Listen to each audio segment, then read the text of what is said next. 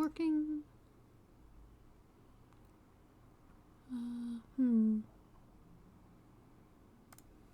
Oh, I got started so late. There it is. Okay, it looks fine. We're gonna drive down the alley. Alright, hello. Welcome back to Ace Attorney Investigations 2, Prosecutor's Gambit. Last I left off,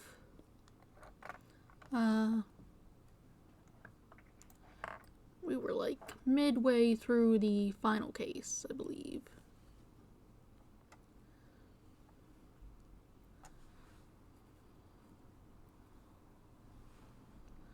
I should get it open. Turn that back on, because hopefully that fixed the flashing last time, or at least helped it. Because for whatever reason it goes transparent when it fades to black instead of anything normal. It does not look on here.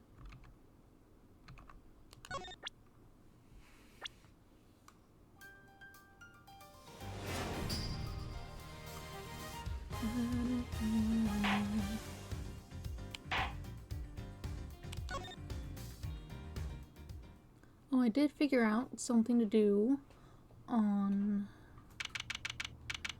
Wednesday, because I'm trying to vary things a bit.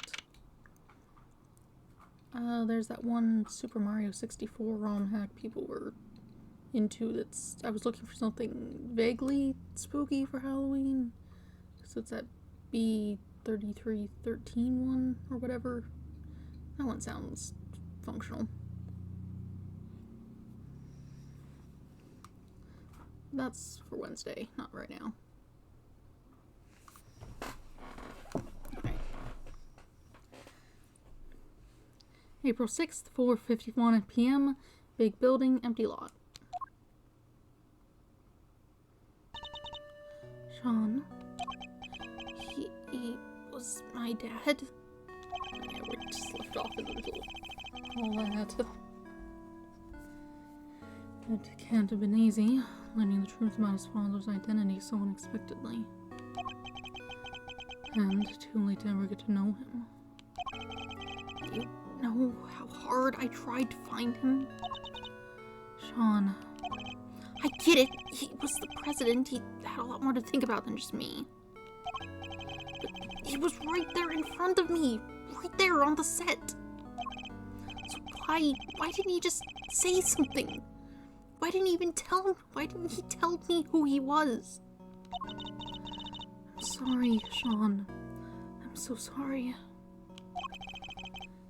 It's not your fault, Mom. It's mine.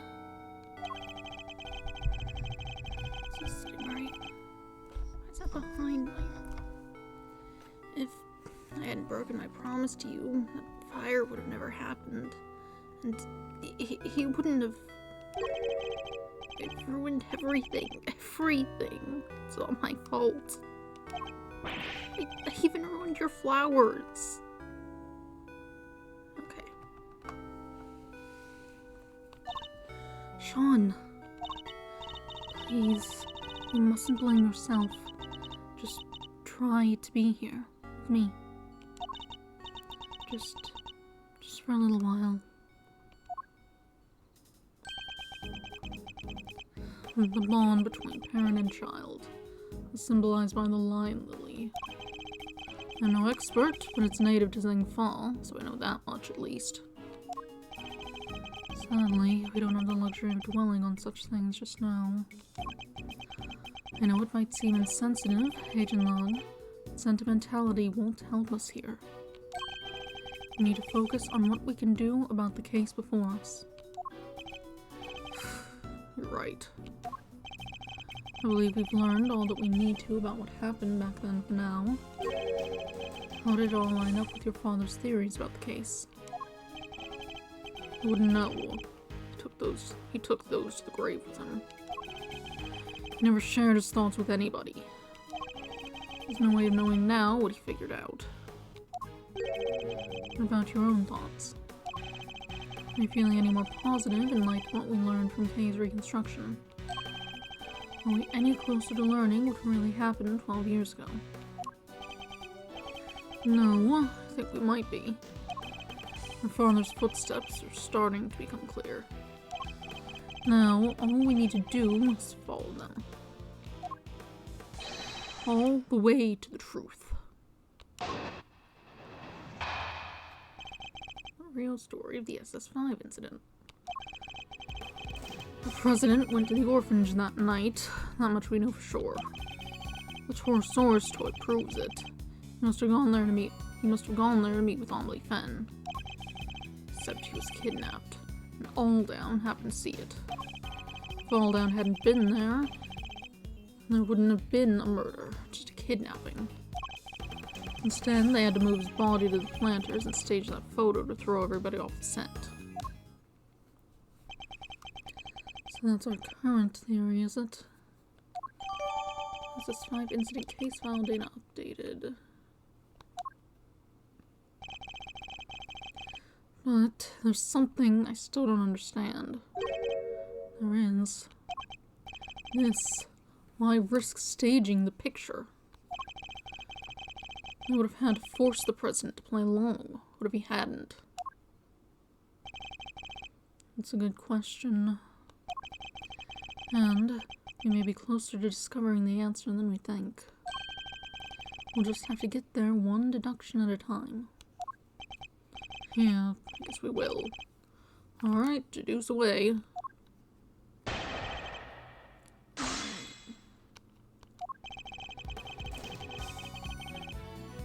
Hold it!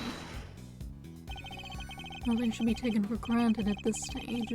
We need to treat even the seemingly certain with caution. Can we really be sure that the president went to the orphanage? I get it. You want evidence? This is a nice change of pace from people asking you to show them proof, huh, Mr. Edgeworth?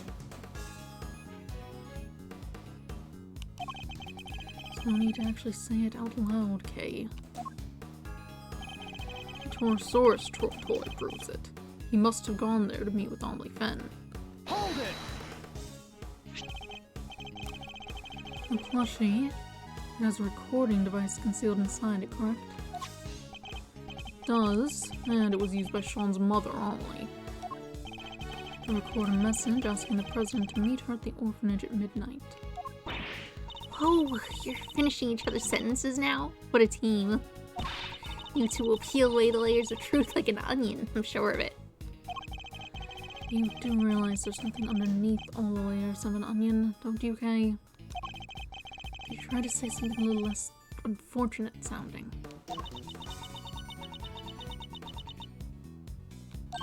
You two will peel away the layers of truth like a skin of a wolf, I'm sure of it.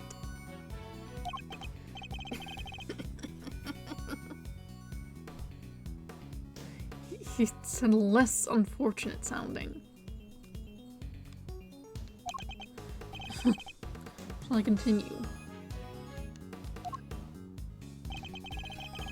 So she was kidnapped, and Alldown happened to see it. Hold it! Should we go over the details once again? So Mr. Alldown saw the president being kidnapped from right by the orphanage. And he was standing next to the snowman. The murderer crept up behind him, grabbed a brick, and... Calm down, Kay. Simply verifying our understanding of events. Yeah, well, that little outburst just blew my understanding out of my ears. I know we have to go over all this again, but can we do it less dramatically? Really? Fine, I'm happy to keep answering if you're happy to keep asking. If Alldown hadn't been there wouldn't have been a murder, just a kidnapping. Hold it! If Mr. Alldown hadn't been there, huh? It's an interesting suggestion. Care to explain? There's not a whole lot to explain. He saw the kidnapping, so he was murdered. If he hadn't been there, maybe the kidnapping could have happened without any blood being spilled. Could it? He makes it sound as if it was Mr. Alldown's fault he was murdered. That's not what Agent Lang is saying, Kay. he means is that Mr. Alden was the only person who died at the orphanage that night. Well, of course he was. They kidnapped the president and everything. But the ransom was paid and he came home safely, right? She's right, of course, but why does something bother me about that? I think it might be worth taking another look over all the evidence. Finish discussing things with your assistant, Mr. Prosecutor. Let's continue, shall we? Instead, I had to move his body to the planters and stage that photo to throw everybody off the scent. Hold it! This is another very important part of our current theory. Should we go over all the details again? Sure. Probably a good idea. Alright, first, what did Alden see? He saw the president being kidnapped from right in front of the building. But the kidnappers were keen to avoid any suggestion that they might be connected with the orphanage. Yep, so they replaced the film in Alden's camera and staged a photograph of the kidnapping occurring further away from the building. Indeed, and then they moved Mr. Alden's body to a location consistent with what the picture showed. Secrets buried underneath the snow 12 years ago were finally coming to light. And we're sure that's what really happened that night?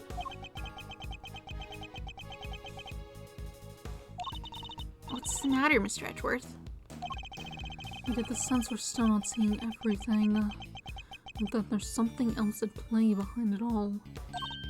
There is? But what? There's a piece of evidence we've discovered that Agent Long's theory can't explain.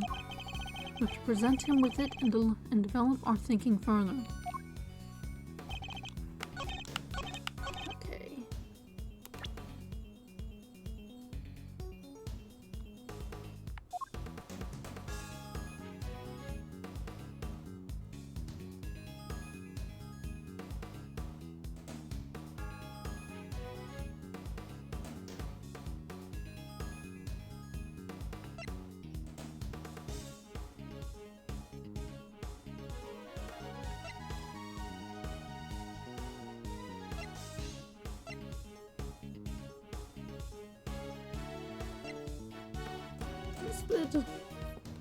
That's very clearly the assassin guy.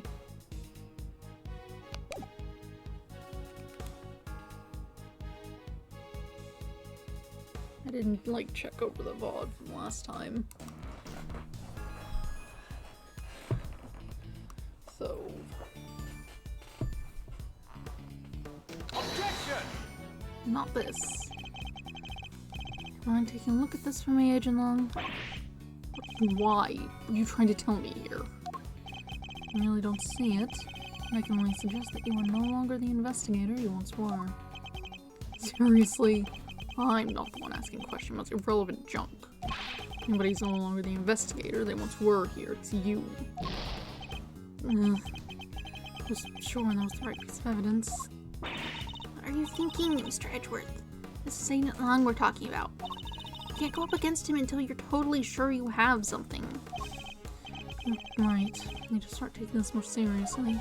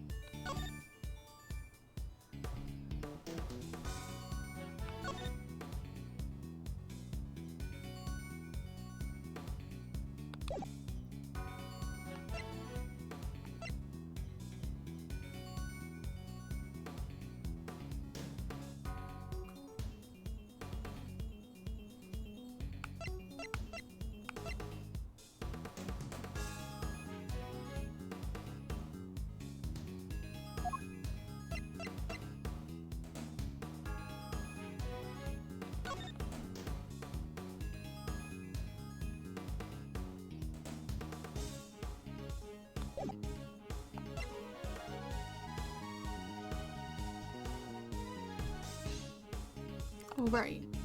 This was someone else's blood, that's right.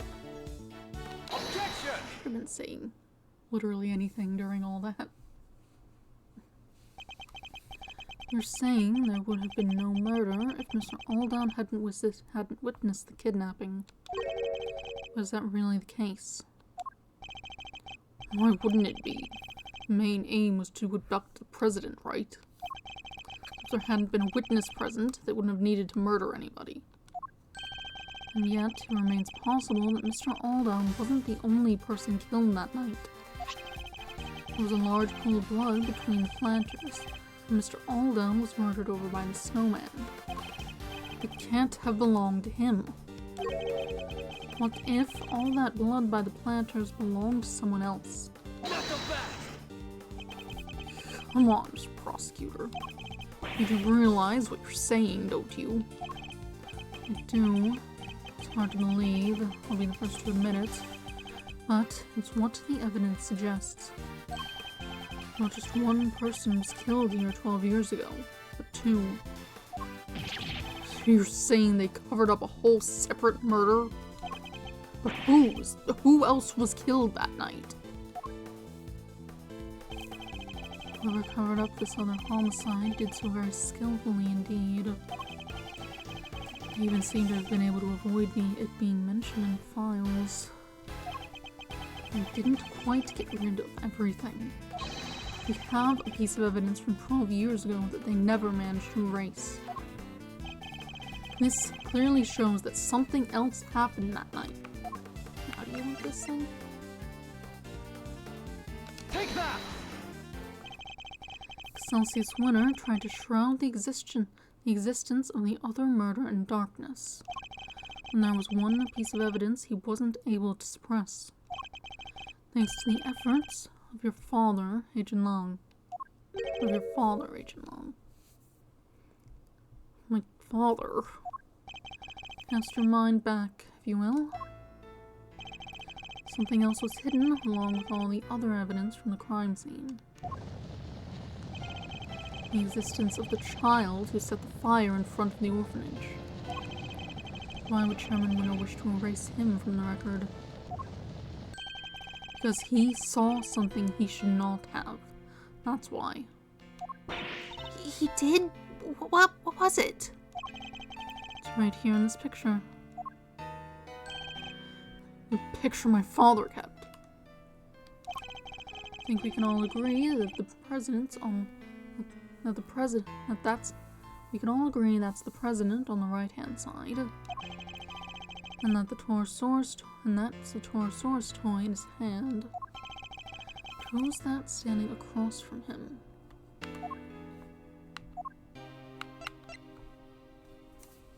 Take that! Eastern robes and a black dog. That can only be Bodhidharma Canis. What? That creepy assassin guy?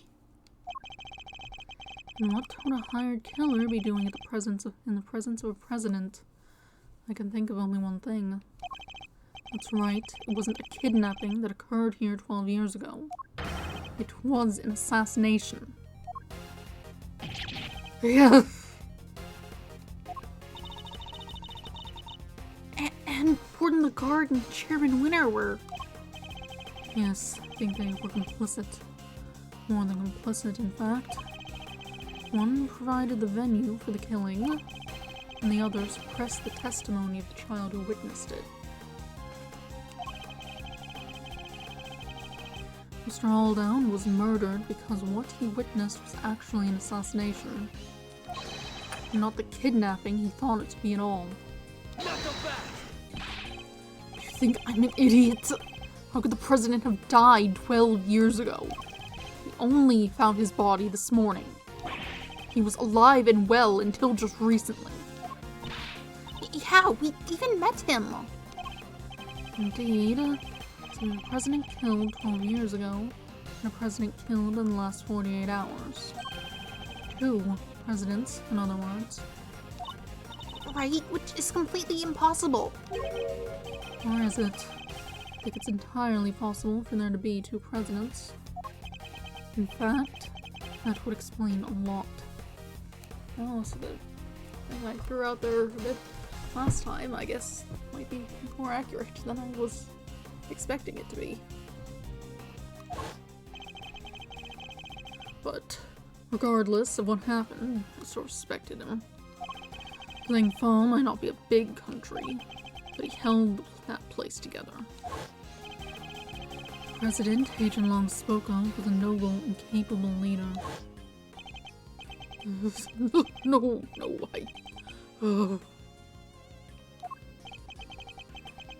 Presidential mask has well and truly slipped.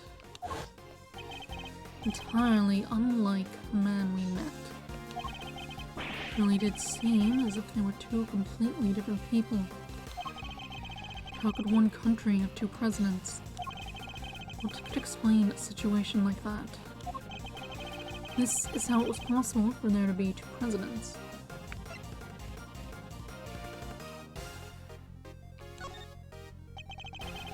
One of the two was a body double. Tell me that doesn't make sense. Body double? President Long was a man of great power and influence in Zhengfa, a figure on the world stage. There must have been countless attempts on his life over the years, such as the one at Gourd Lake only a few days ago. It's true, there were more than a few assassination attempts. That doesn't mean I'm about to accept there was more than one president. Not without proof. Do you have any proof that there was more than one president?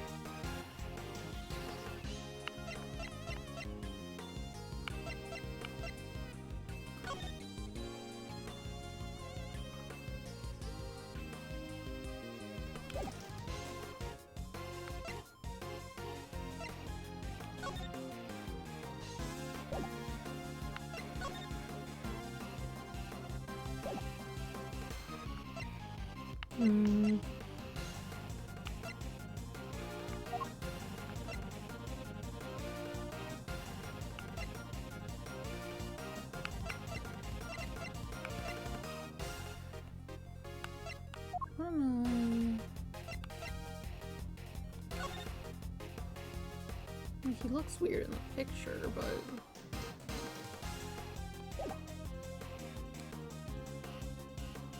Take that! Not this.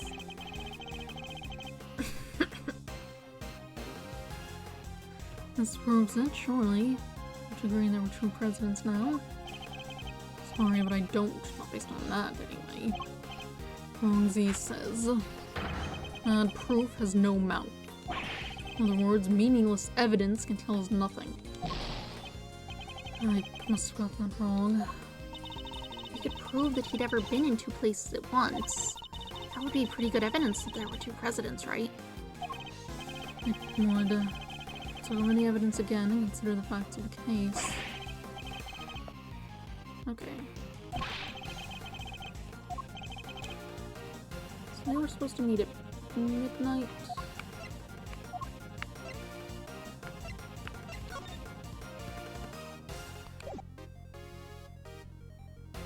Right.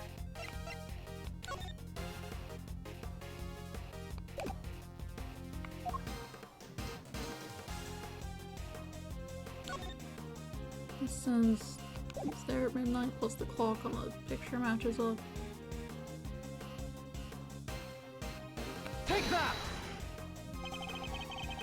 I don't think he's noticed the contradiction staring him in the face. Or is he just unable to accept it? What's the matter, Mr. Prosecutor? You're pretty quiet all of a sudden. In Amelie Fenn's recording, she asked the president to be at the orphanage at midnight. But it shouldn't have been possible for him to be there at that time. Huh? How come? Because he was supposedly still at the embassy. With your father, Agent Lang.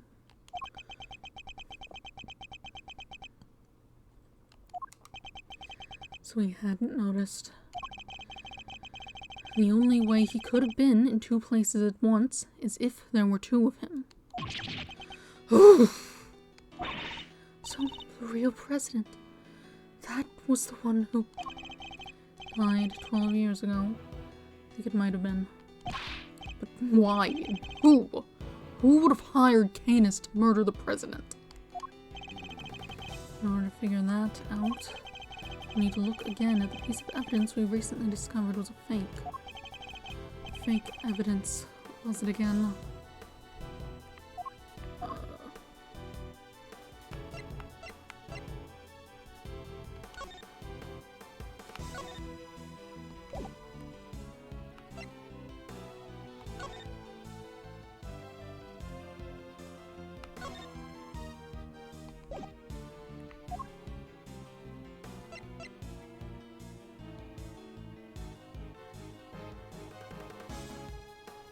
The shoes?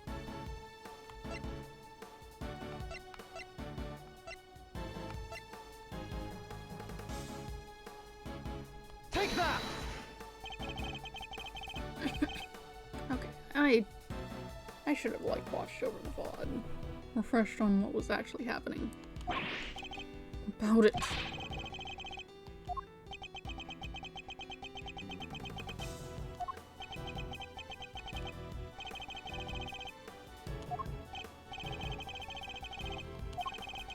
Okay, I wanted to just move on.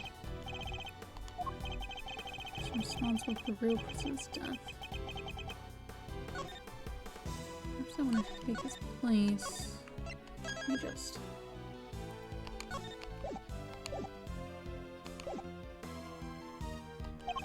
That seems believable motive. I just need to present Agent Long with evidence showing who they are.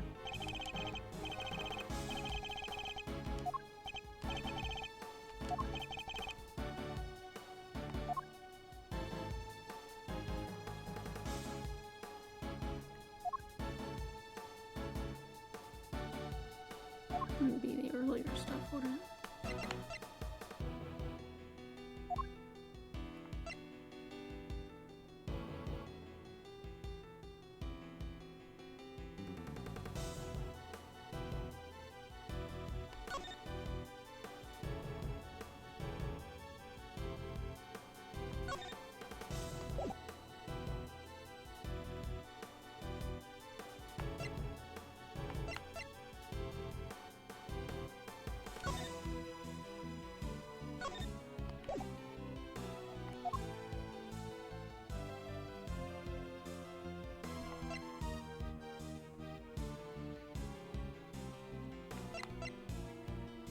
On this.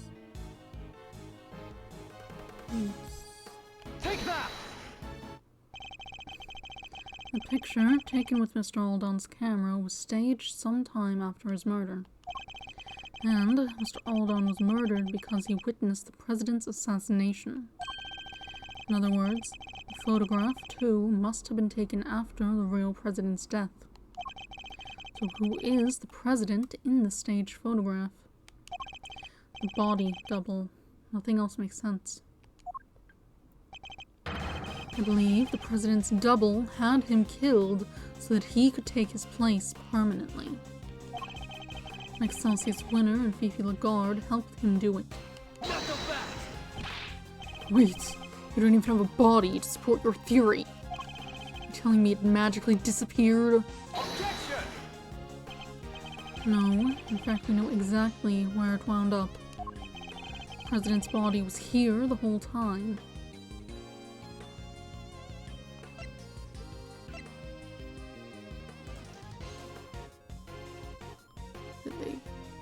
Bury it? Take that! Chairman Winner dug something up last night. Something he couldn't trust anybody else to retrieve. He thought it might have been the ransom money. It was actually something even more important. Wait, you mean... That's right. The real president's body. I think it's highly likely anyway. What? The body may have decomposed in the intervening years, but the bones would have surely remained. Mr. Powers informed us that construction is due to start here sometime soon. Everything had to be wrapped up before then. The shooting of the movie and the recovery of the president's remains. Yeah, I guess once they started digging the place up, they would have found him. They would have found them pretty quick, huh? Agent Long, we need to have the so-called monster footprints analyzed again. Yeah, I guess we do. If there was a body under one of them, there should be trace evidence to confirm it. Hey, get me somebody from forensics. Sir, presenting the findings of our analysis, sir. Traces of human remains were found in the dirt, along with other signs of a body having been buried. So it really was him. Bones were also recovered from the home of Excelsius Winner. Woo. I guess he kinda didn't have time to do anything else with them. The physique looks to be about right, and dental and medical records are a match. It's him, no doubt about it. So as suspected, the real President Wong was killed 12 years ago. And the SS5 kidnapping was in fact a homicide. Fascinating.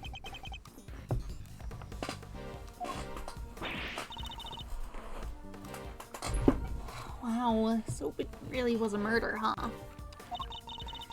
This case is taking so many twists and turns. I'm starting to lose track. Yes, perhaps we should summarize our findings, just confirm that we understand everything correctly. Good idea. Let's go over everything from the point where the president arrived at the orphanage. 12 years ago, the real President Wong visited the orphanage. His aim, to meet his infant son. The footprints we originally assumed to be those of Mr. Aldown seem likely to have actually been made by the president upon his arrival. But instead of being greeted by his child, he was met by the assassin, Lodidar Canis. That's so sad. He was hoping to see his baby for the first time, only to... Indeed. But at least, with Mr. Canis, we can be sure that the job was swiftly and effectively completed. But then, after the assassination, another tragedy occurred. Mr. Aldown's murder. Yes, it seems he witnessed a key moment in the evening's proceedings. A moment when our culprits, so-called kidnappers, took the president's body around to the side of the building. That was the sight that sealed his fate. We've now established that he was standing by the orphanage gates at the time. Far enough away that he believed what he was seeing was the president's abduction. At which point... Oh, the body double who had come to meet up with his co-conspirators. Walked right up behind Mr. Aldown. Leading to our unfortunate eyewitness. Being murdered by the man who was plotting to replace the president. So, was it the body double who moved Mr. Aldown's body too? Yes, I think it probably was. But none of the footprints could have been his, could they? Actually, I think they could. In fact, we have a piece of evidence that proves how that particular trick was achieved. It shows how the body double managed to move the body without leaving any footprints.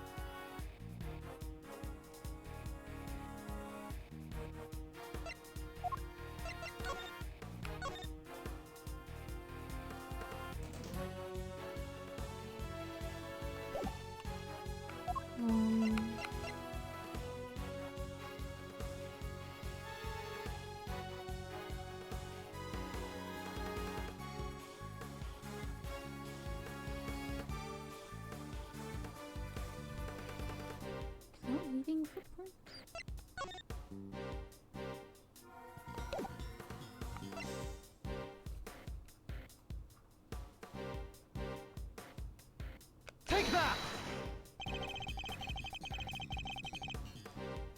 Carrie's body. That's pretty impressive. Okay. Okay,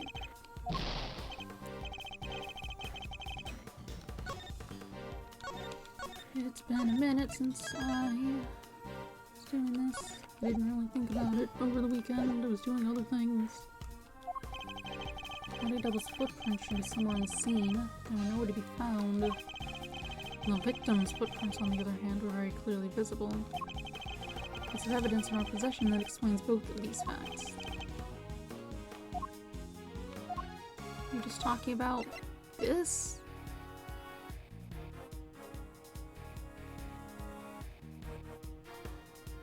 Take that! What if the president's body double? What if the president's double moved Mr. Aldown's body like this? After killing Mr. Aldown, he could have carried him to the other side of the entrance. Given that his job was to look just like the president, he would have been wearing the same shoes. Why are you so loud? What are you doing?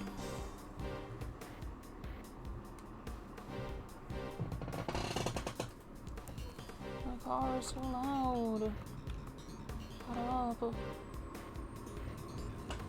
Get out of here. It's the garbage truck. They've stopped in the alley to pick up the garbage. But now the window's open, so it's even louder than normal.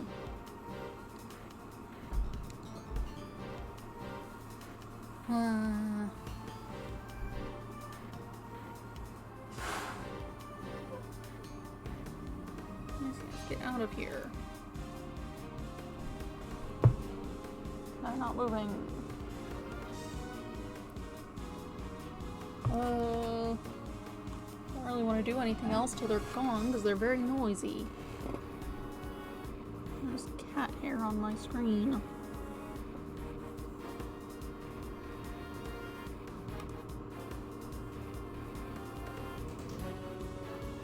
I should probably wipe it off at some point.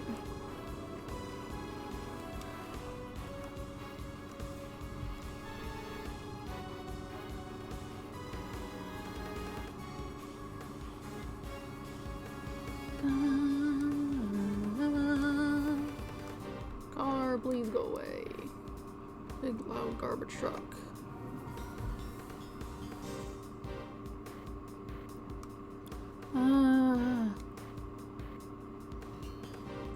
How long are you going to be there? Surely there can't be that much garbage.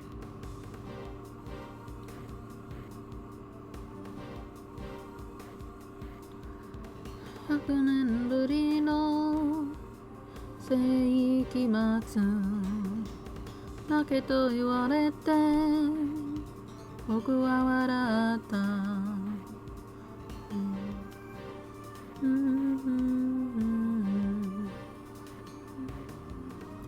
いつかとぶりの世紀末広い世界へ飛び出してゆく子供の頃に分かりかけてたことが大人になってわからないまま偉くもないし立派でもない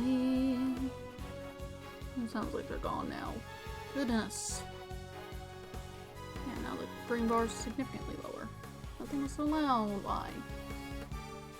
Okay, wasn't carrying him to the other side of the fence.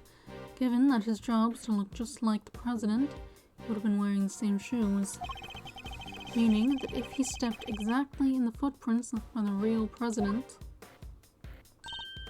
of course, his would have been the same shape, size, and his would have been the same shape and size. It would have looked like a single set of footprints. So that's how it all went down? I'm so glad we finally figured it out. Wait, but there's one thing I still don't get. Friends? What? What? Why did they need to pretend there was a kidnapping? Mr. Aldown had seen the president at the orphanage and left a message on Miss Ringer's phone describing what he thought he saw. It would have been oh. It would have been impossible for the conspirators to erase that message, so they had to make it look as if the events described in the message were true. By staging a kidnapping, like the one he thought he saw. Exactly. I think the two people in the photograph are likely to be the body double and Fifi Lagarde. She's the one in the trench coat? How can you be so sure of that? The two of them would have had to walk out beyond the orphanage gates to stage the photo. The body double could have put his feet in the real president's prints as he did before. Oh, so the other set of footprints were hers. The ones we originally thought belonged to the killer, yes. They were about a size 9, too small for Chairman Winner, in other words. How do you know that?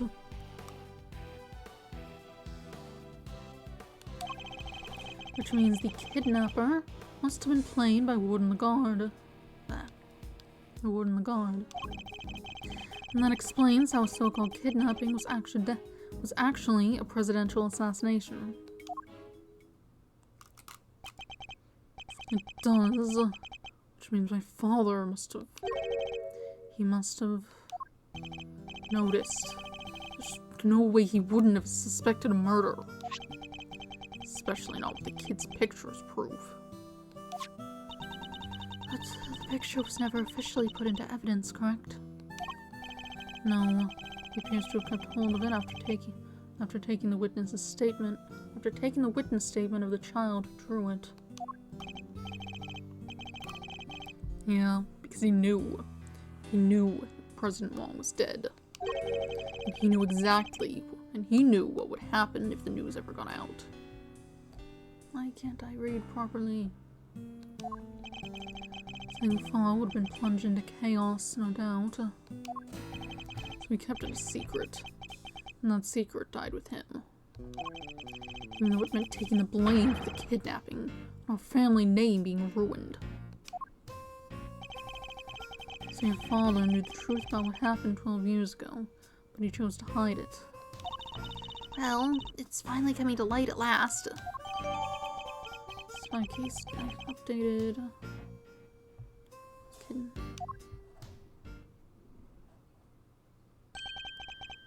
Is it indeed intriguing? Who's this? Huh? What? Who's there? That's you. That sound. Is that a bell? Why are you just here? Bodhidharma Canis. Aren't you, like, on the run because you escaped from prison? Oh, here's dog. What the heck are you doing here? We're the law. You think you can just show up in front of us like it ain't a problem? Forgive me, but I couldn't help overhearing the fascinating conversation you were having.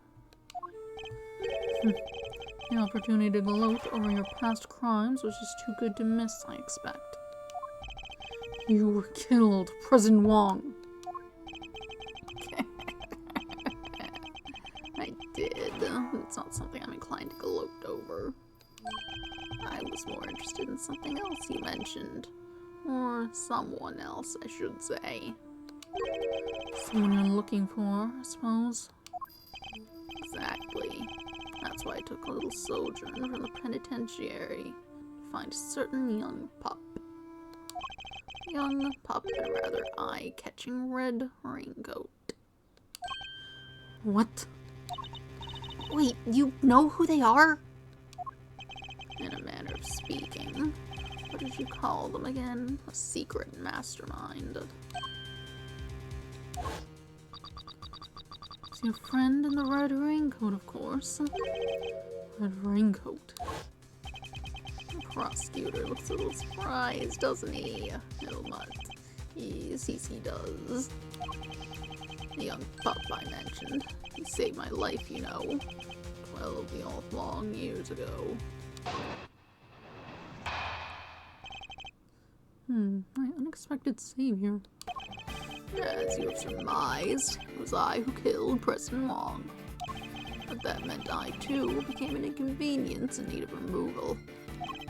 The imposter president, Winner, Lagarde, all three were keen to guarantee my silence. And if I hadn't met my friend, the young pup, again, they might have even succeeded. Wonder what he's doing now. So it was the president's body double who hired you. I remember his words almost as if it were yesterday.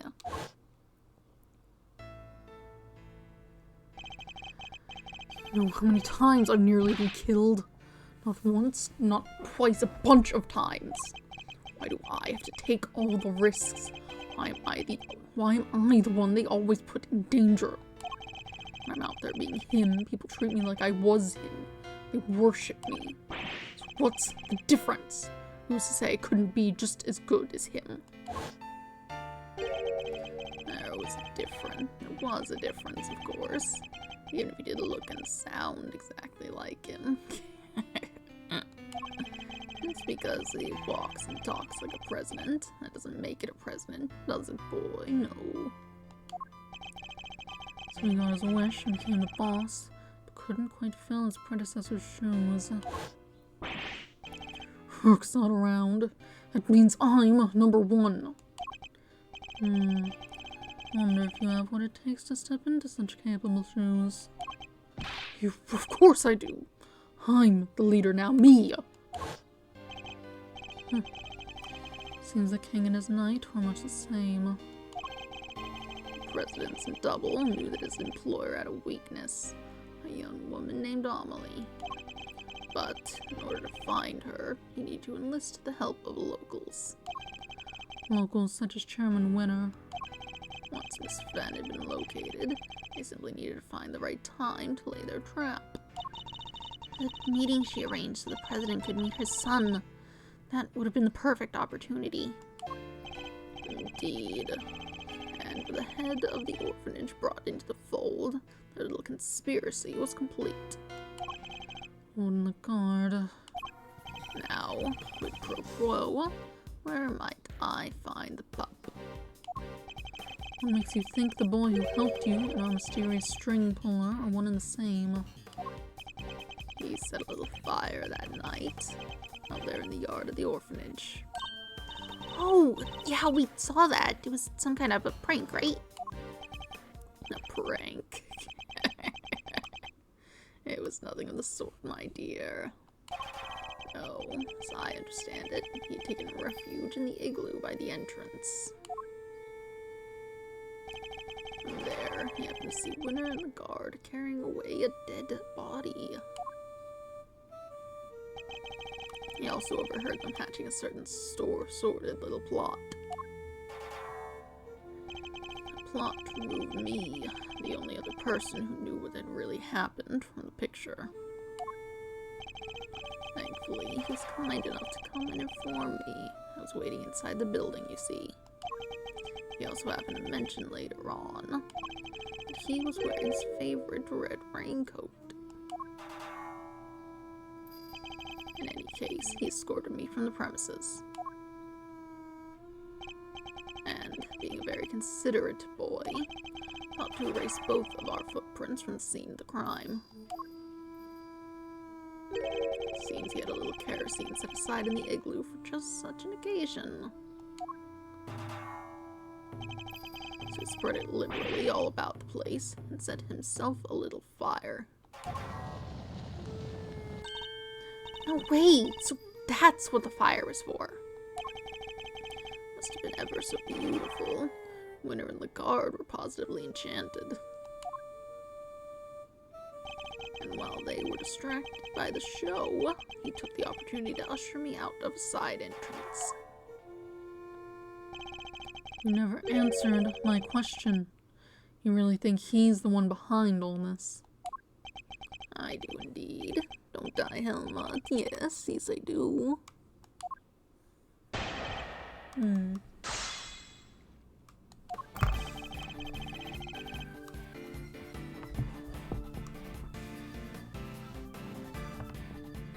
Hold it!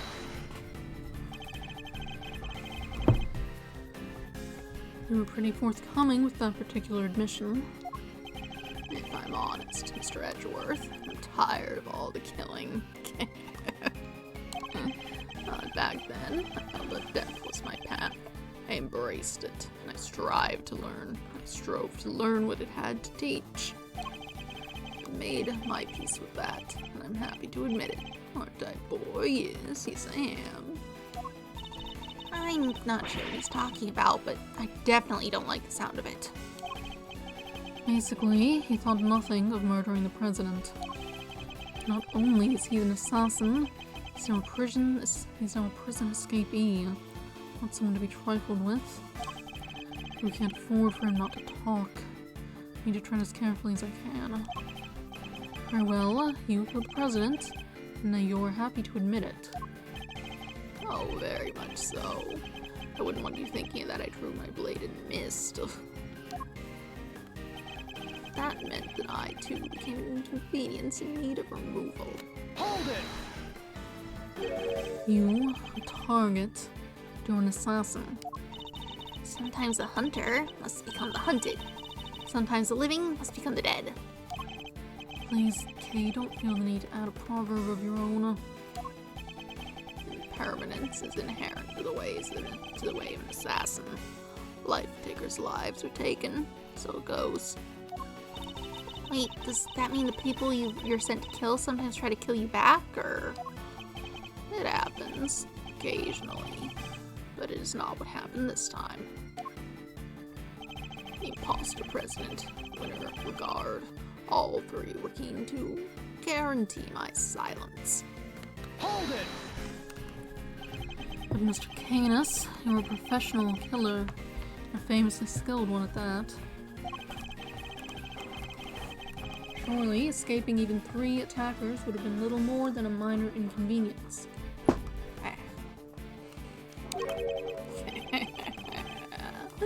You overestimate me, Mr. Edgeworth.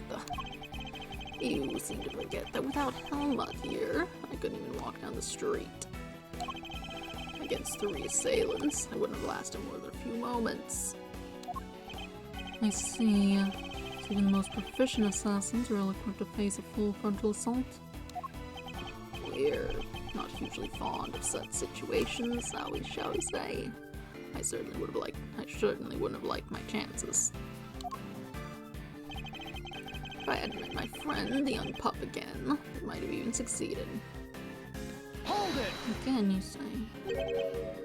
Again, so the 2 of you had met before. Yes, on a cold and lonely Christmas Eve, 18 years back. Not long ago. But on that occasion, it was I who saved his life. It was snowing more than it had in years, cold enough that death by freezing was a real possibility. I'd taken Helmut out for a little walk. He noticed something and bounded off through the snow. When I caught up to him, he was sniffing at a car.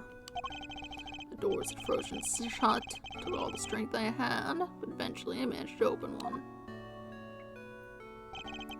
Inside, I found 2 young boys, shivering and semi-conscious. Those are the kids from the bakery people. Kidnapped. 2? Yes, and had I found them even an hour later, the poor wretches would have never made it. I took them both to a nearby orphanage. Is it me, or is there something significant about what he just told us? What is it about Cadis' statement that's especially noteworthy?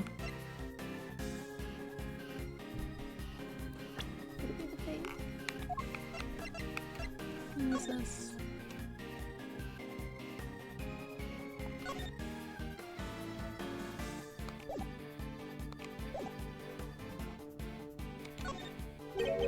This was on Christmas Eve 18 years ago. We're certain of that. I am. Holy smokes. We have something that shows why that date is so significant. The piece of evidence relates to the date on which Mr. Canis found the children. Take that! That was the same day on which a certain incident occurred. The murder of a well-known sculptor. No way. An incident in the aftermath of which 2 children went missing. The son of the victim, Artie Frost, and the son of the murderer, Carmela Gusteau. Yeah, now that you mention it, the little guys did go AWOL, huh? Intriguing. The son of a murderer and the son of his victim. I suppose that would make sense. It would. One of the boys was bound hand and foot, you see. That must have been part of Mr. Frost's plan to stop Mr. Gusteau's son from getting into the competition. Indeed, because without his son to taste his creations, Mr. Gusteau would have had no chance of winning. So that was what was behind it all. Sadly, neither of the boys were able to remember any such details. They weren't. No, when we met each other again on that night, 12 years ago, the young pup explained it to me. What is that noise? Very loud vehicles. It seems that they really were on the brink of death when I found them. The shock of the experience caused them both to lose their memories. They weren't even able to remember their names. Wow, so they wouldn't have known they were Mr. Frost and Mr. Gusteau's kids? If what he's telling us is true, that seems likely, yes. Which means we still don't have enough to tell us who our mastermind might be. Mr. Canis, would you mind telling us what happened next? By all means. Pup and I remained in contact even after I was sent to prison. Then, I stopped hearing from him. I couldn't help but worry. And then, people from 12 years ago started cropping up all over the place. Rather piqued my curiosity, so I thought I'd temporarily regain my freedom and look into things. People from 12 years ago. You mean the guard, Winner, and the president, I assume? Well, Warden Lagarde was in charge of the prison where he was an inmate this whole time, right? I fear I wasn't as kind to her as I could have been. But then, she did try to have me killed. You already know why, of course. Because you murdered President Wong. They needed the world to believe he was still alive. If somebody had exposed the president as a fake, it would have been bad for Lagarde and Chairman Winner, too. Exactly. And not only that, I happened to overhear something else intriguing that night. Oh? I will be at the orphanage on the evening of the 9th. I'll be waiting in the front yard. Who could this be? Thought you could meet him if you'd like, even if it's only just this once. I know you're a very busy man, but anyway, that's where I'll be. Goodbye. Who are you? Who are you? Sorry, but I'm waiting for somebody. I know who you are. President Wong. I couldn't help but overhearing the news. Congratulations. Please don't worry about your son. I only kill those I am employed to kill, which in this case means you. No. Wait, this is my first chance to meet him. And it might be my only chance. Please, give me just a few minutes longer. I thought he was going to beg for his life. But no. Interesting character. I told him I was not aware that he had a child. No, he said, and shook his head. Neither was I. The world will know that I have one now. I mean, to make sure of it. I even prepared something in case the worst comes to the worst. And the son in question was the young gentleman with the horns here, correct? Horns? You can see them? I don't need to, my dear. I've been listening very carefully, you see. For longer than you may realize.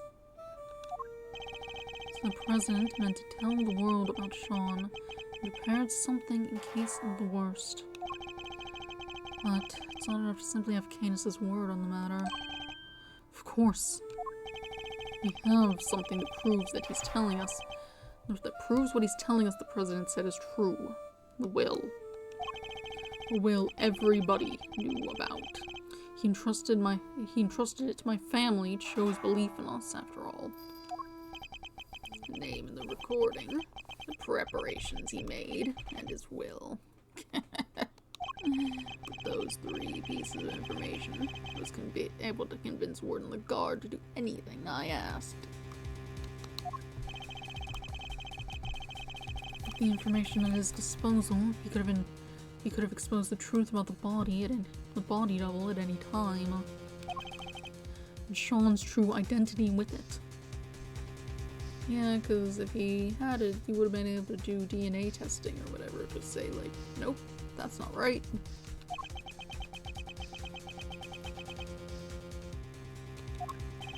President Wong was more agile than I'd anticipated. He blocked my first knife thrust with something soft. By the time the piece I'd broken off hit the snow, my next strike had hit its mark. So it was Canis who tore the horn off the Torosaurus stall. I was the only one present to hear his final words. The only one who knew the truth about his son. Well, me and that poor pup.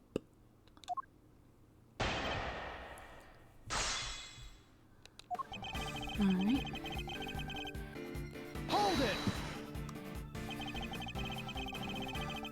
So you were able to continue communicating with him from the prison. I was. Via post office box. What's that? It's a means of exchanging mail without revealing one's own address. I never knew where he was. I wasn't able to slip out and track him down. I was being kept under rather strict supervision, you see. By Warden Lagarde, no doubt. What were the two of you even communicating about? We were playing correspondence chess, of course. That and griping about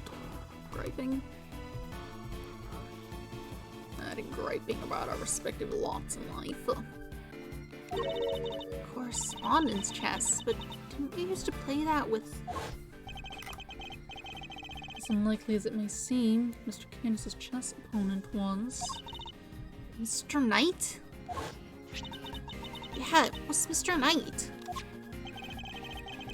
He found the diagram of the game in his cell, too.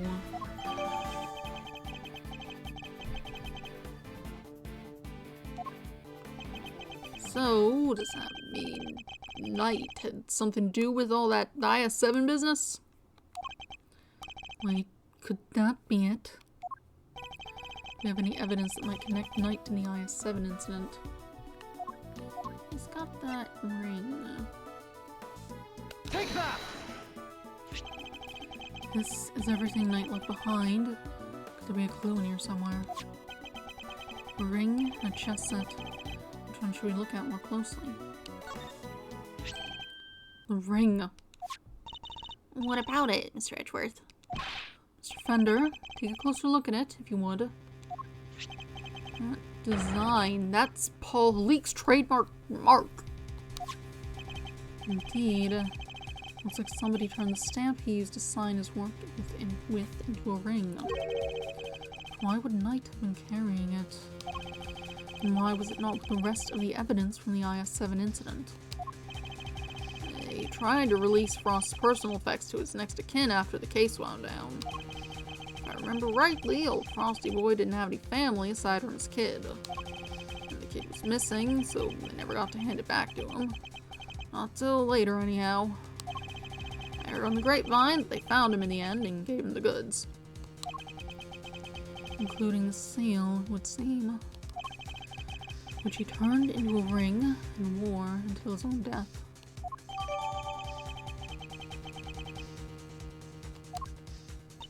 So we're saying Mr. Knight was Mr. Frost's son?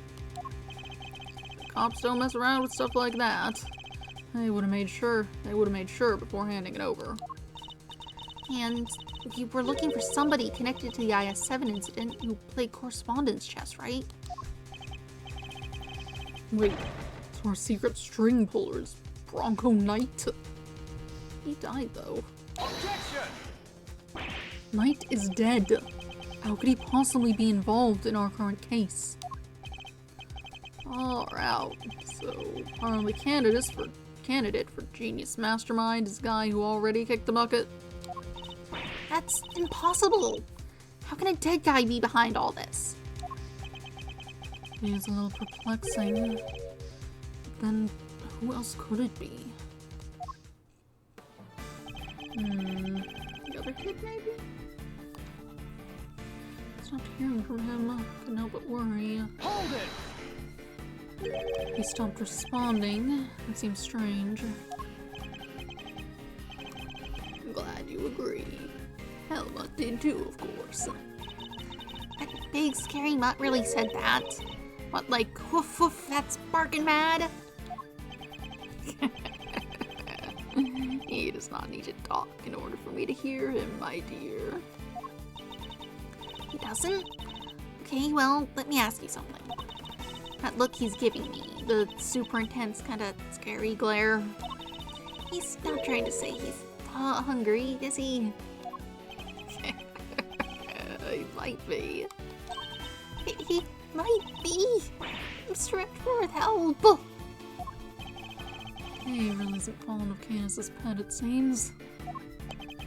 Yes, there's a good boy. Now, where was I? Of course, I suddenly stopped hearing from the pup. And then, people from 12 years ago started cropping up all over the place. Hold it!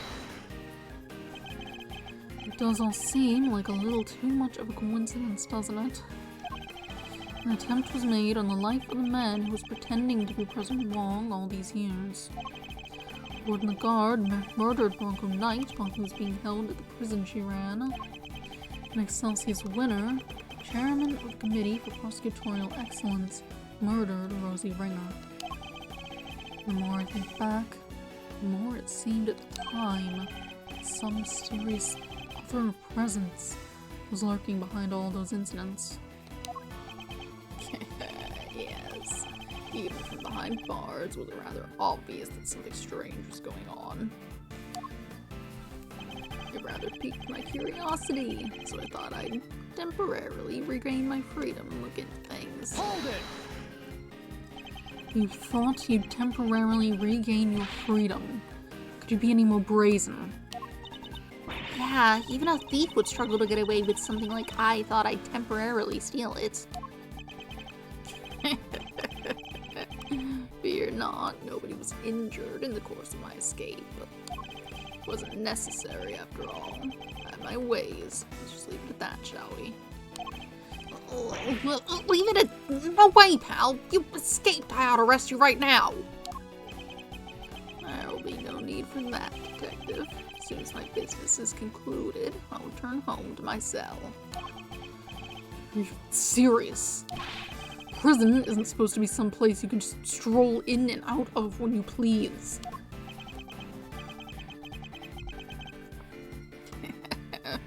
Strange that you should say that. Weren't you the one who strolled in to try to dig into my past only recently? You... Agent Long, Detective Gumshoe, I need to be able to question Mr. Canis further. Could you both try to remain calm for now? Sure thing, sir. Kinda knew you were gonna say that. Fine. I'm not taking my eyes off Dog Man, not even for a second, you hear? I did so used to enjoy tapping out my little letters in Braille. Hold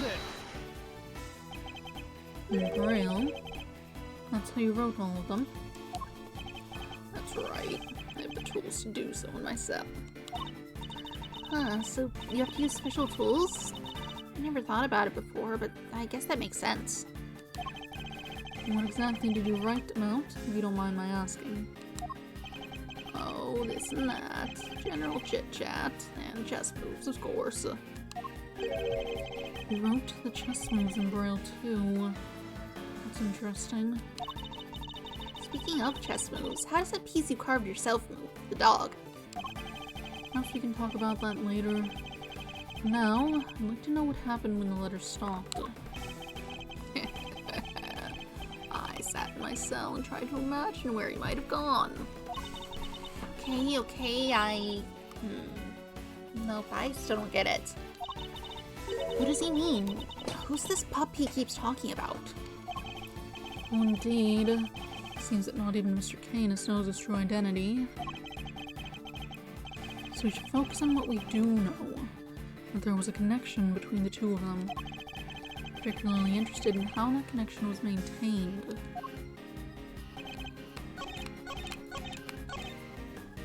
Probably let's use this. Objection! You said that you wrote all your letters in Braille. Is that correct? I don't mean to be rude, Mr. Prosecutor, but did you know about my condition, don't you? That's odd, because the chess diagram we found in Knight's cell didn't contain any Braille at all. Really? Surely that's impossible. How so exactly? Maybe someone typed Mr. Canis' letters out on purpose? Meaning there may have been some sort of intermediary between the two of them. So then... Mr. Canis says he wrote his letters in Braille, and yet the letters received by Mr. Knight contain no Braille at all. This suggests that there must be a third party who typed Mr. Canis' letters out. Guess it could have worked the same way on the flip side too, right? Whoever it was could have taken Knight's letters and turned them back into Braille. It could indeed. So I guess it's probably the other kid? I think you and Mr. Knight were both communicating with this person, Mr. Canis. Mr. Canis, the answers you received, they were written in Braille too, yes. So, some mysterious middle person really was typing the Bronster's missives? And that same person might well be our secret string puller. Wait, you're trying to say there's another hidden mastermind behind this whole thing?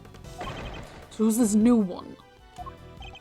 Bronco Knight, son of Artie Frost, is already dead. But what if the other child from the incident 18 years ago was actually who we've been looking for? Carmelo Gusteau's son, but who is he? And where is he? That's the question, isn't it? If Knight was Frost's son, Gusteau's son would have to be... Known since we were kids, both of us were all alone.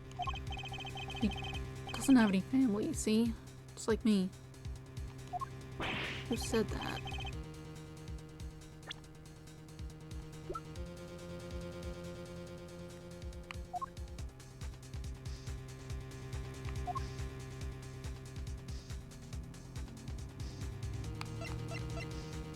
You.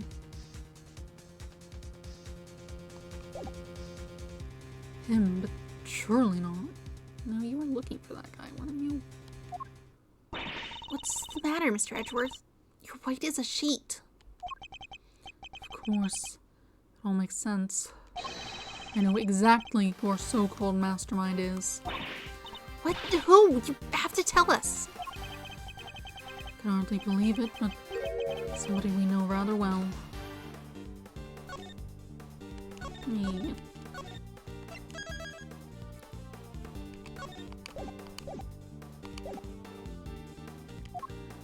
Person we've been looking for is...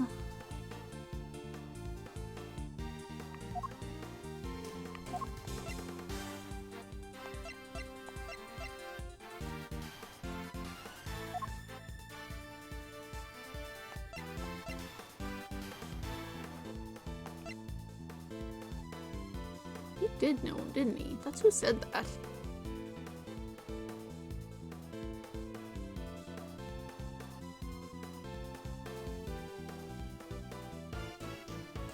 Take that! It has to be the person behind all this. The person who forced Chairman Winter's hand by sending the letter to Rosie Ringer. The person who kidnapped Sean and bugged Kay and myself. The person who did the strangest thing of all.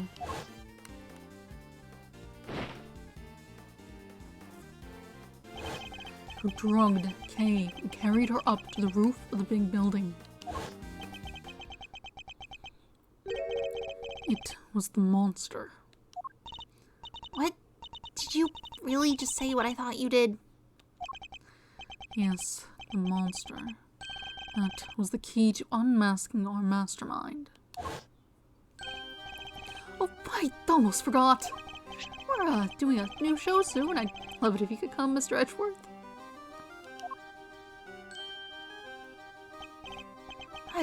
I'll be joining Regina on stage for this one. That's right. The Very Big Circus is the biggest, most fabulous event in town. You'll have oodles of fun. Miss Lloyd, could I ask a favor? Oh, little me. What kind of favor? You told us you recorded the sound of Torosaurus breathing fire. Proof? What kind of proof? Did you capture something on your tape recorder, perhaps? Oh, you're good, Ruffles. Sharper than a gosh dang tack. I captured the sound of that big old beastie breathing fire is what I captured. Sure did. Like I said, I didn't precisely see the guy, but boy did I hear him. Can we listen to the tape? You surely can. Let's see now. That's it. That sound, it must be what I think it is. My theory has to be correct. The truth about the monster, the identity of the person behind all this. It's all falling into place. Miss Hart, you saw a giant eye at the window of the storeroom, did you not? Yep, snap me a picture of it too. Even if you can't readily see it too. Even if you can't readily see it too well. So well, whatever, same thing. You can't see it now, but... Detective Gumshoe. Yes, sir. Your image analyzer. Can we borrow it again? Sure, but what do you want to look at, sir? This photograph right here. Gotcha, I'm on it. Thought it took videotapes. The clue we're looking for must be here. We just have to find it.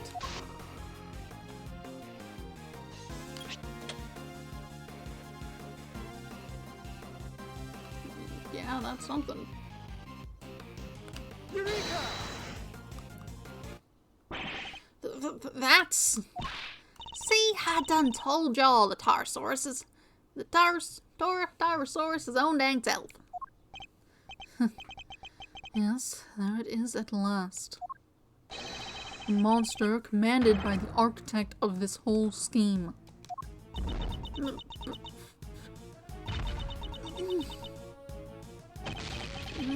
Okay, that's annoying. Monster! You finally ready to admit it? That he's dang well real? The big bad bull himself? Objection! No, because that isn't Torosaurus at all. See, I have a different giant beast entirely.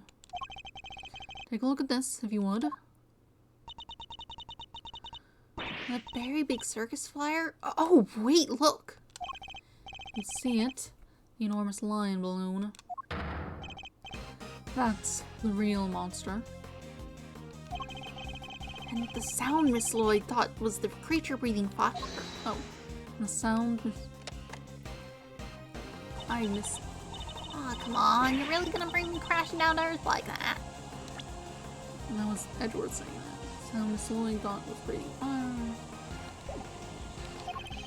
That's how balloons fly, huh? They burn gas to make hot air? They do. And our culprit was able to use that balloon to carry Kay up to the roof of the big building without ever going near the elevator. So this culprit, they've got something to do with the circus. Circus worker, friend of the Bronxter, son of Gusteau. Whoa, you're not serious. Forgot to mention trainee animal tamer. It's hard to believe.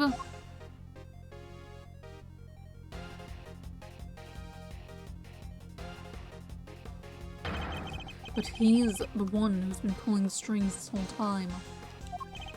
That's right. Simeon Saint is the one behind all of this. Simeon, but everything? Really? I don't believe you. We trusted him, and he trusted us. You can't tell me that was all lies. That would be too horrible. I'm sorry, Kay. Who's that? Hey! Where do you think you're going, old man? Nothing escapes you, does it, young pup? My congratulations, Mr. Edgeworth. Now that I know the truth, my business here is done. What? No, Mr. Canis, wait! Oh. That's a problem. Damn it, he disappeared. Are you okay, Mr. Edgeworth? Don't worry, I'm fine, but... Damn you! Are you alright, Sean? He killed my dad. He did, right? It's no easy way to say it, but... Sorry, Sean. It would appear that he did. He won't get away with it. I'll make him pay. Somehow, some way, I'll... Overruled. No, Sean! You mustn't say such things. I'm sorry, Mr. Edgeworth. You'll have to forgive us both.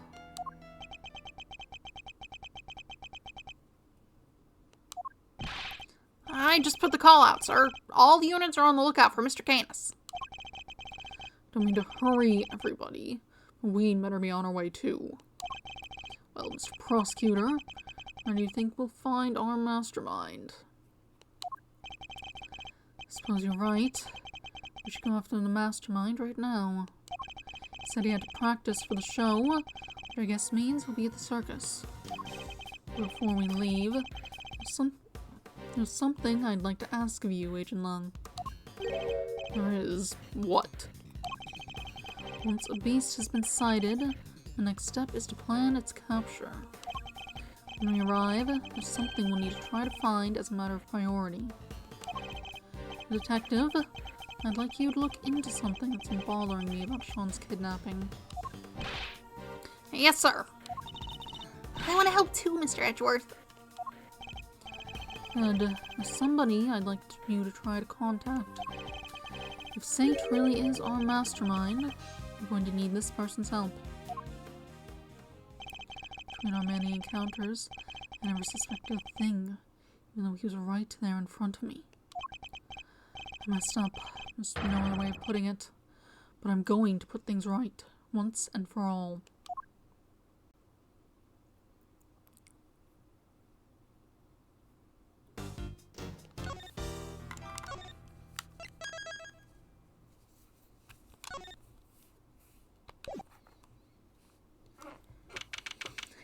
April 6th, 5:30 p.m.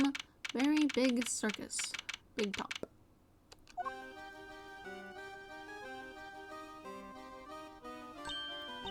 Oh, hi, Mr. Edgeworth. did you guys come to watch the show? Hello, Miss Barry, Mr. Saint. You're a little early, I'm afraid. We're still practicing. I'm glad you kept your promise. Yes, I remembered you giving me this. That's so great! You're going to have so much fun. I think even you'll be surprised, Mr. Edgeworth. I think you've surprised me enough for one day already.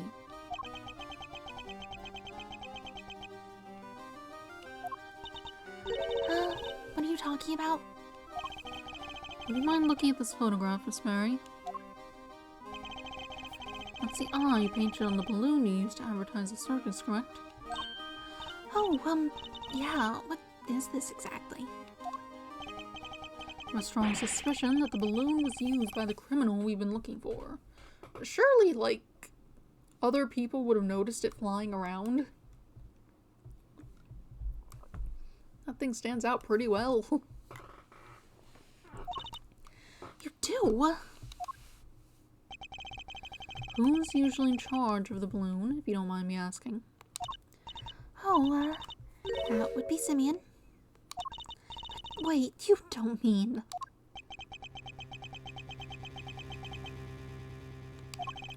Mr. Saint, you took the balloon out late the other night, didn't you? Sure, I was practicing. I'm still pretty bad at flying it, so I need to put in some extra hours. At night, when it would have been even more difficult than usual. Strange time to decide to practice. But why else would I have taken the balloon out? What are you saying? That you weren't practicing at all. You were taking an unconscious Kay to the top of the big building. In order to frame her for the murder of Rosie Ringer. The security cameras never recorded Kay taking the elevator up to the roof. Which means she must have gotten there another way. From the sky. And the only person able to make that happen would have been you. Mr. Edgeworth, I don't understand. It's not all you did.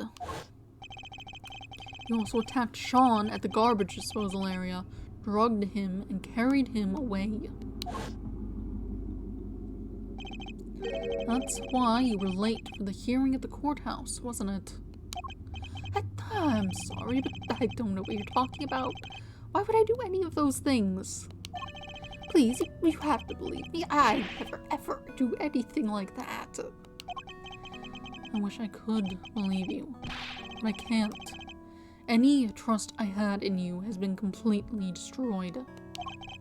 That's horrible. Why would you say that? You told me back at the jail. You said you believed I was innocent. You don't have to worry about that. We're friends. You know what it's like to be in your shoes. We're all part of the same club after all, right, Mr. Edgeworth? Unfortunately so, I'm afraid. Thank you for sharing such personal details with us. By the sound of it, you had little reason to kill Knight. If anything, you're the one most affected by his passing. And what's more, I simply don't believe a person as gentle as you is capable of murder. Rest assured, we believe you, and we will get you out of here. This is just awful. Like, I never thought you'd lie to me. We didn't lie. I swear, Simeon, you said you knew what it was like to be me. I trusted you. That hurts, Kate. It hurts so much. I'm... Come on, Mr. Edgeworth. This is Simeon we're talking about. He's not a bad person. Objection! I see it now.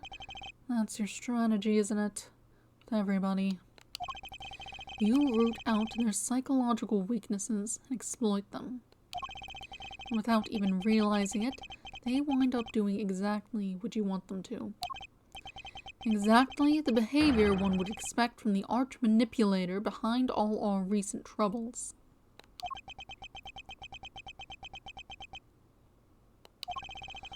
I was too blind to see it before, but you won't fool me again.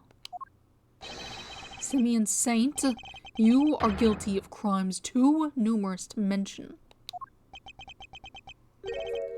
Oh, so that's how you want to play it, huh? You always did have the courage of your convictions, I guess. Luckily, grinding people's self-belief into dust is kind of a hobby of mine.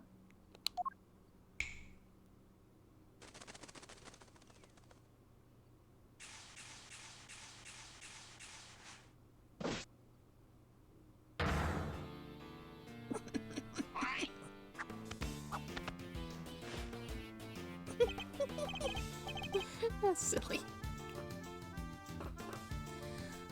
Well done, all of you. Oh, this is certainly a side of him we haven't seen before. So much for the trainee animal tamer who wouldn't hurt a fly. Guess that was all an act.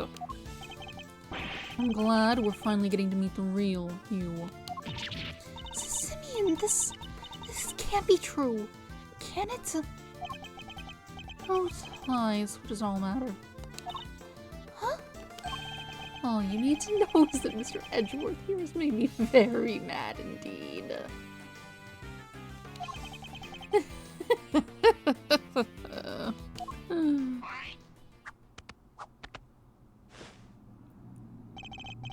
And now he's going to pay. I was just out practicing. Sure, I went up in the balloon a couple nights ago, but that was just practicing. And somebody took that picture while I flew by the big building. I fly around the area doing promo stuff for the circus all the time.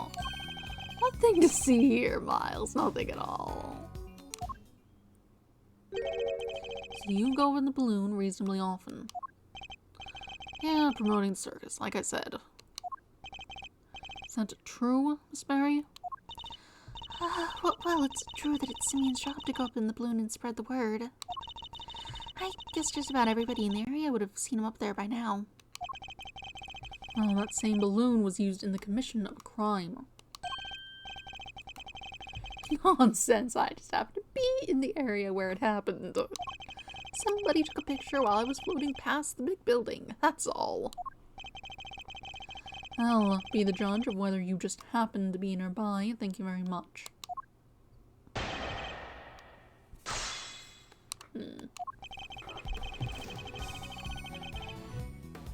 Hold it! Check out my leg.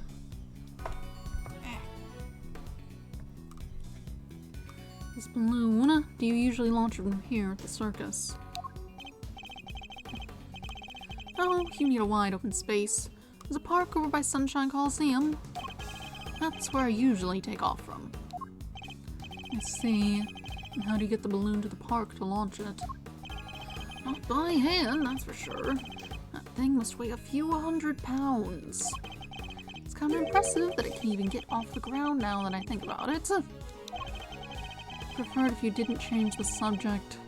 How do you transport the balloon?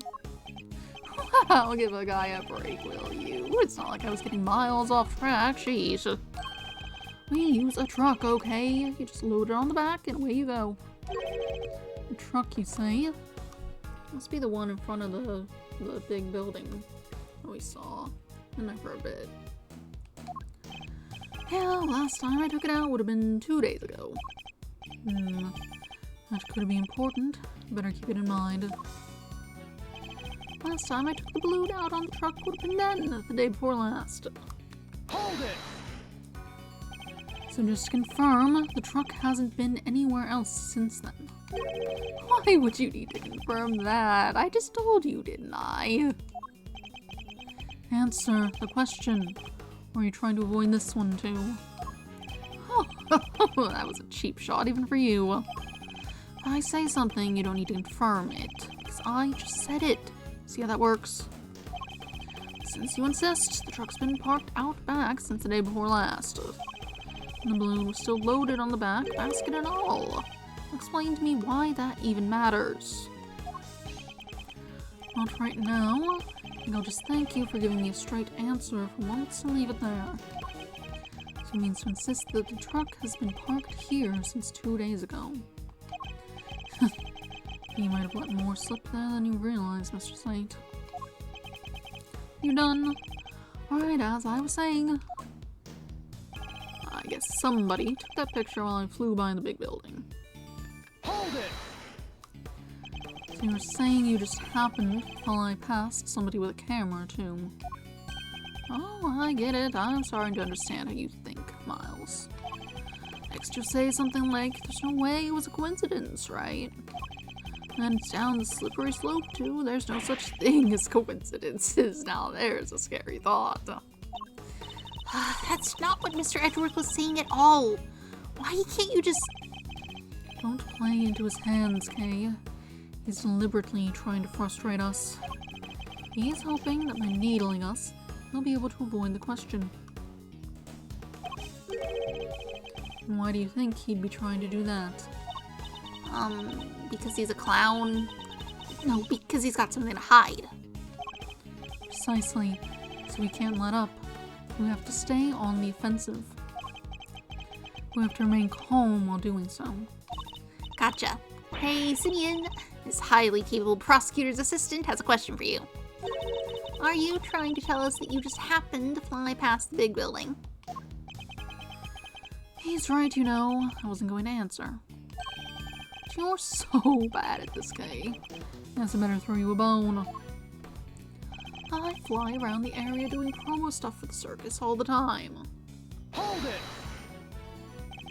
You're in charge of both the promotional work for the balloon, the promotional work the balloon is used for, and the balloon itself. Is that correct? You don't believe a word I say, do you? But it's true, ask the boss. Right, boss? Yep, Simeon's in charge of keeping it clean and making sure it's all working properly and everything. I don't think anybody else ever even touches it except for him. Not lately, anyhow. Interesting. I think we can safely say that he was in the balloon when it was photographed the other night.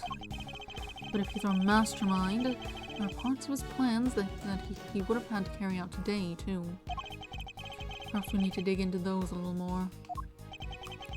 Why the big silence? It's not like this is tricky stuff to process. There was a balloon. It was flying through the sky like balloons do. End of story. Nothing to see here, Miles. Nothing at all. Hold it! So, not only were you flying at night, multiple crimes were committed on that same evening. You expect me to believe that there's nothing to see, as you put it? My headphones are sitting weird. They're making a noise. As long as they don't scream at me again. But I replaced the wire, so hopefully that shouldn't be an issue. Are you trying to provoke me, Miles? It's not very nice, you know, starting fights with people. I'm not a clown. We're all about smiles, not frowns. Certainly skilled at steering the conversation away from the topic at hand. That's not going to help him. Just have to stay on the attack. I don't know a whole lot. Ooh. Oh, I'm doing well.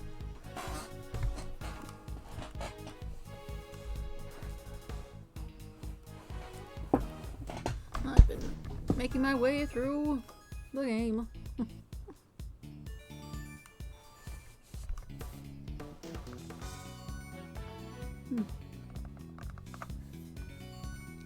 We don't know a whole lot about this balloon just yet. I think we should try and learn a little more about it. Alright, but I know what you'd want. You want the truck. You want me to tell you we found the truck. It was there. Yeah. I've been playing through the games because I haven't actually played them before. I've just been going in chronological order. Aside from skipping the Professor Layton crossover one. I'm not sure what I'll do about that. I'd have to get the 3DS emulated for one thing, which I could probably manage, but I still have it set up. But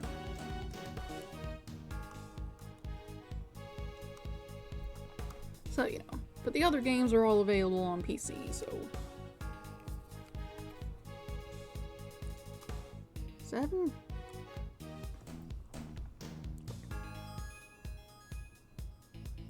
I don't know what you're talking about. Which one's 7? The 7th one? Is there even a 7th one? I think this trilogy is different.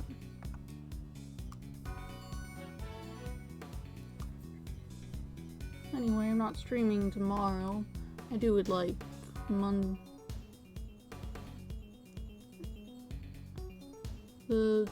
Oh, they were updating the trilogy. Yeah, I saw an announcement about that. I played it before that happened though, so I don't know. It's neat. Hopefully they add in a history feature because that was sorely lacking. Oh.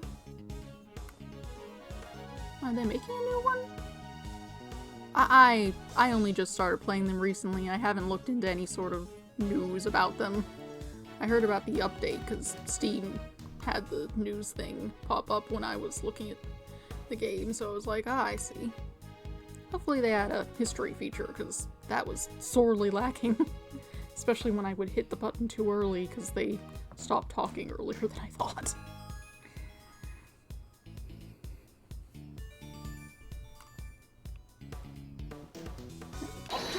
Truck. Look at truck.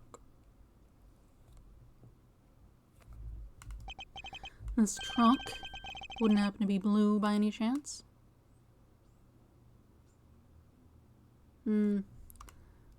Maybe.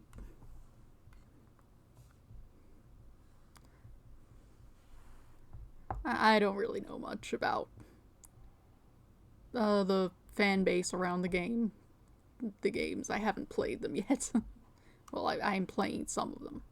I've played the ones that I played, which is the ones, this one and the ones prior.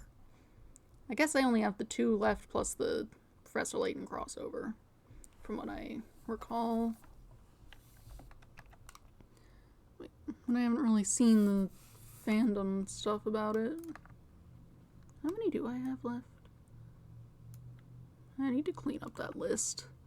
Like, have a whole list. Nah, this is the first time I'm playing them. Let's see.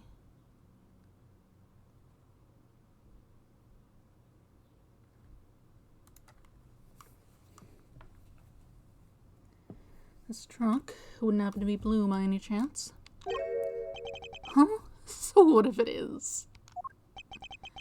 We happened to see a blue truck ourselves just today, one with a large basket loaded on the back. If that was the truck you told us about, then your statement about it not having moved in 2 days is a lie.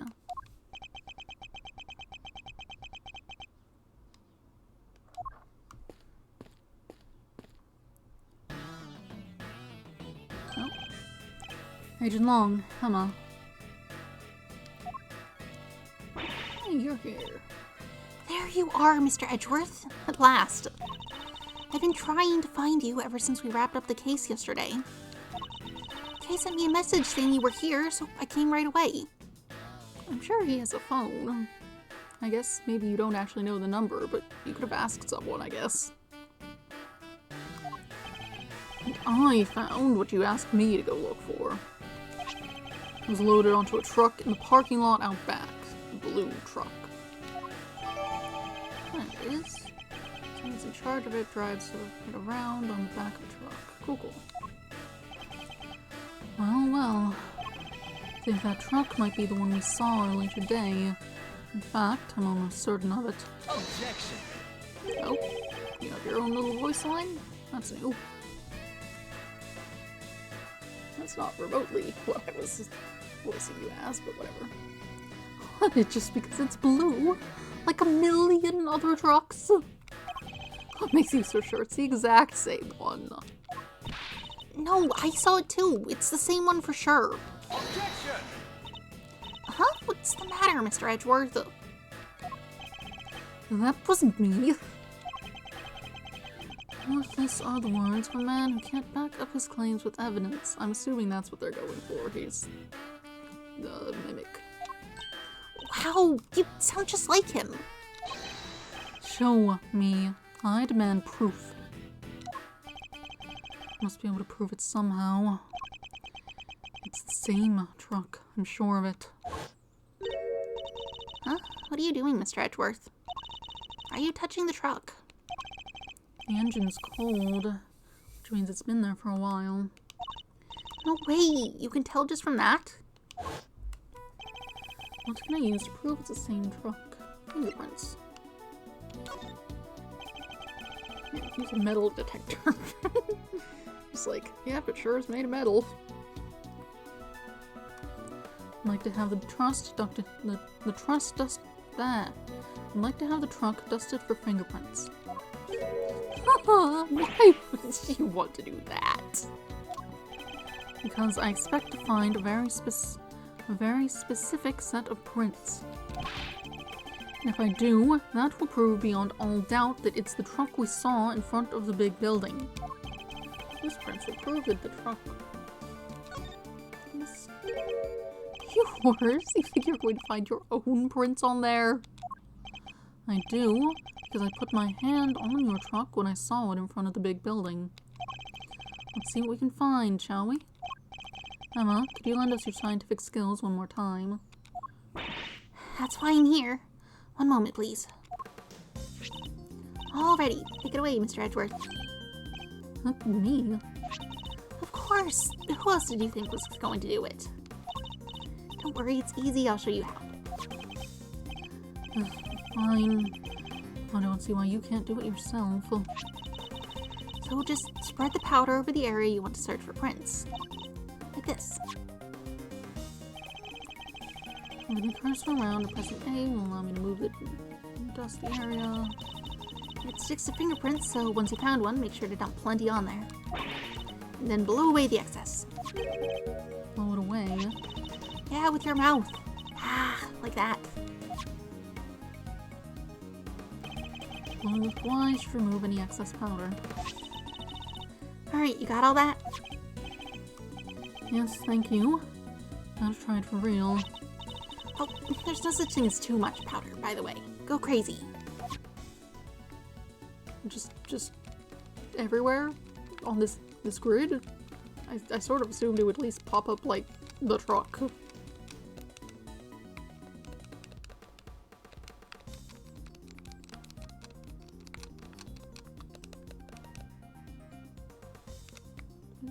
There we go. That's it. That's a nice clean print you got there. And we compare it to my prints right away. Yep, leave it to me.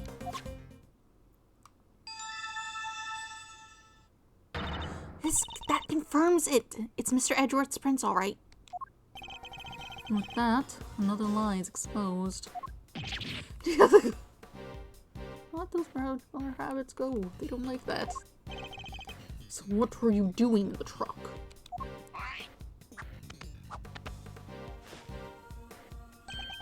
Oh, just driving around for fun, you know. Objection! Kay was abducted 2 nights ago, and your balloon was sighted nearby. And today, another abduction, this time involving a truck supposedly used to transport garbage. And your truck was sighted nearby. Objection! Coincidence, nothing more. You want me to believe that you were near the scene of 2 separate abductions simply by chance. Just be honest, you were involved in both. What makes you think they were even connected? Objection! certain very important piece of evidence. That's what. Oh, this should be good. What connects Kay and Sean's abductions? It was the sleep thing, wasn't it? Take that! Kay was drugged with a dose of a powerful sedative. And a bottle of sedative was found right where Sean was being held captive. The very same brand, no less. Objection! Huh. I know you'd try something like this. So that same sedative was used, so what? Does that mean everything's connected?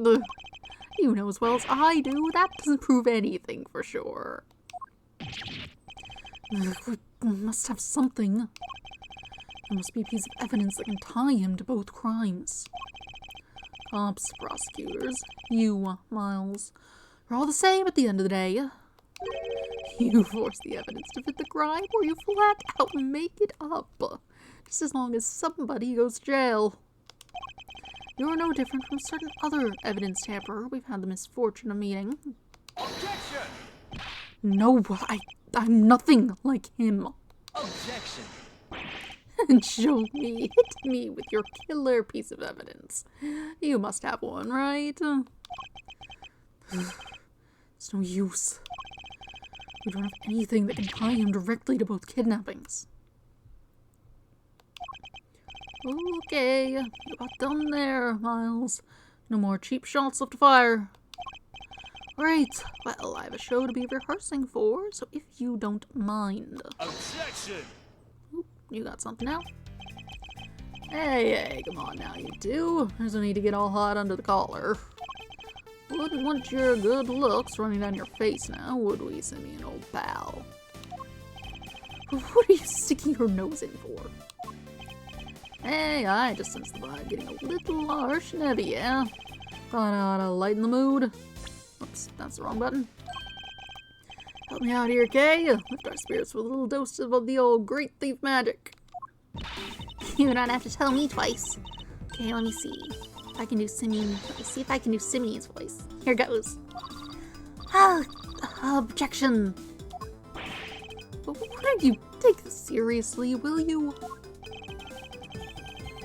Thought you could do with somebody running a little interference for you, Milester. Not the most ethical approach, I know, but again. And worry about whether or not this is the right thing to do later. This is my last chance to try and prove a connection between Mr. Saint and his crimes. Let's forget the kidnappings for now. Is there anything else that suggests he's our mastermind?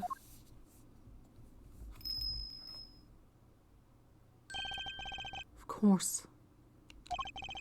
Canis was looking for a secret string puller too. The young pup, as he called him.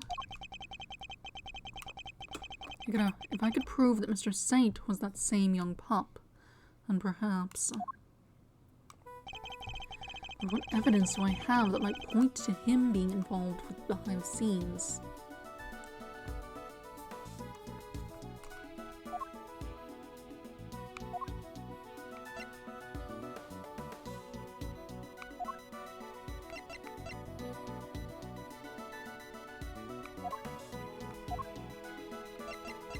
Probably this?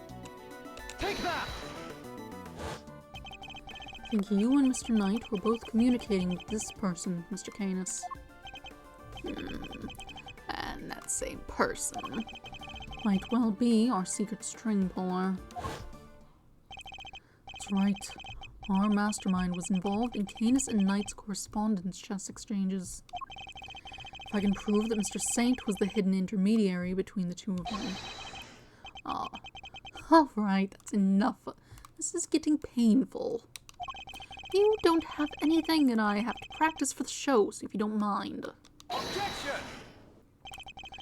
Thank you, Mr. Fender. I can take it from here. But I can't take any more of your interventions. Ooh, just look at that face. Yeah, I like it. Malzarino's back in the game for sure. I'm Simeon the funny clown. Look at me, I'm juggling. Okay, you can stop now. Mr. Saint, you're a fan of chess, I take it? Where did that come from? Chess? Sure, I don't hate it. Our secret string puller was playing correspondence chess with Mr. Canis. Objection! I thought Bronco was the one playing chess with Canis. You're saying he was your so-called mastermind? Objection! No, it wasn't him.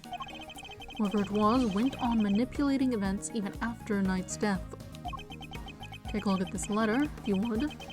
Who do you think could have written it? Well, he was the person who had inserted themselves between Mr. Canis and Knight. And you think that person was me? Why would I go to all that trouble? That's crazy. To make it appear that the two men were connected, communicating directly with one another.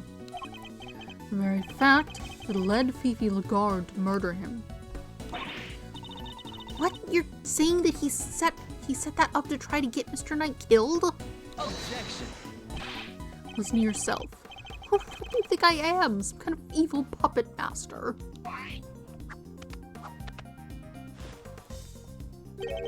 You've seen me. I can barely even get the animals to do what I want. You're sure displaying that. Could find one of the letters he passed between Knight and Canis. That would prove the connection beyond a doubt. I'd like to have your room searched. I believe we might find letters. You won't trust me. What? Once I'm done with something, I put it straight in the trash. Guess I'm not the sentimental type. I get hung up on the past, right? He must have disposed of any incriminating items in order to cover his tracks. Guess you went in without the evidence you needed once again, huh? That's a bad habit, you know. So this doesn't prove anything either. We fall short yet again. What do we do now? We're out of options. You accuse me of betraying my friend and you don't even have any proof. You're despicable. Oh.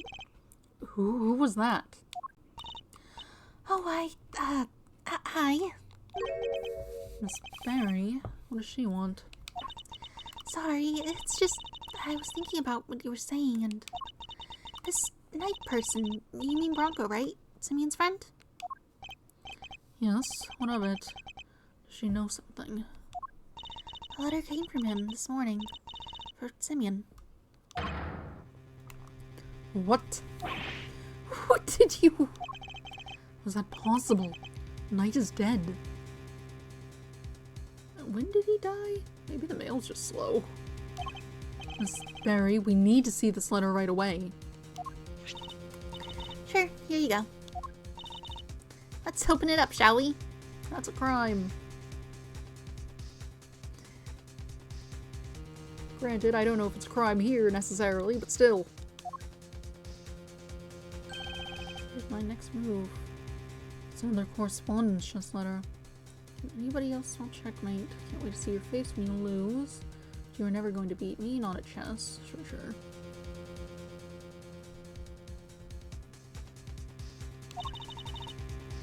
The next move from the game with Mr. Canis. Anybody else spells checkmate? Can't wait to see your face when you lose. You were never going to beat me, not at chess. It's postmarked the 26th of March, the day before Knight died. I guess it must have gotten held up en route. Well, we do move around a lot, so it's part of being a traveling circus. Our mail arrives late all the time. Interesting that it's addressed directly to you, Mr. Saint. This is it, isn't it? Proof we needed that you were the one facilitating Mr. Canis and Knight's games. One of the letters you would have transcribed into Braille in order to create the illusion that they were somehow connected. Garcia Bronco, you're still getting in my way. Even now, I hate you. I hate you. Simeon, how could you? Mr. Knight was your only friend. We weren't friends. I stopped thinking he was my friend 18 years ago. Right around the time of the IS-7 incident, in other words. I nearly froze to death because of him. I was just about to head out and meet my dad at the contest. But then Bronco showed up. He had pinned me down and tied me up. He was crying the whole time, whining on and on. I'm sorry, but my dad says I have to do this, and if I don't do what he says, he's so scary. Stop it, Bronco, stop it! Oh, this is for child. Stop it, Bronco, stop it! I have to go meet my dad, I promised. If I'm not there to taste his candy for him, he'll be so upset. He needs me. If I don't go, I won't be able to show everybody he's the best in the world. No, he locked me in that car with him. The two of us nearly died. He thought he could get out. But when he tried, the door it was frozen shut. We were trapped. And that's how I lost my dad. You lost your dad? Yeah, Bronco's dad killed mine. He was the son of a murderer. What does he mean? That doesn't match up with what we know at all.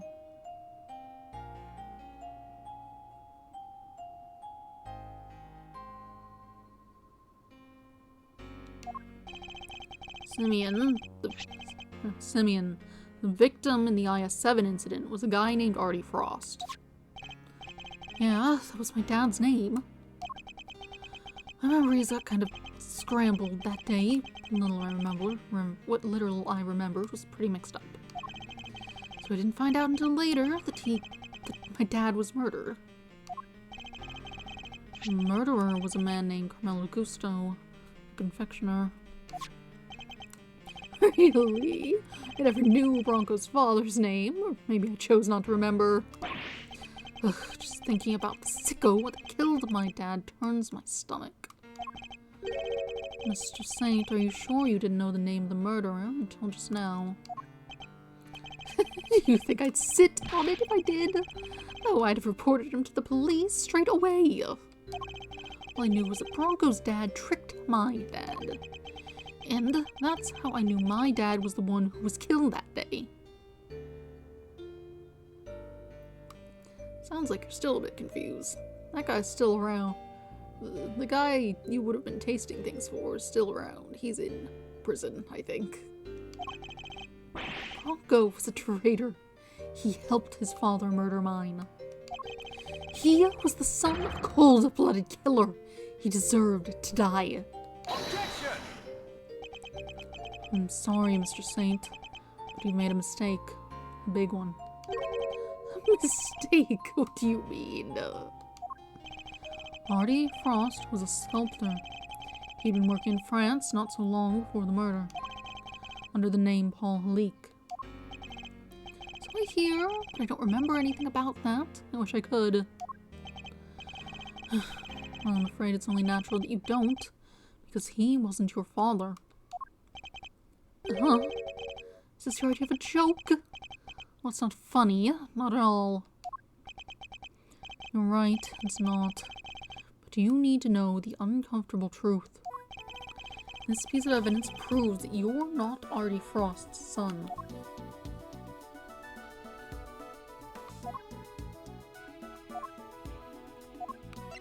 Is it the fact that he got the... Take that! Huh? Bronco's chess set and a ring? Yes, take a look at the ring for me, if you would. What does the engraving on it tell you? It's 2 letters, right? It is. This is a seal which Paul Halik used to mark his works. It was found next to Artie Frost's body 18 years ago. But why would Bronco have a memento of my father? The police looked for Frost's son for a long time, and eventually they found him. The ring was handed over to the man they were able to prove was his child, Bronco Knight. but that's not... That would mean I was... Precisely. But you are in fact the son of Carmelo Gusto. No, that can't be. I'm... My dad was... I remember, don't I?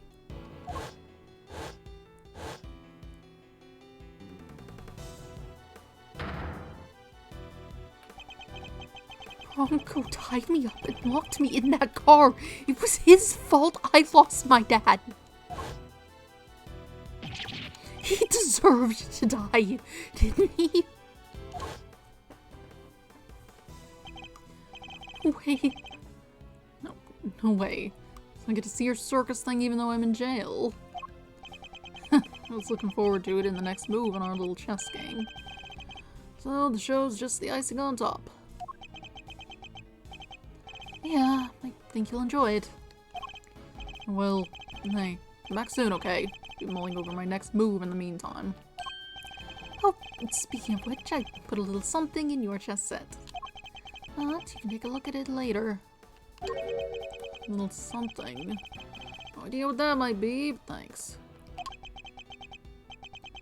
If you hadn't detained me 18 years ago, I wouldn't have had to end like this. Oh, you say something. Oh, it was nothing. Goodbye, Bronco. Farewell.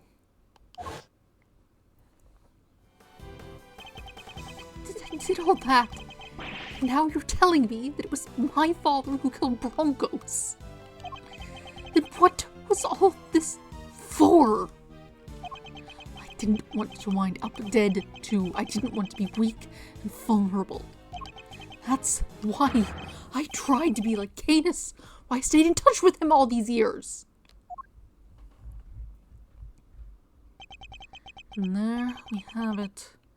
The truth at last. Mr. Saint, you were Mr. Canis' correspondence chess partner. And you were the one manipulating the manipulating events this whole time.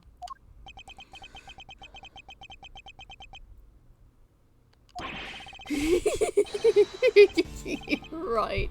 It was me all along. At last, he's finally telling the truth. I was the one who witnessed the murder 12 years ago, but you knew that already. President's assassination, just as we thought. Which means he's the one who drew the picture. And they knew it too. That's why the guard kept questioning me, day in and day out. It got so I couldn't face what I knew the next day. It got so I couldn't face what I knew the next day would bring. I was a nervous wreck. Who could blame me for wanting to get out of there? But I imagine it wasn't as easy simply running away. Winter would have sent his men after you. No matter where I went, they were on me.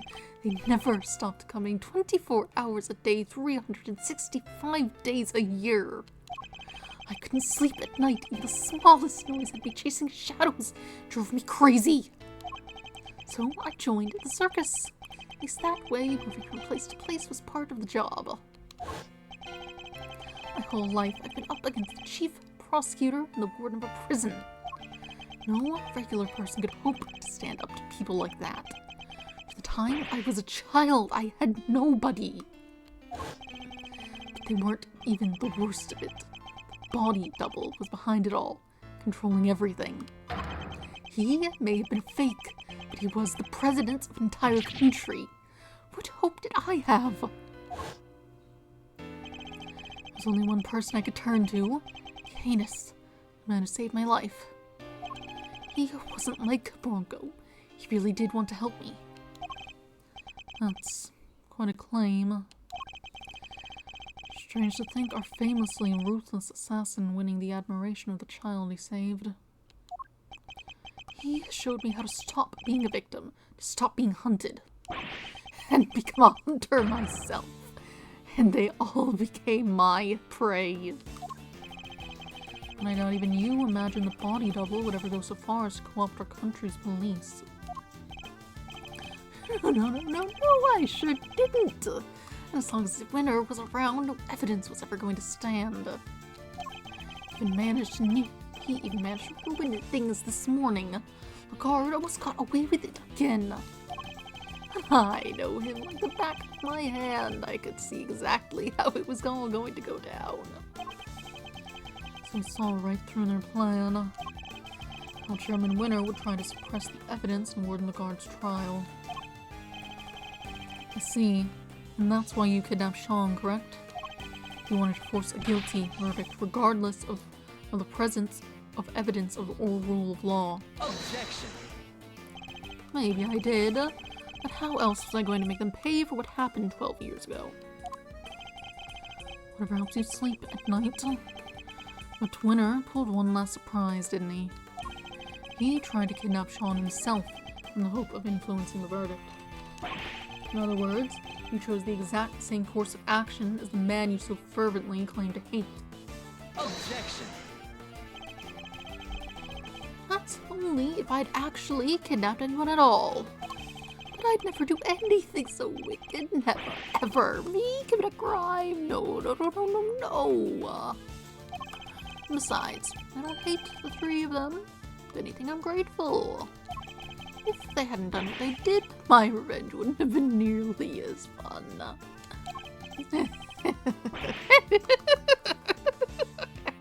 Objection!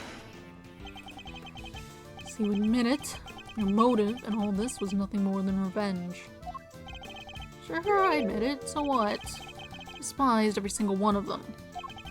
Here's the kicker. I didn't kill anybody. The most you can blame me for is writing the odd letter here and there.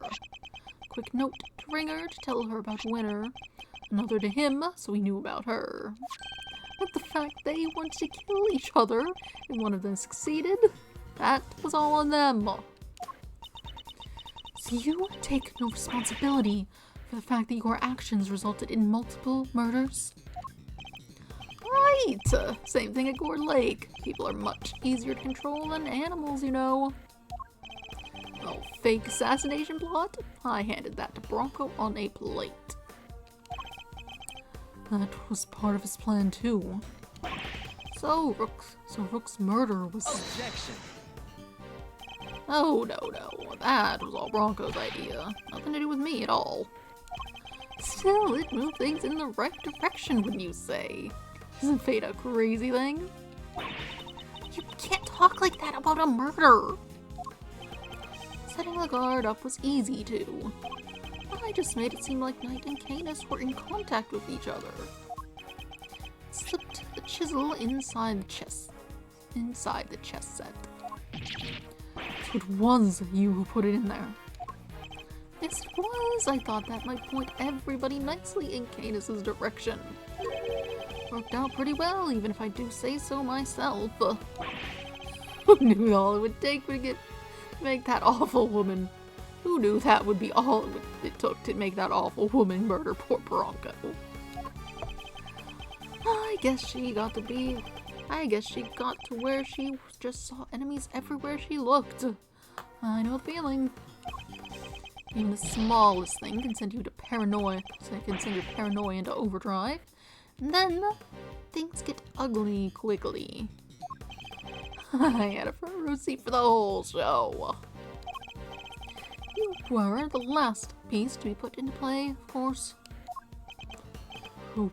Me? You solved both cases. Finally brought down Winner and the guard. I guess you could say your powers of deduction were the weapon that put an end to them both. Objection! I didn't solve those cases for your sake. Sure, you didn't know you were doing me a favor. You were just playing at being an attorney for a little while, right? What did you say? All I had to do was cower and say no a few times. And you rode to my rescue like the hero you are. Was getting arrested part of your plan too? Oh, that wasn't something I expected, I have to admit. Oh, I never thought they'd take the chisel for the murder weapon. That was a real plot twist. Made my blood run cold for sure. Then who should come through with the turnabout to end all turnabouts? The greatest legal mind of his generation, my knight in shining armor. I bet it felt pretty good saving me like that, huh? You ought to thank me, you know. I don't do that for many people, you know? I don't do that for many people. You're wrong. He wasn't playing at being an attorney. He was trying to help you, because helping people is what Mr. Edgeworth does. He helped me right when I needed it most. Okay. Aw, pity. You sure he wasn't just trying on his dear departed daddy's shoes for size? No, that's not what he was doing. Come on, K-Meister, don't let this clown get you down. He's projecting, plain and simple. Painting other folks with his own grubby brush. It's not just that he doesn't trust other people. Poor kid doesn't even understand the concept. Do something for somebody else's sake. Forget about it. He'll never understand. You think I care what you have to say about me? Consider this for a second. I've gotten my revenge on everybody I set out to get it from. And yet... you can't prove I incited anything. Think about it. I never actually did anything. What's my crime, exactly? Explain it to me. You think you can put an incitement charge on me? Read my letters. I don't mention murder anywhere. If I did, maybe I'd have a case. Maybe you could say I encouraged them. But it's the same story as always, I'm afraid. You can't prove I did anything at all. That's not true. You kidnapped me. Sorry, but did I miss the part where you proved that? All I ever admitted to was sending letters. You! Letters which didn't threaten, coerce, or encourage anybody to do anything. I just passed on what you might call pertinent information. It's a slippery one, I'll give him that. There's gotta be something we can do. What about this? What about this excitement stuff he's talking about? Check something. Incitement, K. It means to encourage or direct another person to commit a crime. In the eyes of the law, it's seen as equivalent to committing it's seen as dog food alarm. Give me a second. It's seen as equivalent to committing the crime itself. So then we just need to prove that he told them to do it. You say that like it's going to be easy. Guess maybe you're not so big on due process after all. You think you can make me carry the can for murders I had nothing to do with? Think again.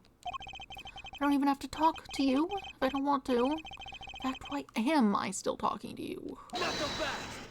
I can think of one reason. The tent is surrounded. There's nowhere left to run. Really? You don't think I planned my escape too? What if, just to pluck an idea out of nowhere, I trained all these vicious wild beasts to attack on command, for example? All I'd have to do is say the word and sidle off stage in the chaos. You wouldn't. I'm just spitballing. But you'd pay to see that, wouldn't you? I could just as easily take Sean hostage with the gun I may or may not have in my pocket. Yeah, you know what? That would make for a killer show. You will do no such thing. It's hard to know what lengths he might actually be prepared to go. Knowing what we know about him already, we have to be prepared for the worst.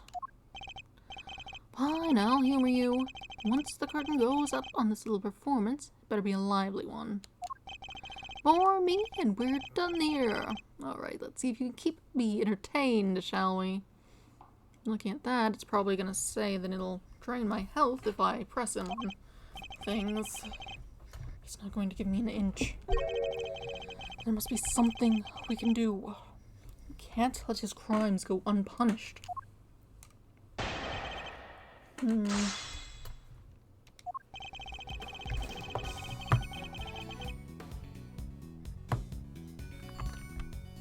Alright. But that was the alarm to feed the dog. So I'll be back in just a minute after I feed the dog. Probably longer than a minute. Still, back shortly. Ah.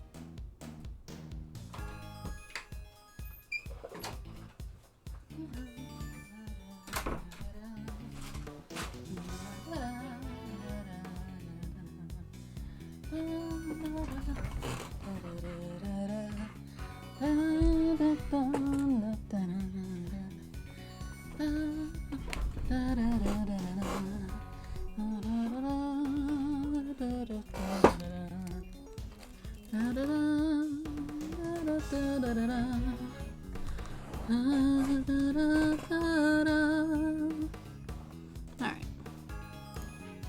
I returned. Animals have been fed. If I recall, the way it showed up, it was going to yell at me if I pressed on the wrong things, or maybe anything. Hard to say.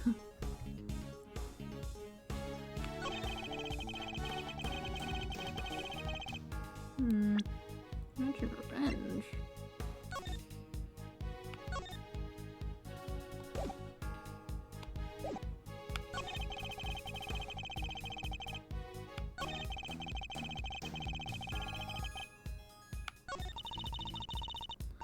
Think he's telling the truth? He really didn't incite anybody to do anything? Don't think that's possible. He clearly intended for those murders to happen. You're right. We just have to prove that intent. And we can find a way. Think about it. Let's save in case it eats all my health.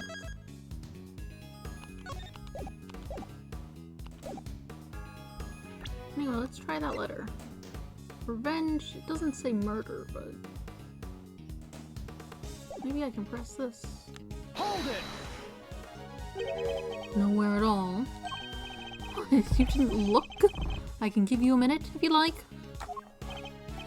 He's clearly confident that I won't find anything. I must have planned those letters down to the last word. Look, I don't want to teach you how to do your job. If you can't prove I encourage them to commit those murders, your incitement charge goes up in smoke. Too bad, so sad, huh, Miles? Maybe it's just saying that I would have a really big penalty if I... Maybe it's not about pressing, maybe it's a big penalty if I, like, present the wrong thing instead. Let's see. Hold it! That one looked fine. You encourage others to commit murder, and those murders were duly committed. And if I can prove it, you will be punished just as if you had done the deed yourself. Yeah, what was the word for it again? I forgot already. Incitement, K. Chairman Winner, Warden the Guard, and Bronco Knight. All were criminals in their own right, and all committed unforgivable acts. But all were induced to commit those acts by somebody behind the scenes. This man right here.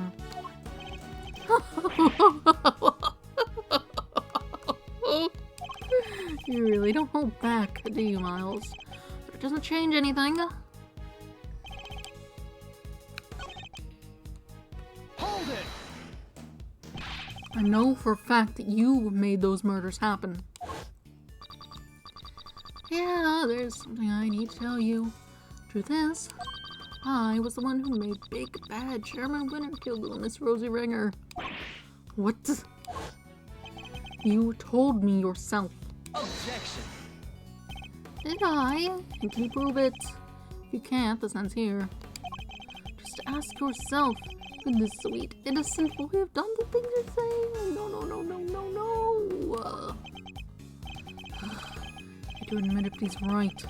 Without proof, we have nowhere to go with this. We can only prove what he said on that phone call. Seems... Prove what he said on the phone call. Let me get over. Get it. Yeah, we have that. Same story. Hold it! Same story as always. What do you mean by that? Why does that matter? That's not important here. You know what is important though? That you can prove nothing. Nothing. Do we have some way of showing that he's guilty? We're just going to continue floundering. Either I thrust Adam's evidence in front of him and hope for the best, or I go over it all one more time. Whichever method I choose, proof is the only way we're going to get anywhere here. He confessed to me over the telephone. He told me he was the one who made Chairman Winter kill Rosie Ringer. Just need to find a piece of evidence that proves what he said on that call.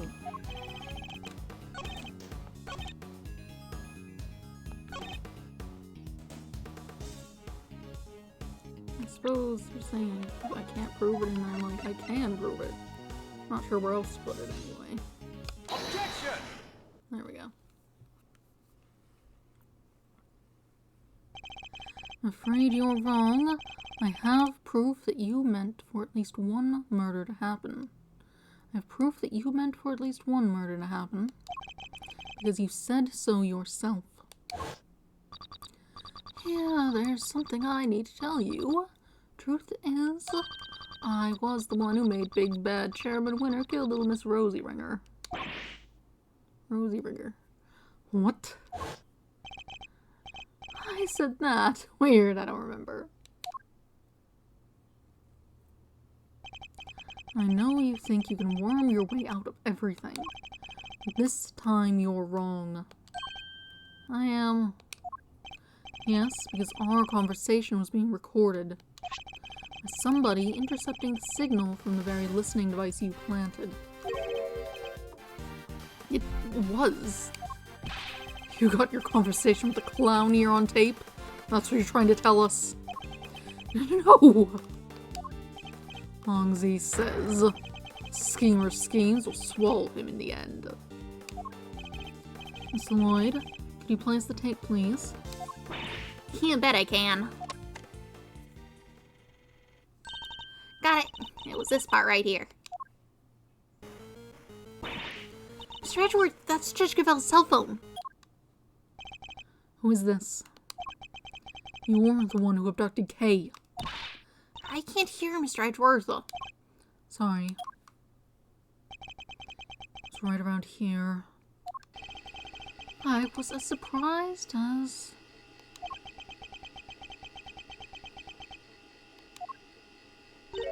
Oh, that's weird. Something wrong, Miss Lloyd? I'll say, seems we maybe, didn't quite catch the next part on tape. What? Why? How could it not be on there?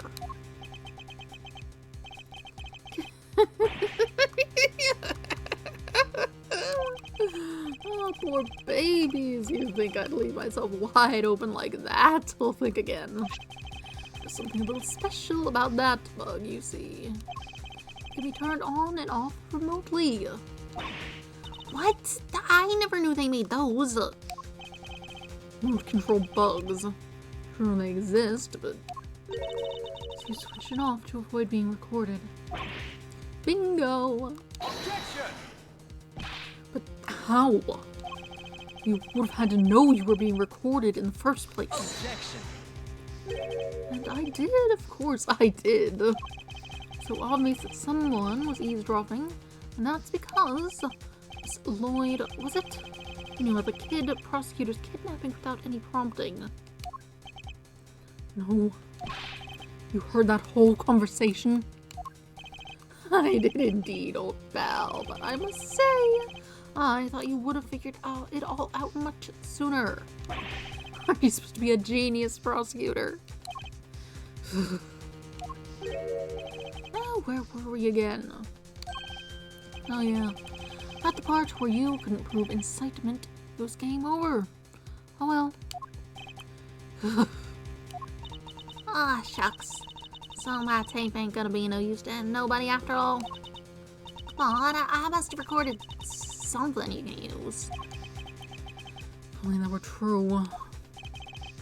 Hey, K-Meister! Yeah. You old buggeroo, it was hidden in your pin that whole time, right? Shake any little thing loose from the old brain tree. I don't know. Give me a sec to think. You're the only one who's been directly in contact with him before. Objection! So sad, relying on flawed evidence, desperately trying to make it stick. Well, that's quite enough of that for now. Next topic, please. He's trying to steer us away from our current line of inquiry. Anyone who's been in direct contact with him before. Kay had a one-to-one encounter with him only recently. What if the sound from that point in time had been recorded? Miss Lloyd, how long are you recording the intercepts from the bug for? Started about, let's see now, 2 nights back. In which case, during which time frame would we be able to find Mr. Saint's voice on that tape?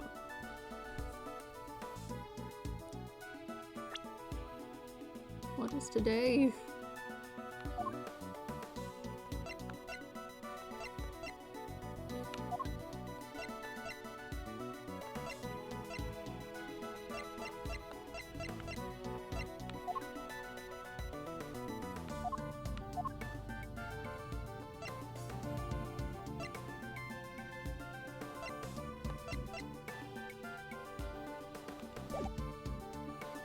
I mean, if he picked up on the bug that early, I'm sure he was around. Mr. Saint abducted Kay and took her up to the roof of the big building 2 nights ago. What if there was a recording from around that time? Miss Lloyd, quickly, play us any tape you have from the night before last. Huh? Oh, sure thing.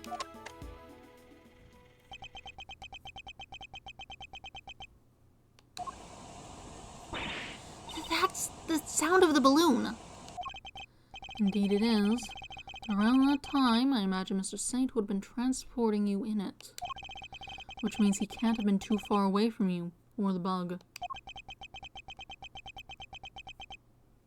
Is there anything else in the recording, I wonder?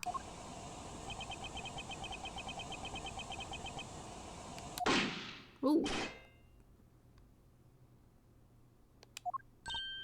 Wait, that noise! That was a gunshot.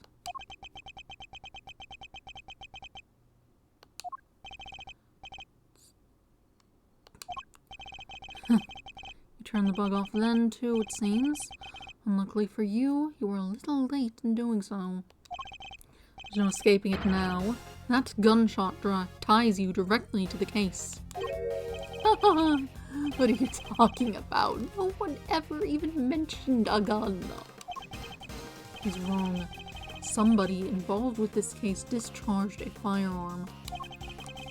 You need to remember who it was and present that piece of evidence that proves it. The piece of evidence shows that a gun was used in an incident related to this case.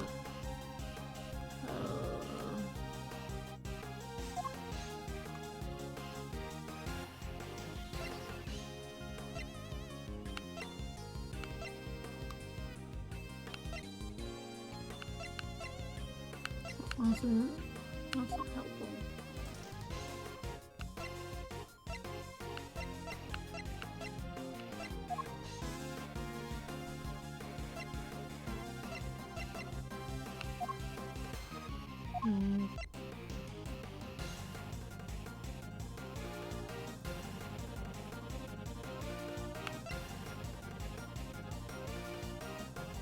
Somebody shot?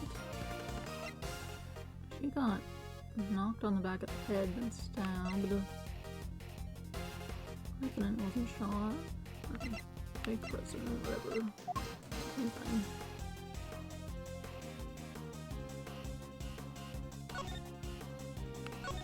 Oh, he got a call. That's why he left.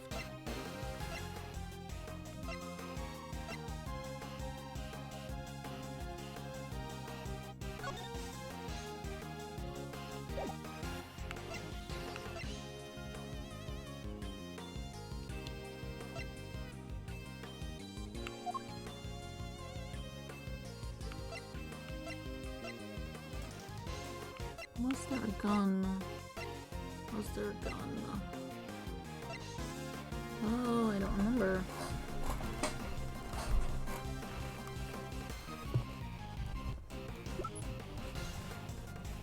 would have had opportunity to shoot a gun.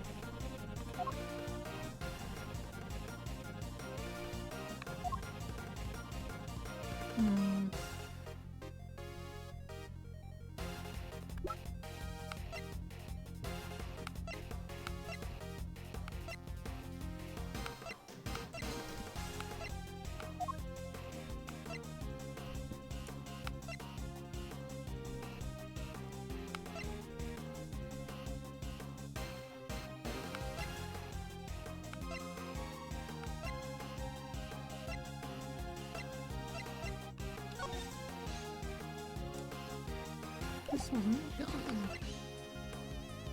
That's not helpful. Probably. No. Or a knight.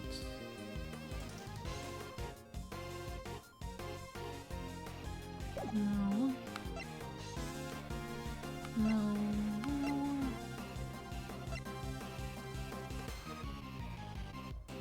Actually, she pick up a noise? Will you pick up a noise? No. I'm thinking of the fireworks. This piece of evidence shows the gun was used in an incident related to this case.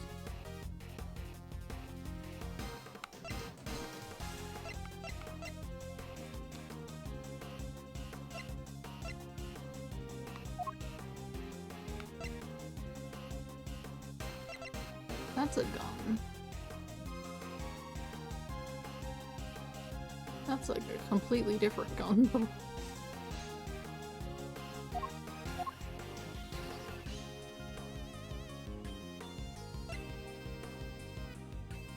I feel a gun in there.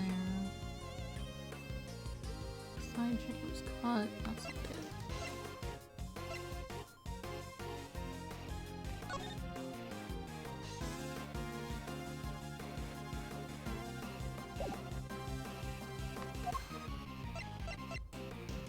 There's nothing. Did this have anything?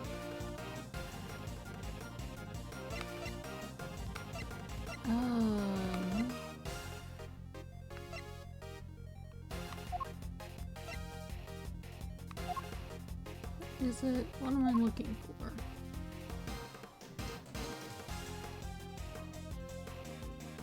That's what we're using right now. We can't. This is a gun. That's a different gun, but it's the only gun I have. Surely once he has more to say about it. That wouldn't help anything. What else is there?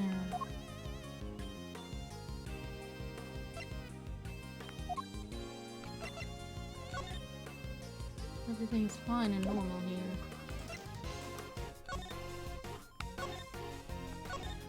This wasn't about a gun.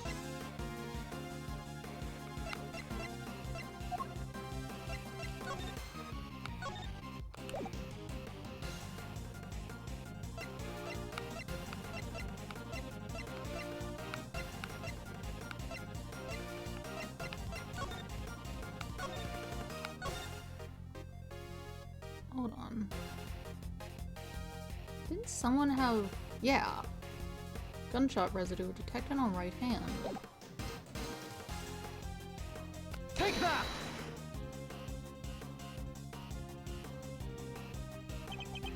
It's written right here in the president's autopsy report. Traces of gunshot residue were detected on his hand. And where was Kay when the gunshot was recorded? That's right. She was in the balloon being taken by you to the top of the big building. However, the roof wasn't as deserted as you needed it to be. Yes, I was there with the president. Wait, not long after we started talking, he noticed something and told me to leave. And if a gunshot rang out shortly after that? Don't tell me you didn't hear it yourself, Mr. Saint. Not when it sounds crystal clear in this recording.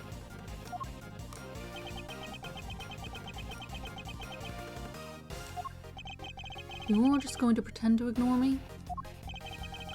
What else do you expect me to do when you keep spouting your weird theories? Not so fast. Ice cream. What is that noise? Your vehicle does not need to be that loud, my goodness. We didn't just hear a gunshot on that tape. If you listen carefully, you can hear the bullet hit something too. Could the president have been aiming at Mr. Saint? What would the bullet have struck? What would the bullet have struck? If you were up there, I'm sure we didn't see anything that looked like it got hit, so something on the balloon?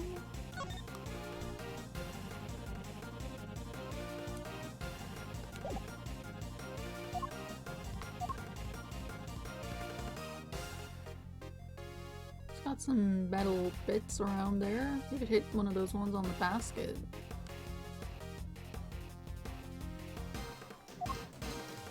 Not really anything else it could have been. Take that! I think the president was firing at the balloon. And if he was, what we heard on that tape could have been the bullet hitting the basket. Let's take a look and see, shall we?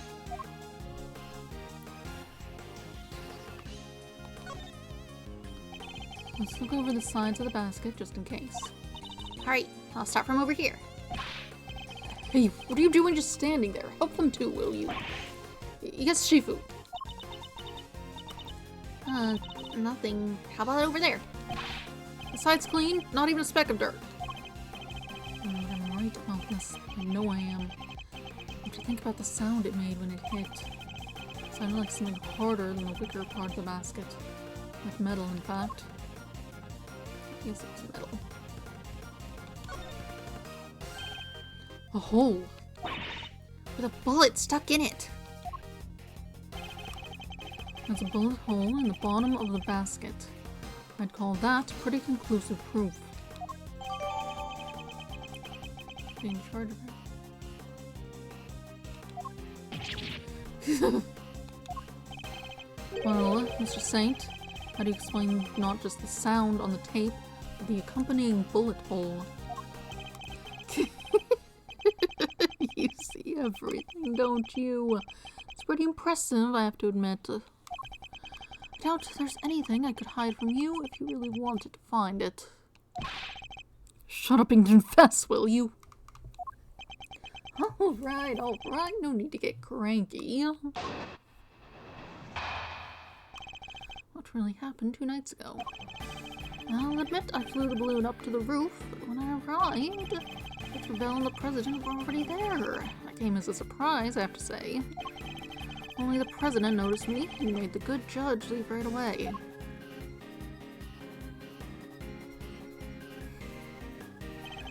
Then he pointed his gun at me and fired.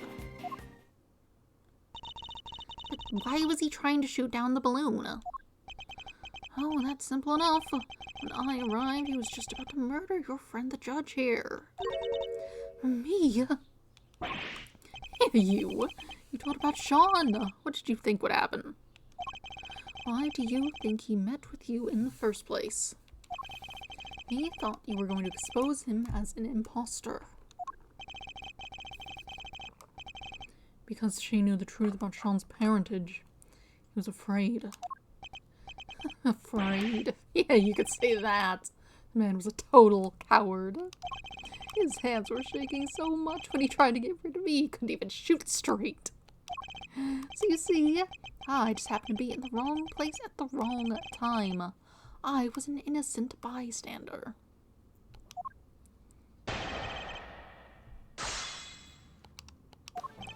I'll admit I flew the balloon up to the roof, but when I arrived... Hold it! Around what time would that have been? Just after 11, I think? That's when you and your pal went up to the roof, right, Your Honor? Yes, it was. No contradictions there. And the fact that we confirmed the time is important nonetheless. because I arrived when I did. Judge Cavell and the President were already there. That came as a surprise, I have to say. Hold it! So you didn't expect to find the two of them there? Of course not, why would I? But it's lucky I got there when I did. We all know what would have happened if I'd been any later. I was just about to try and kill you, Cavell.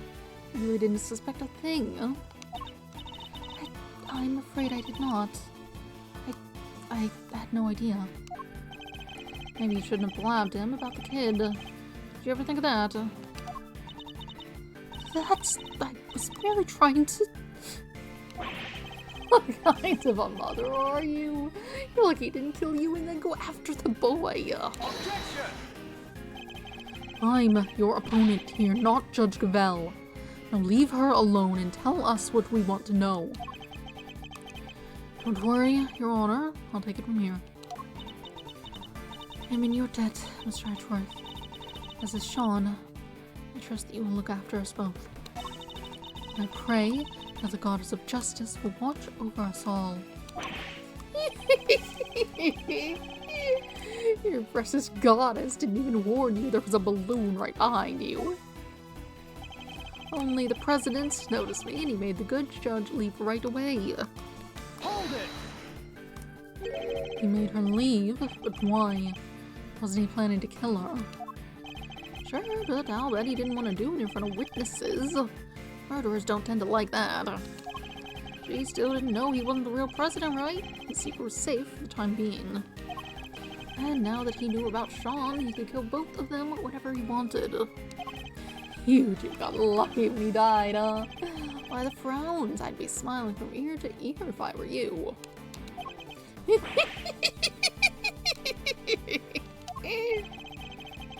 don't think anybody will be smiling until this matter has been cleared up once and for all. So please, continue if you would. Your wish is my command. Where were we? Oh yeah, that coward of a fake president. I guess a witness suddenly appearing in the sky must have shaken him up pretty badly and he panicked. And he pointed his gun at me and fired. Hold it! You're lucky that the bullet only struck the bottom of the basket. Yeah, I tried to get out of there the second he pulled out that gun. Couldn't have my balloon going pop. It was a close run thing. So you left right then and there. Of course I did. He was shooting at me. You saying there's a problem with that? Does that present a problem? Yeah, picture. Lotta saw you. Kinda lower down, which I certainly wouldn't have done. That's just a better vantage point for destroying your balloon.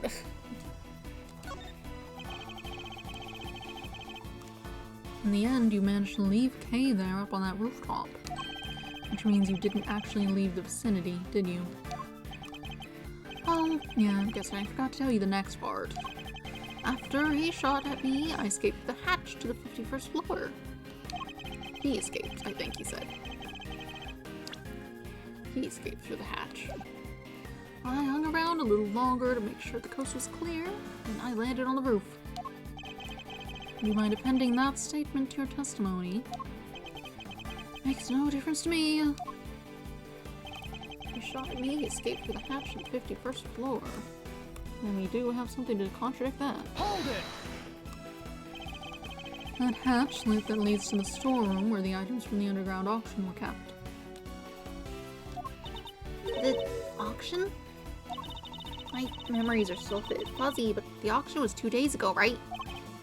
Indeed. The auction was being held on the 50th floor that day. A bunch of people were going in and out of the storeroom while it was happening, yes? They were, which means that if the president really did escape that way, as Mr. Saints says, somebody must have seen him. There's no way he could have passed through there unnoticed. The problem is the time at which each event occurred. But should the times line up, I can think of certain pieces of evidence that could prove helpful to our case. So stories that he just happened to witness the events on the roof, not on the roof from the balloon. If Simeon hadn't come along when he did... Judge Gravel might have been in serious trouble. So he's basically your savior, right? I don't think it's quite that simple. After all, he was there to commit a crime. He was there to commit a crime too. But in order to expose that crime, we need to go over his testimony in detail. There must be a hole in it somewhere.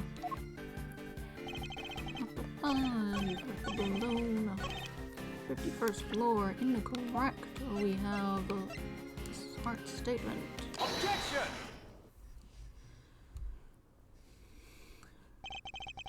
You're lying to us again. I am. President never entered the storeroom the night before last.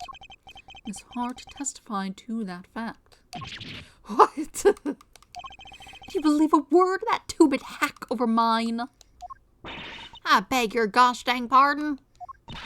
Say that about the chief again, I dare ya. I'll wipe that smell right off of your stupid clown face. So we know that Hart was camped out on the 51st floor that entire evening. But if our fake president didn't escape through there, then how the heck did he get off the roof? An excellent question, and one that I hope to provide an answer to next. Hi, J-Paul, what are you doing? Kitty baby. Pretty boy. There's nothing over there. Do you want to go in the window or something? Hi. Yes, walking past. Very careful, don't step on my keyboard. Yes, pretty baby. Keep moving. Okay. Yeah, you want in the window? It's there. That's not the best way to get to it. The best way would have been the other way. An excellent question, and one that I hope to provide the answer to next. We know that he didn't leave via the elevator, so neither that nor the hatch are possibilities, which leaves only one possible way of escaping that rooftop. How did the president leave the rooftop? It wasn't via the elevator or the hatch. It was the balloon. He flew. He flew? Yes, in Mr. Saint's balloon. Objection! Whoa, whoa, whoa, whoa, whoa, quit fooling around, will you? Why in the world would I give that guy a lift in my balloon? Objection! There was a security camera on the elevator, and Miss Hart was on the 51st floor the whole time. There's no other way he could have left that rooftop. Objection!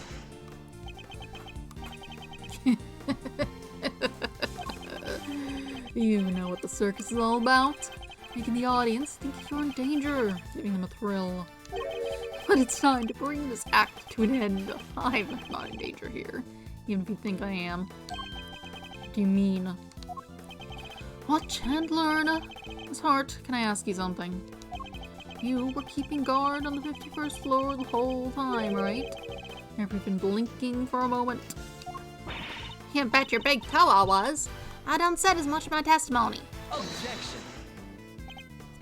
Oh, so the noise, the sound of Miles' faithful assistant falling from the hatch, that didn't scare you so badly that you fainted?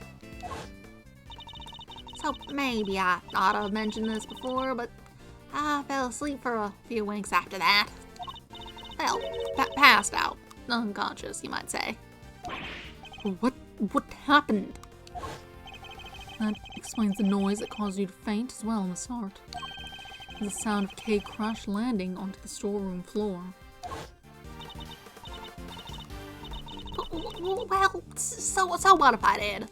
Ain't a girl in the world don't get caught a little unaware sometimes. Sorry, Miles. That's what you get for putting your faith in these people. Objection! It doesn't matter. Kay can't have fallen down the hatch until after the president left the roof. Objection! Are you sure about that? Allow me to offer a little counter theory. Coward fake president fired his gun at me. Then he hid in the shadows until after your friend fell down that hatch. So, what if he did? What would that mean? Objection! Now, surely even you can see what I'm insinuating. Oh, wait, you used the... now, surely even you can see what I'm insinuating here. It's elementary. If the president hid until after Miss Hart finished, he could have passed right through the 51st floor undetected. No. And there we have it. Your little theory about the secret storeroom falls apart. No! You have to do that to me in my own voice.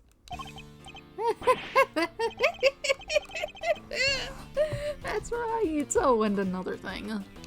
I might have let Sean's identity slip to our pal, the president, while he was hiding in the shadows. That's why he went to the set to try and murder him the next day, only to wind up being killed himself. That's alright, it was Sean who murdered the body double. Objection! What possible reason could the boy have for doing so? Objection! Oh, a pretty good one. He already knew he was the president's son. How did he discover that exactly? Because I told him in one of my trademark letters. What? He's lying. Oh, you bet I am. Uh-huh.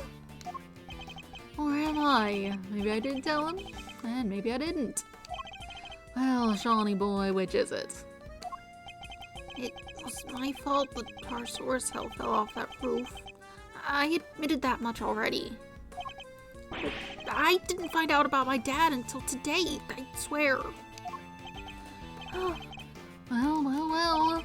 I knew about the falling head thanks to the bug. Who knew it was you who made it fall? And the president died from being crushed, was it? Alright, well, that's confirmed at least. You were the murderer. Congrats on getting your revenge. Ties everything up pretty neatly, wouldn't you say? Although, I guess you'd say something more like... And so the pieces fall into place at last. Well, counter my unassailable logic if you can. Murder of the so-called president. You know my MO by now, right? I'm a hands-off kind of guy. I just like to pull a few strings here and there. That was the case with Bronco, with Sherman Winter.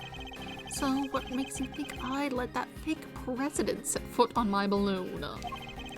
Besides, I thought he was crushed to death by that model monster head.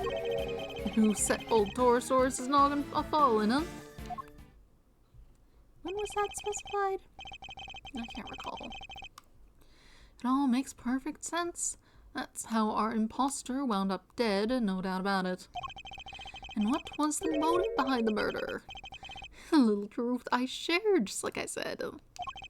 It's the truth. A thing you're so fond of. That's what caused the murder here, not me. Nope, that's not possible. Well, is there a detective in the house? Somebody arrested that boy. Can't help noticing nobody rushing to slap on the handcuffs. What's the matter? Curse you! Just as I thought. Admit it, you're all the same. You, Winner, that idiot phony president. You want the real culprit to go free so you can railroad me into a jail cell, don't you? That's the justice you all claim to love so much. You only love it when you can twist it to suit your needs. Overruled. That's not true. Objection. Well, if you're not going to make a move, I guess I'll have to step outside and speak to an officer myself. Once I tell them the kid here's a murderer, maybe they'll finally do something. Yeah, like they're going to believe you. Even without all the other context, why would they think that anything like that would be true? Objection. I'm not done with your testimony yet, Mr. Saint.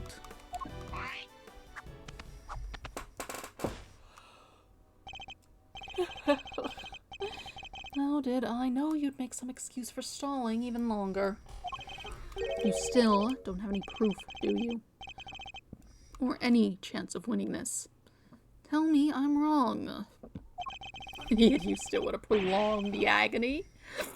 Well, as long as you know what you're doing. Goodness. He's not holding back. What? Did you forget little Shawnee's life is on the line too? Hey, Malzerito. Take a deep breath for me, would you? Why would I do that, Fender?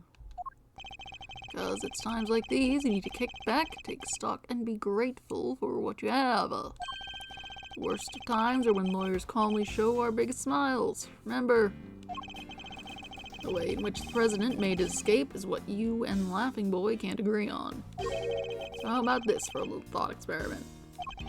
What if it's not about whether the big guy in the purple jacket got on that balloon or not, but rather, under what conditions would Simeon have been cool with letting him get on board? A turnaround in thinking.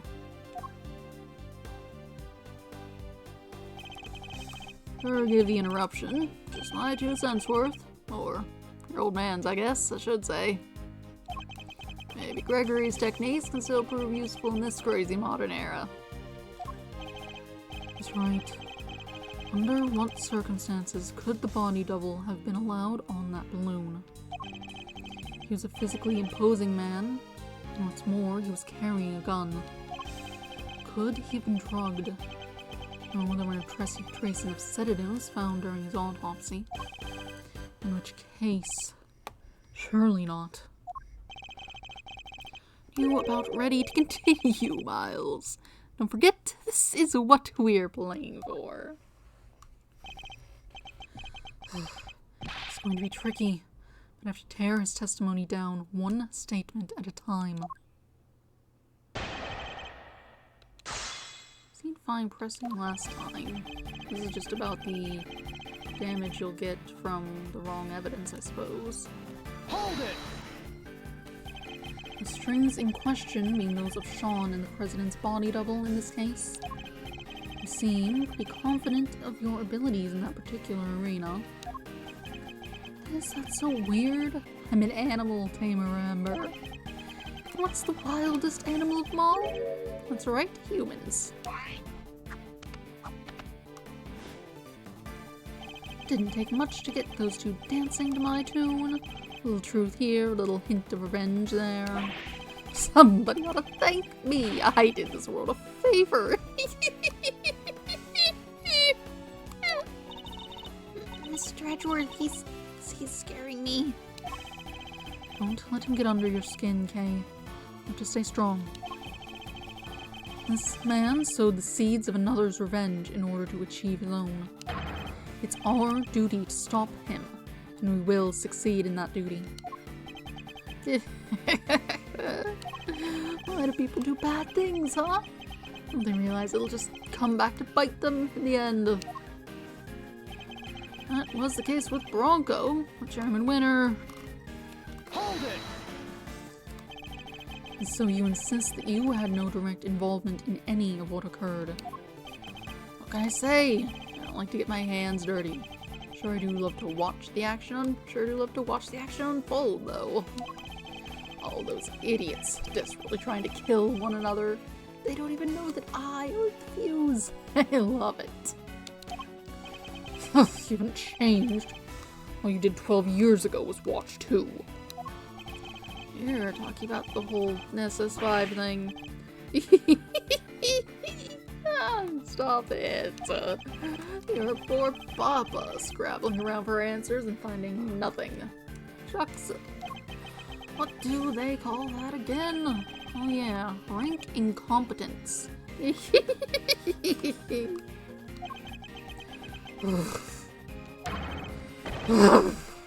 How dare you! Agent Long, please. You don't know the half of it, you damned clown! Her father may not have closed out the case. Not publicly, anyway. But it was thanks to his work that we're standing here right now. Sorry to butt in, Isles. Your little pep talk isn't going to magically solve this case. Now I know you have your theories. So what makes you think that I'd let that fake president set foot on my balloon? Hold it! But it's the only way he could have gotten down from the roof of that building. Alright, let's game this one out, shall we? Suppose I took him down to the ground like you said. What's wrong with doing that? Objection! So you admit it. You did take him on your balloon. Objection! You're really obsessing over this one little detail. This isn't like you, Miles. How do you think it went down? He held me at gunpoint and said, "Show me the city at night." That's ridiculous, and you know it is. Or did you really fail to think this through? Objection! You said yourself you gave him Sean's identity. Surely that was enough to win him over. Objection! Win him over? The man who shot at me? No. Then you must have put him to sleep and carried him away like you did with me. Objection! Very well. Let us suppose that to be true for a second. The autopsy report showed the presence of sedatives. Oh, it's no good. It's just not giving us an opening. Anyway, never mind all that. There are way more interesting things I'd rather talk about. Hello there. What's up? Not much, just making my way through the final bit of this, I think. Getting pretty close to the end. Because I thought he was crushed to death by that model monster head. When was that specified? I feel like that was updated later, but I guess the thing is you heard it through the bug, which you more or less admitted to having. So I guess that's not helpful. Hold it! Actually, I have some doubts about that. I mean, if the president really was killed by the Torosaurus, don't tell me you're throwing your own pet theory in the trash, Mr. Genius Prosecutor.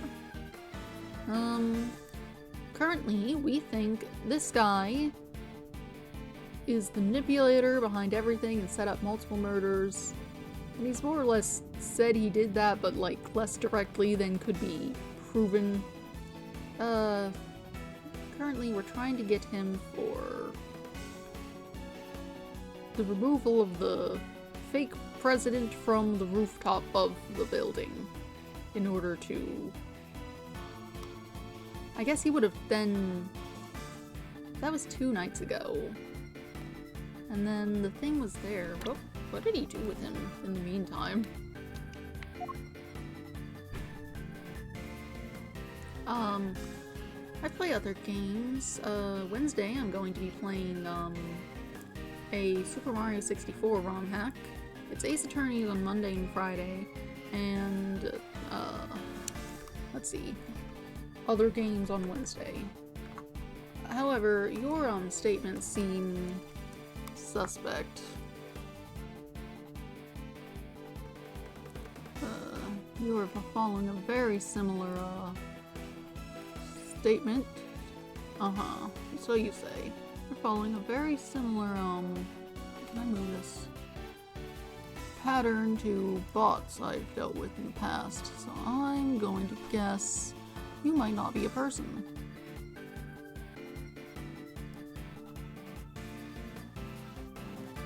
Let's see.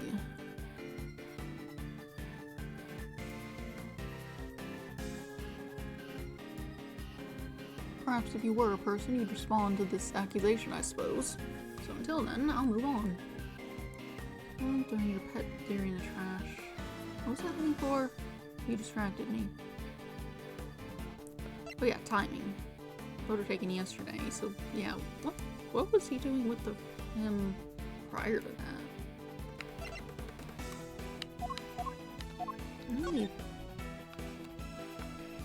There's rope in here. We've finally proven who was behind all this. Let's tie them up with this rope. I'll teach you a way of doing it so that even a professional escapologist couldn't get free. I understand the sentiment, but perhaps you could apply that fervor to the pursuit of the truth instead. Oh, really? Alright. Sorry, you just sort of followed similar patterns to others. To bots that have popped up in the past. They always go in like... Then they lead to being like, hey, and talk to me on Discord about something or other. And I'm like, no, I'm not doing that. I always do the same thing. Just being very vague about anything being said. Annoying.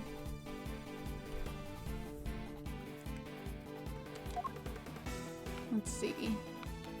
I can zoom out. How do I... There it is. Don't worry, I've got my eyes on that tank. Simeon won't be escaping in his balloon if I have anything to do with it. I struggle to imagine him choosing to make his getaway by balloon.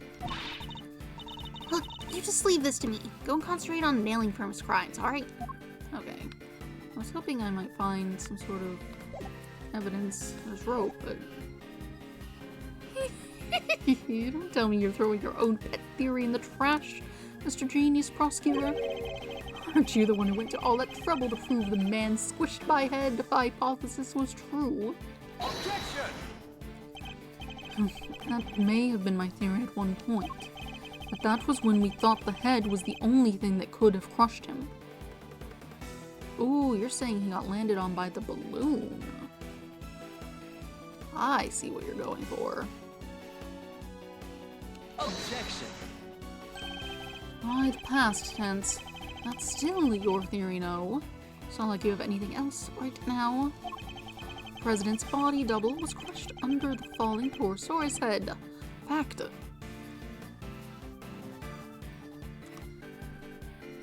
Yeah, those are days when no one else is, like, all around, since I live with other people. No one else is around making noise or needs to be in the room. And times as well. No, there must be something.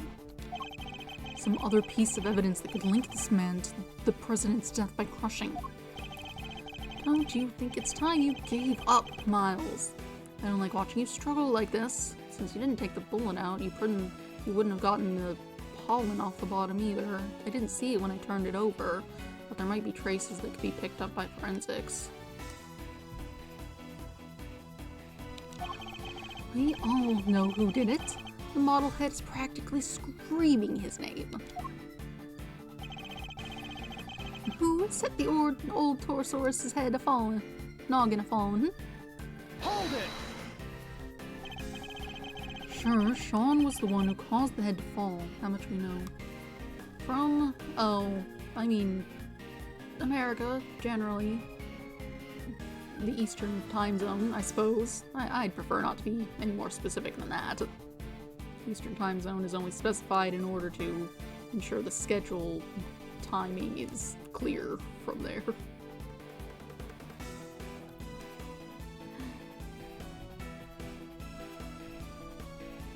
Although I suppose I could have said it to, say, some other time zone if I really wanted to obscure it, but I didn't think about that.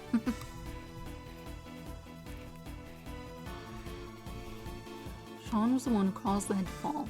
That much we know. He even admitted it himself.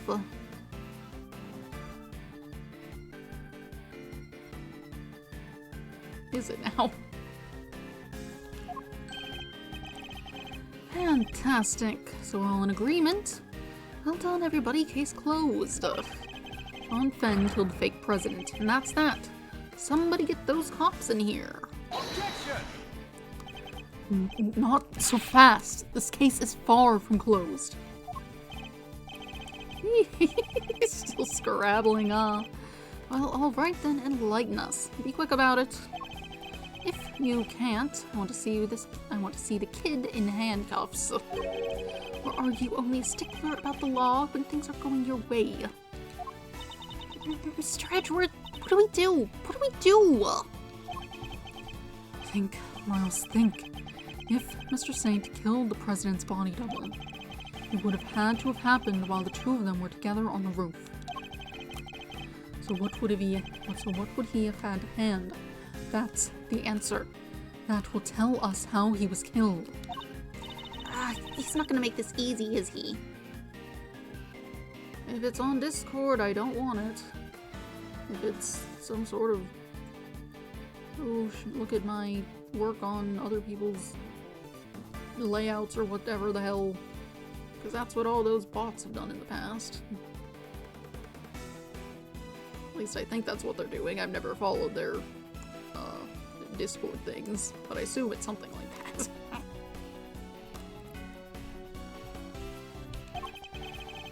We need to think about how the president died. It was a very particular case to say the least.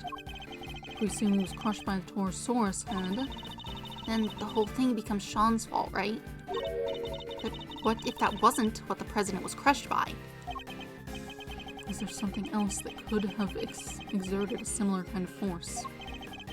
I do know what it is.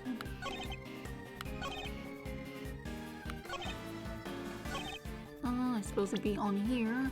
Like, actually, I think it was your balloon. You can't see anything from here, but forensics ought to be able to find that pollen. Objection!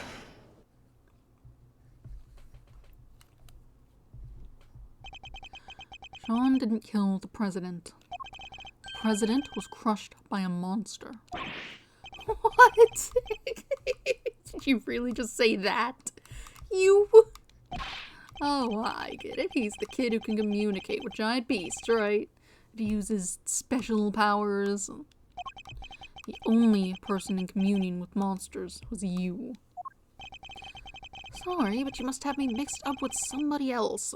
No monster pals here, I'm afraid. Objection! With false modesty, you're very close with at least one such creature. In fact, you can make this particular monster do exactly as you command. It was you who killed the president, Mr. Saint, and I can prove it. What? You're talking about the lion balloon. Yes, a quivering mockery of a monster filled with hot air. But a monster, nonetheless. Not entirely unlike Mr. Saint himself. Right, it's that thing again, the commission scam, scheme, whatever the hell that is. You claim not to be a bot. You either had something to pick up my statement of questioning you, or you're vaguely listening, but not very well. You're vaguely listening, copy and pasting a script, but not very well.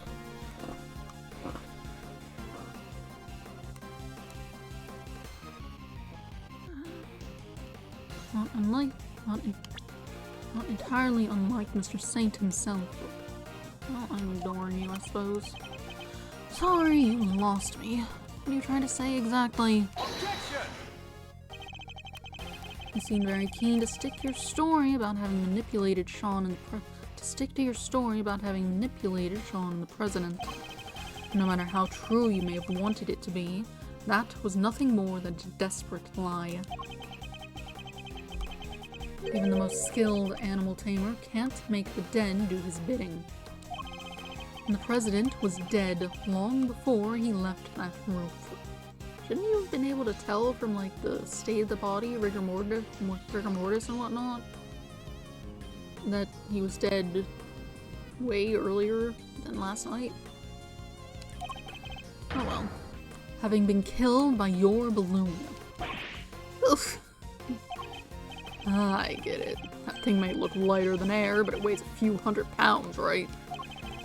When the president attacked you from the roof, you had to think quickly in order to protect yourself. The method you chose, landing the balloon right on top of him. I'm not sure you can control a balloon to that degree, but whatever. It's kinda gotta work with the air currents and whatnot. You didn't need to let him ride on that balloon, and he didn't need to coerce you into taking him. Because what you took away was his dead body. Objection. Wait a minute now, Miles. If what you're saying is true, the president would have been killed 2 nights ago. Which would mean the time of death recorded in the autopsy was wrong. It would. Wow, you're really losing your touch? Look again, it's written right there. Time of death, April 5th at approximately 11 p.m. Clear as day. April 5th, that was yesterday, which means... Exactly. Means he died when the Torosaurus head fell off of that roof. The refrigerated storage area that Sean was stored in, perhaps. Alright, Sean, it's time to be honest with us all. You know it's the right thing to do. You killed your daddy, didn't you? You hated him, didn't you? We get it, who wouldn't? He just left you. What kind of a father would do that? No, that's not what happened. I already told you. I didn't know who he was until today. Oh, but you did know because I told you myself. My theories really have been so wide of the mark. I want to thank you once again, Miles. You hounded Winner and the guard until their crimes were finally exposed. And by ruining them both, you helped me get my revenge. Gotta love those powers of deduction. If the time of death matched up, everything else would fit. So, could he possibly have cheated the time of death somehow? Kitty, why are you making that noise? Are you alright? You get into some dust.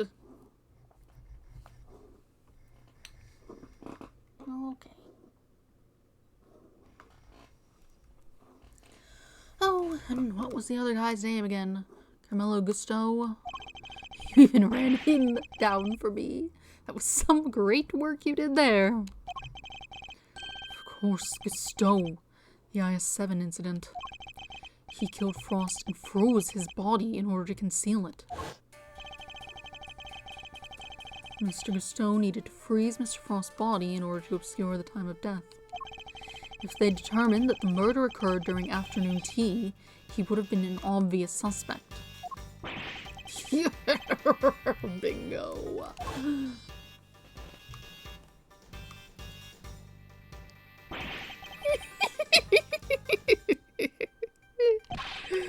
I only wish I could have been there to see his I only wish I could have been there to see his downfall too.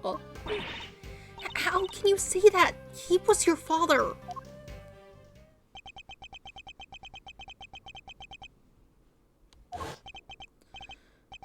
So scary.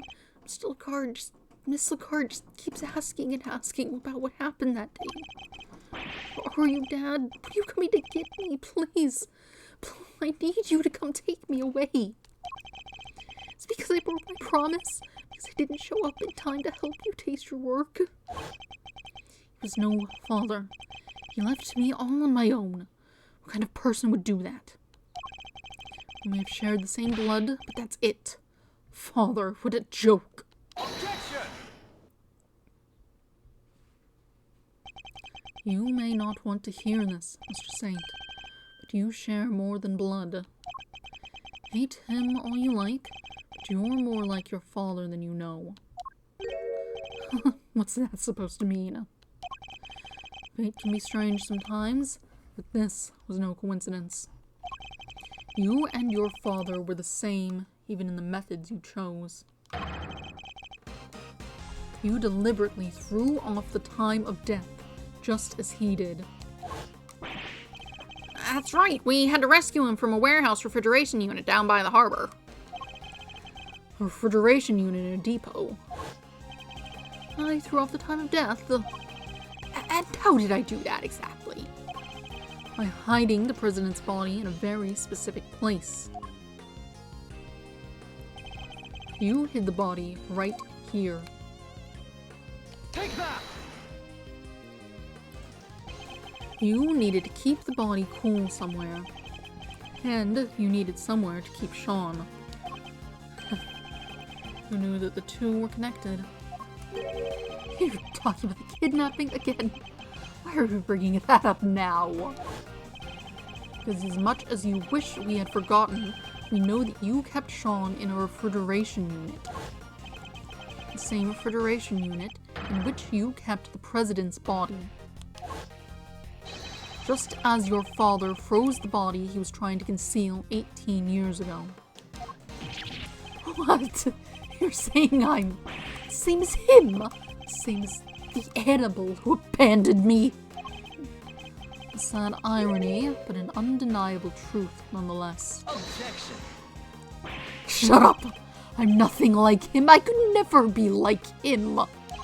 He's nothing to do with me, and we're nothing alike. Objection. Sorry, kiddo, but I think it's pretty clear that you and Augusto have more than a little in common. You even told us you didn't like sweet stuff way back when we first met, right? That's not a product of your daddy's issues. I don't know what is. You don't understand. You may have tried to disown your father, but he lives on in everything you do. You think the same way.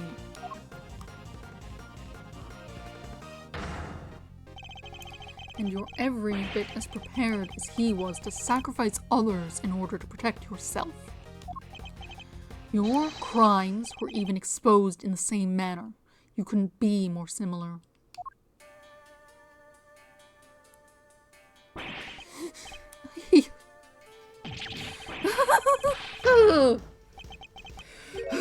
Or should I say... I don't know anything about our refrigeration unit. The kidnapping. Nothing to do with me. Objection. Nonsense. You did it so you could blackmail Judge Gavel. We know for a fact you were involved. Objection. You're a real danger to be around, you know that, Miles. What aren't you going to accuse me of? But it changes nothing. You still don't have any proof of incitement, of kidnapping, of anything. Oh, wait. Are you planning on maybe fabricating some? Taking a leaf out of the old winner playbook? Never. I would never do that. I can't let myself rise to the provocation. What was the line? No matter what happens, we must find the truth? Something like that. But only when the truth suits you, huh? That's how the law keeps people down, isn't it? And why I had to get my fringe myself.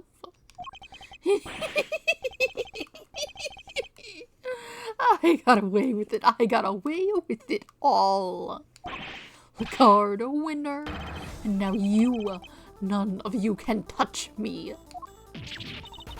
This is bad, Mr. Edgeworth. Is there anything we can do? Everything points to this man being our culprit. We need evidence, even just one piece. Alright, it's been fun, but it's time we brought this little show to an end, don't you think? Stick around for the main event though, won't you? I'll even let you in for free, if you finally admit defeat.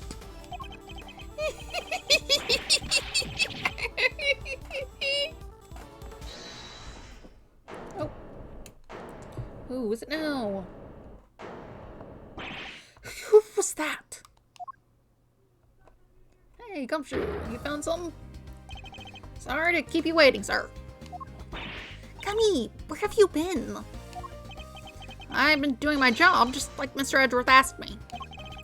And, Detective Gumshoe, you have anything to report? I had them look into a few things real quick, sir, about the refrigeration unit where the kid was kept. It was registered to the very big circus, just like you said. And there it is, just in the nick of time. Excellent work, Detective. Well, Mr. Saint. Must be some kind of mistake. Why would a circus need a refrigeration unit? A valid question, I suppose, but we're no experts on the circus trade. Perhaps we could ask your department manager for thoughts on the matter. Well, Miss Berry. We do hire a unit to store all the food for the animals. But I don't know where it is. I leave all that to Simeon. He's so good at that kind of thing. Oh, you fool! Simeon, you're scaring me. The rest of his behavior hasn't been? Well, you've been pretty quiet. You ought to have opinions on, the everything that's happening. Such a shame, but rushing to find a solution after the fact so often leads to mistakes. You knew that if the body was found in the unit, the suspicion would fall on you. So you panicked and moved it to the grounds of the big building instead. Yeah. You weren't counting on Sean being found in the unit when you kidnapped him. If only you'd known you were up against a great thief and an even greater detective. Is everything alright? Looking a little pale. I don't think you won just yet, Miles. You're missing proof for the most important part of your little theory. I am. Perhaps you could enlighten us. You don't have any evidence that I crushed the presidential figure with that balloon. And I know you don't because there isn't any. I'm afraid there is. What? Mr. Saint murdered the victim as we think he did. There should be traces of your misdeed on this piece of evidence. On the balloon itself. We're looking for pollen, right? Analysis of the balloon basket should turn up the evidence we need. The balloon again. You already have your bullet full. What else do you expect to find? We, expect to find plenty, actually. Isn't that right, Mr. Edgeworth? If there's truth to be found, then he'll find it. He's a hero of justice. He sure is. We'll find something for sure. Mr. Edgeworth has gotten out of way tighter spots than this one. What they said. We believe in you, Miles Reno. And so does your pop. He's looking down on you right now. I know he is.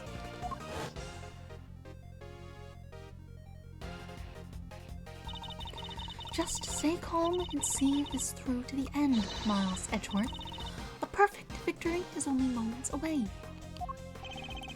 President's body double was killed by the balloon. Traces of a certain substance will prove that. And you, Simeon Saint, will pay for your crimes at last. I'm looking forward to this. Time to wrap up the mysteries of the past and present once and for all.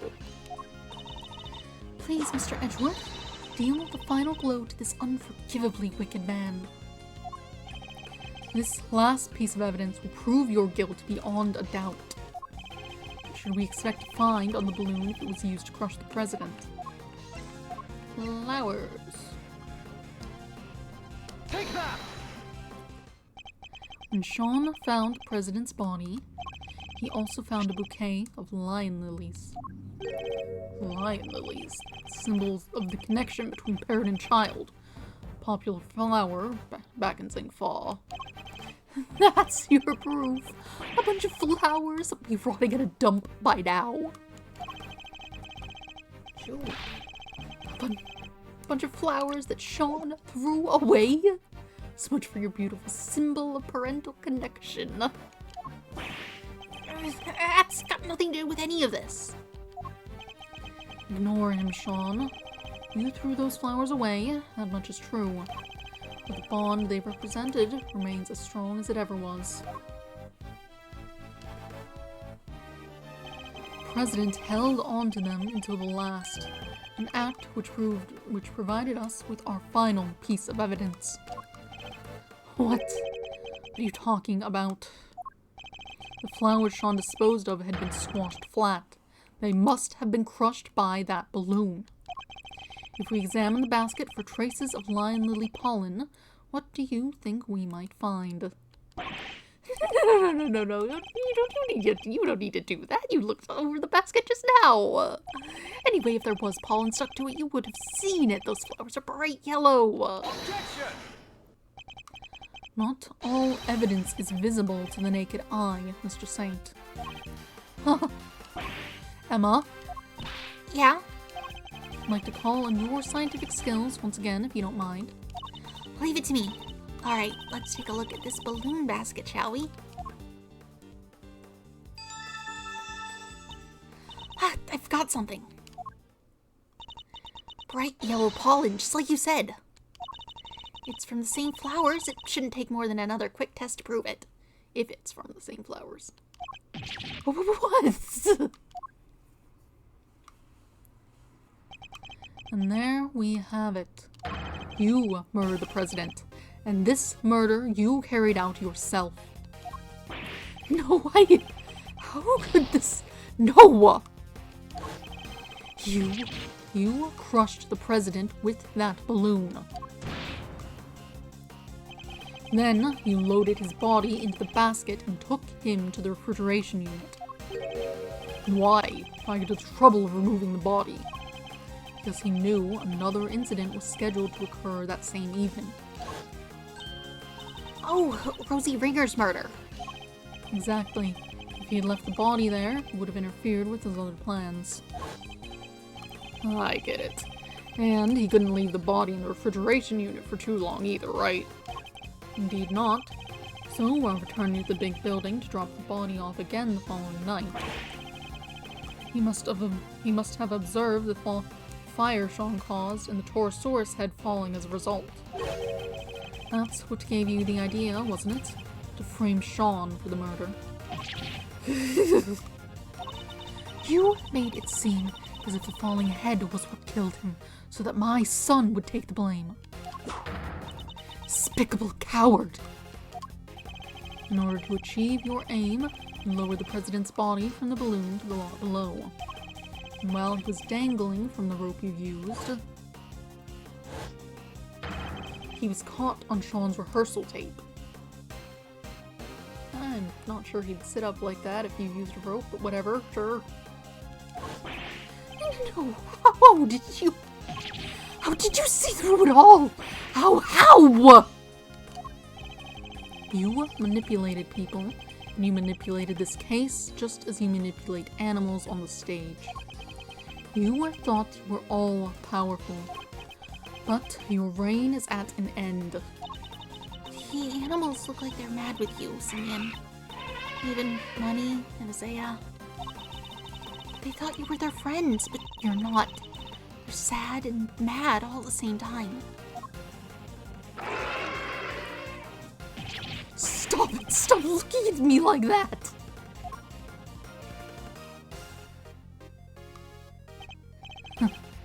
Perhaps they will when you finally stop clowning around.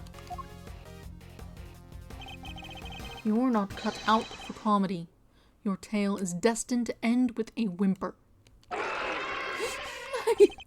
Don't get away from me! Get away from me! Leave me alone! Dad, where are you? I'm so scared. What are you talking about? I've done nothing wrong, nothing! I'm not the bad one, they are! Why, Rongo, why did you stop me from going to see my dad? If only none of them did what they did. I wouldn't have had to. I couldn't trust the police. I couldn't trust anybody. Was the law low, but nobody?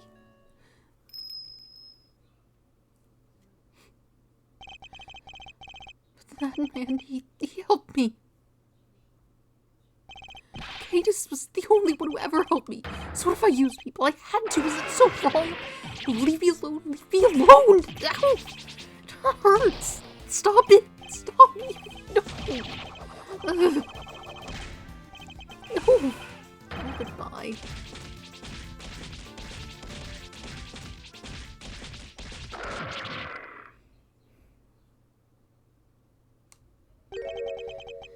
Seems the game is up at last. I'm saying this. Oh, you. To kill him. Mr. Edgeworth, may I be the first to congratulate you. You have unmasked the person behind this entire sorry affair. Now I'm free to... No! Guns are so clumsy, don't you find? I don't have a gun. Please, not only are you carrying one, you were just about to draw it. You must have stolen it from the president after murdering him. This gentleman betrayed a bond of trust. He knew the so-called president was an imposter, and yet he employed me to kill him nonetheless. There's nothing more dangerous for an assassin than to be lied to about the nature of one's target. If one does not know what cards one's opponent's holding, one can be very unpleasantly surprised. That was not your true crime. No, thinking you could deceive me, manipulate me. That is the crime for which you are about to pay. No!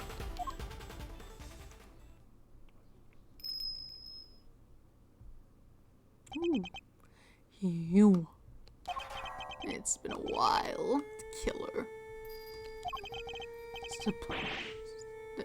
Step aside, Canis. That man is my target. I would politely ask you call off this particular job. He'll pay for his crimes, but in prison, not at the end of your blade.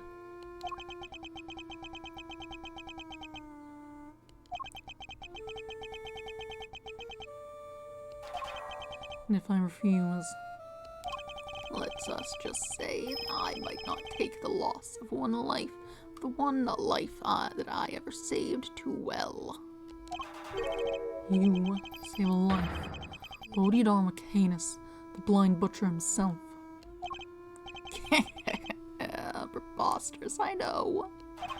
Yes, I, who have taken so many lives, once chose to preserve one, that of an innocent young pup. And he, in his turn, saved mine. Something of a bond formed between us.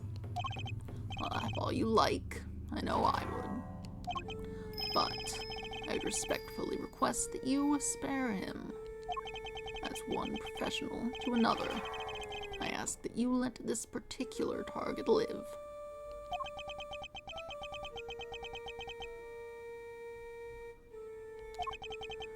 Very well. The boy must mean a lot to you. Thank you. I'm in your debt. You need not thank me. Simply seen little point in two of us killing one another. Now then, I bid you all good day. What's that noise? No, get back here! You have my thanks, Mr. Edgeworth. This young pup needed to be shown the error of his ways. And you have done just that. Alright, I suppose we'd better be getting back. Our ironclad enclosure awaits. Doesn't it, Helmut? Yes, it does.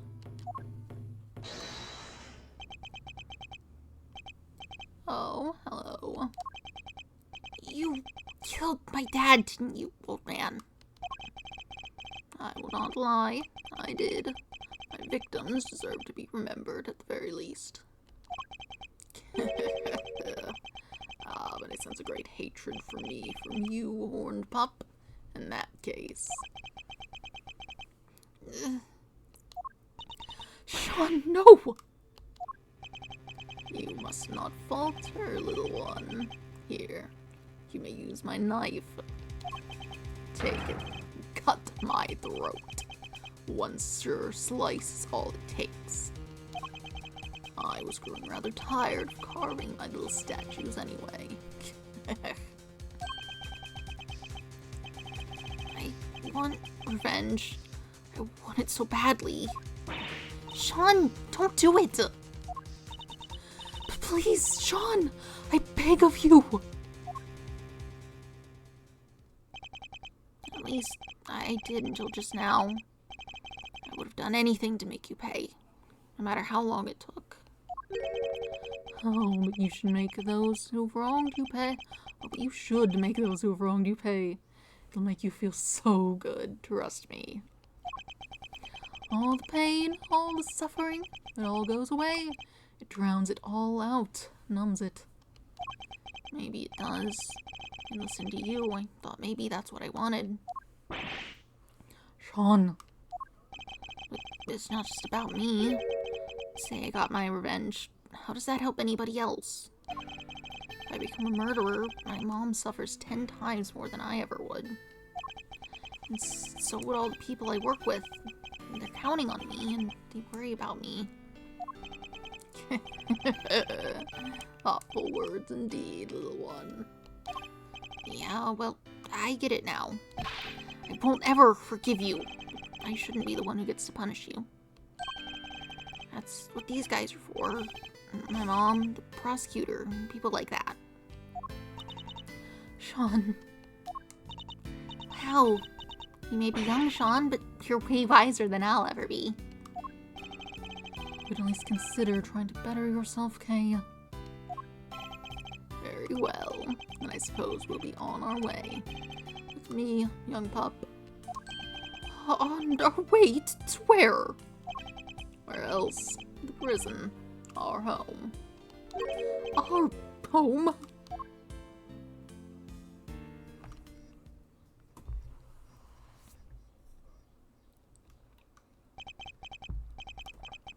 And with that, the case came to an end. A case that had dragged so many people into its orbit. But as for me, there was one last thing I had to do. April 8th, 2:54 p.m. Committee for Prosecutorial Excellence. Chamber.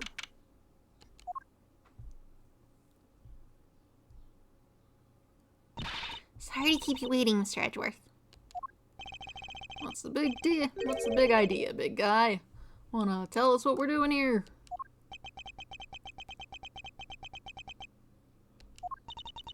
Mr. Edgeworth, your request has been processed and approved. Huh? You're what now? I've asked for my prosecutor's badge to be reinstated. Your badge? What is the meaning of this? I'm returning it. From this day forth, a prosecutor no longer.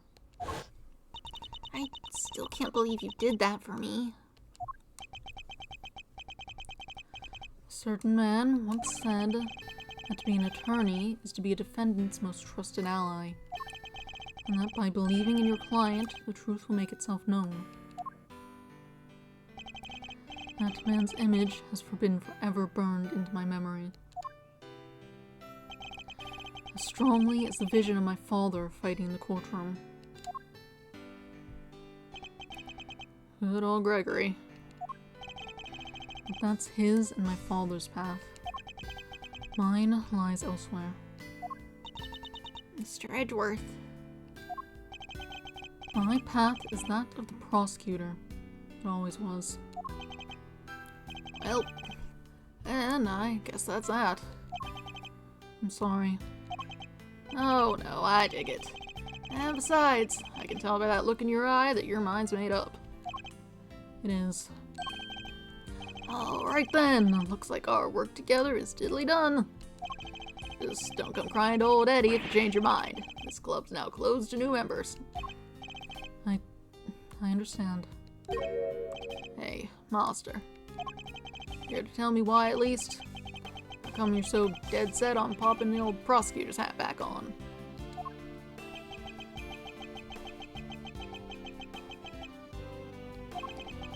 You once asked me something, Thunder. Noisy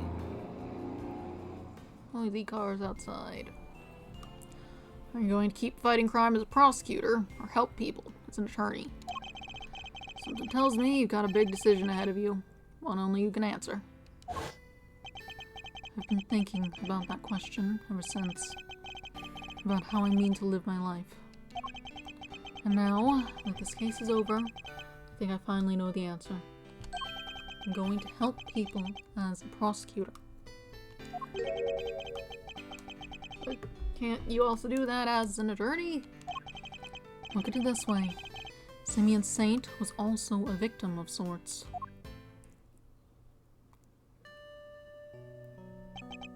He lost his only parent all those years ago, and with him, his ability to believe in a just world. I know how that feels. To lose somebody so important to you, to lose faith in everything. To doubt everything and to be utterly alone. To fight and fight and fight. All that I can hope to do is get every defendant declared guilty, so I make that my policy. But I was lucky. Somebody was kind enough to save me from myself.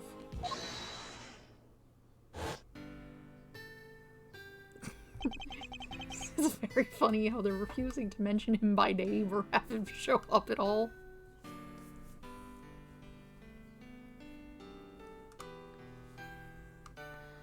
Mr. Saint had nobody. He had no faith in the law. He felt that seeking revenge himself was the only option. I doubt even you imagine the body double would ever go so far as to co-opt our country's police. Oh, no, I sure didn't. As long as Winter was around, no evidence was ever going to stand. He nearly managed to ruin things this morning. The guard almost got away with it again. I want to help people like him. And how do you plan to do that? If he had been able to rely upon the law, none of this would have happened. Chairman Winter made a mockery of justice, and in so doing, drove Mr. Saint away from seeking it. The law is only as good as its practitioners.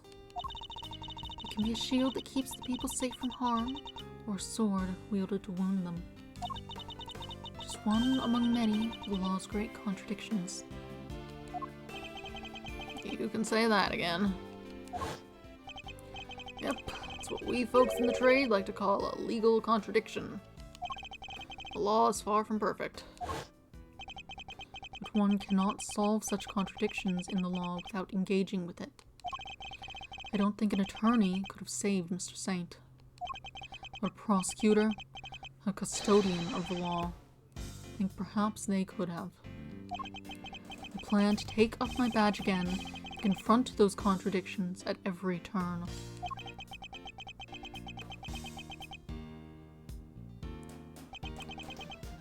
Very Malzerino. I like it. You know, it won't be easy breezy though. You know it won't be easy breezy though, right? Finding the law itself, that's lawyering on hard mode. I understand that, but somebody has to do it. Oh, I don't doubt that. And if it has to be anybody, it should be you. Laws are like people, I guess. You both gotta grow and change. Adapt or perish, am I right? You're going to smash this. I just know it. After all, you're Gregory's boy through and through. And if there's one thing that man did not know how to do, it's give up.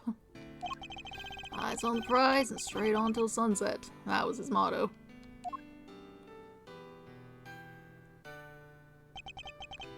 You know what? I saw that same determination on your face the second you mentioned taking up prosecutoring again. You know what's really grown and changed? Hate to be a great cheese ball, but you. I only wish your dad was here to see it. He'd be proud as all get out. Thunder, thank you. Well, Mr. Edgeworth, if you're ready to begin, then we can get the ceremony underway. Please. By the power vested in me by the Committee for Prosecutorial Excellence, I, Verity Gavel, do hereby, in the sight of the Almighty Goddess, reinstate Miles Edgeworth as a servant of the law. Prosecutor's badge data jotted down. Alright, you're a prosecutor again. Best news I've heard all week, sir. Well, Mr. Prosecutor, I got a scoot. Your Pops is going to want to know that his kid just signed up for the opposition a second time. Thank you again, Fender, for everything. Don't thank me yet. Next time you see me could be across the courtroom. And this face is a whole lot less roguishly charming when it's not on your side of the aisle. I would relish the opportunity to face an attorney trained by my father.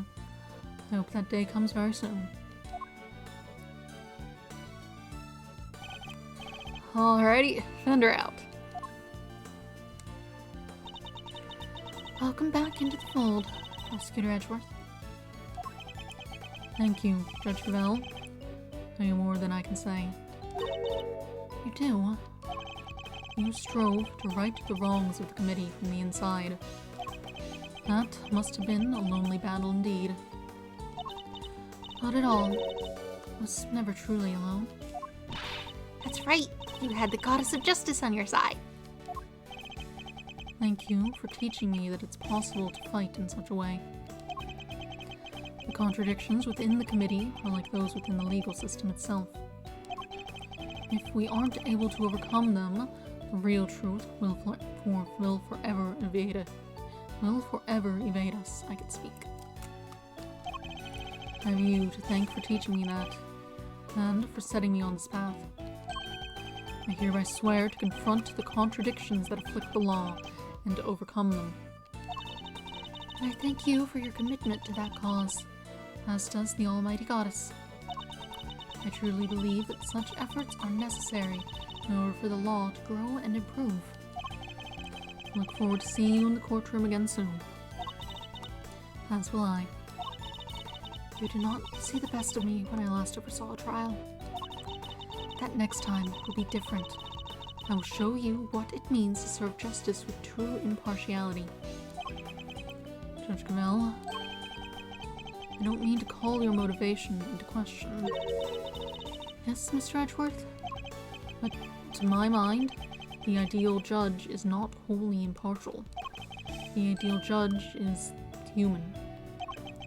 Even in the courtroom, they laugh, they cry, they rage, they smile. And then, when all is said and done, they pass down a judgment based in that very humanity.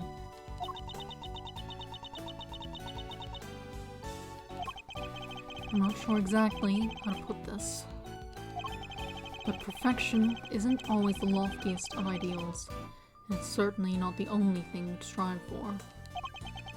Forgive me, this is my opinion, nothing more. You're right, of course. There are other ways. I thank you for sharing your insights. Mr. Edgeworth? There's another reason why I was never truly alone during my long struggle against Chairman Winner. Someone else was with me. Someone other than the goddess.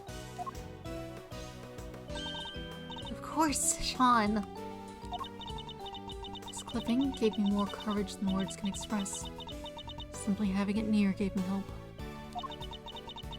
No matter how hard things get, no matter how formidable one's opponent, when we feel that we are not alone, we can keep going, no matter how hard the road ahead.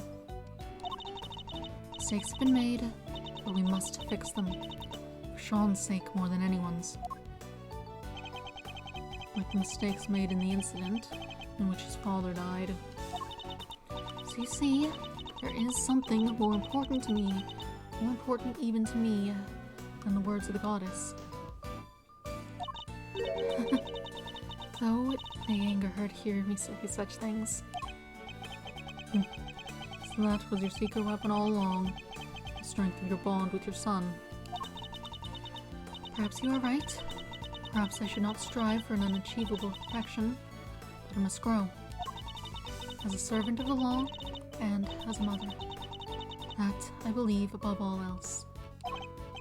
You see, seems we both have plenty still to learn. Indeed, we are we are neither of us perfect yet. Let us continue along our chosen paths and continue to grow as we tread them until we meet again. I'll look forward to that day. May the goddess watch over you as you embark upon the next step of your journey.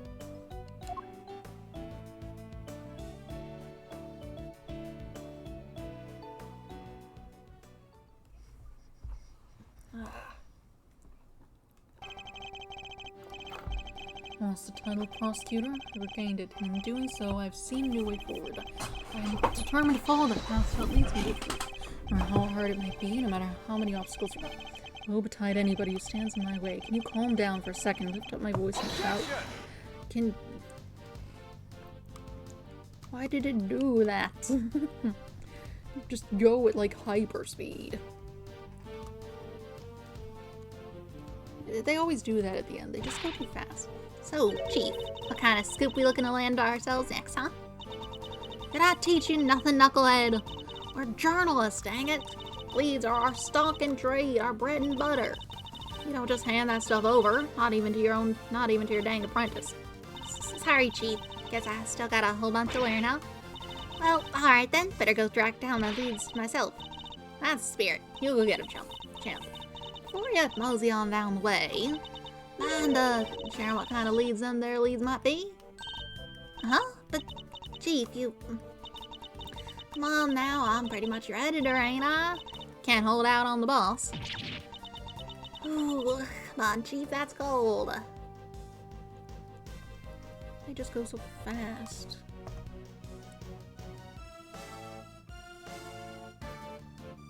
Boing.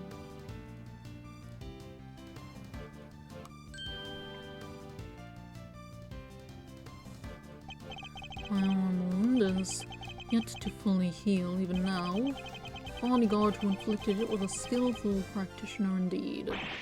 Shan't be forgetting him in a hurry. But never mind that now. I'd return to the life of a simple ice cream seller. Though I have been thinking that perhaps crepes would be more my speed. Well, no rush. I'm sure there will be time to ponder the matter before my next job comes in.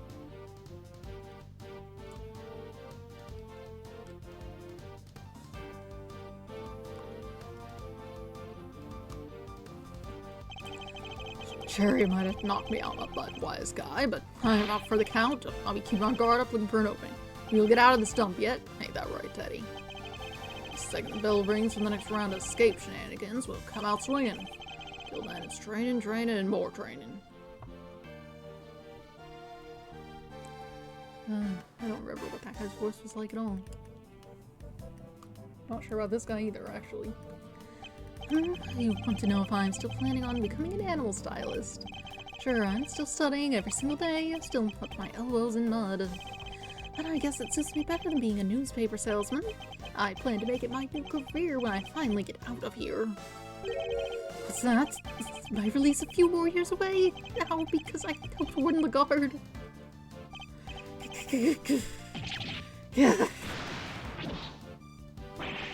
Why do you think I'm being so nice to these stupid freaking animals? I don't care about the freaking license. I want to get out of here. Why me?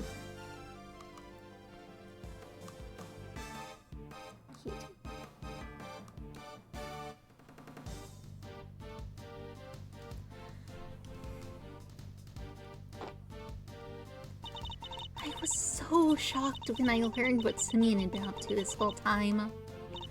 I trusted him. I was his boss. Still, can't sit away around being sad forever, I guess. Show must go on. We can't let the magic department and the ventriloquy department get the better of us. He'll light up that stage and blow away the competition, and all those awful memories will wilt, probably. Do I? don't know. I missed that.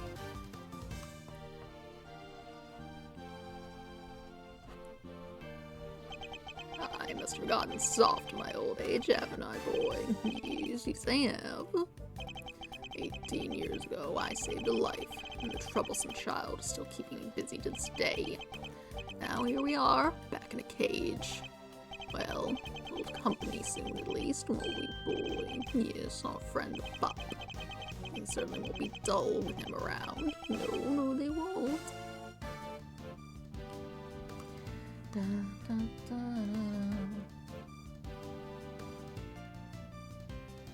Swamp places.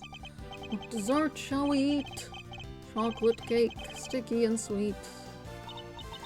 Oh, so soft, fluffy, and light. We'll be dreaming of it tonight. I don't like this fake scene. I'll always be waiting for you, Judy. I'll come visit you every day, just like you and Eddie did when I was here. We have so much to thank him and Mr. Edgeworth for.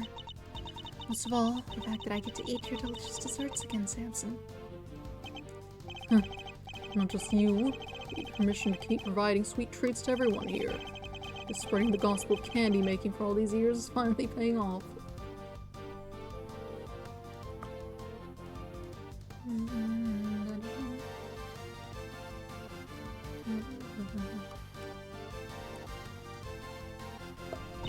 Oh, hello, sweeties. Fancy seeing you here. How you great big thank you, you know? And dear old Greggy Pegleg, too, of course. After all, it's thanks to you that I can eat Sammy Booble sweets again.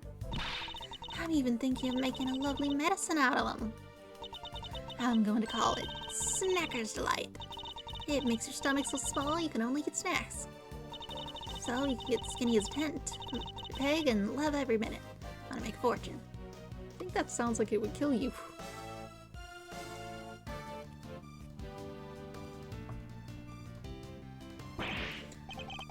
And I met so many beautiful people now, and I've drawn so many beautiful sketches. Ooh, isn't the biggest fan of my new work, though. She took one look at my sketchbook and hit me over the head with it. Bam, just like that. And then she left. Guess that's one less beautiful person in my life now. So I've got a big decision ahead of me. Do I follow my heart or follow my heart? By heart, I mean new girlfriend. You got that right.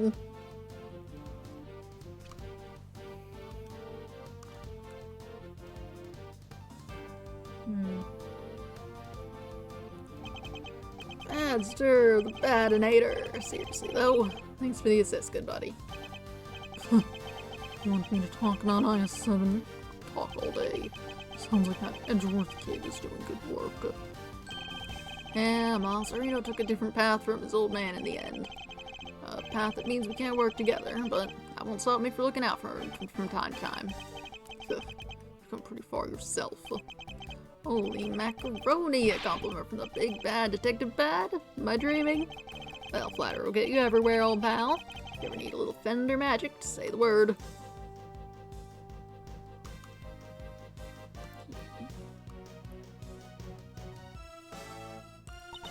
Looks like they'll be letting me off a little easier than I thought for what I did. I guess because I told them I was kind of forced to do it. Ouch! Ain't no such thing as easy when it comes to crime, dang fool child. Sorry, Grandma. I still feel awful about it, of course. But I'm just so glad I get to stay out here with you. What's that? You think we should be getting back to work? I guess you're right. Can't keep the dead waiting.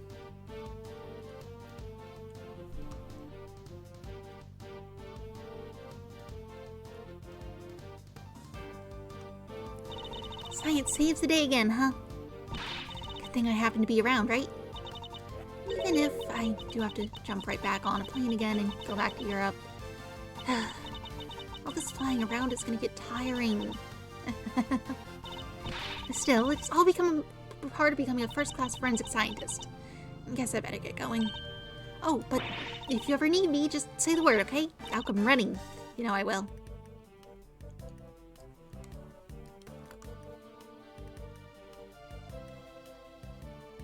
And this one's not a trilogy, so I guess Friday will be the next Paul Justice. The greater one's father, the greater the pressure to be great. But Eustace Winter, was it? He's chosen his own path now, and he'll be tested. Just as I was. Miles Edgeworth chose to live as a prosecutor over how his own father lived.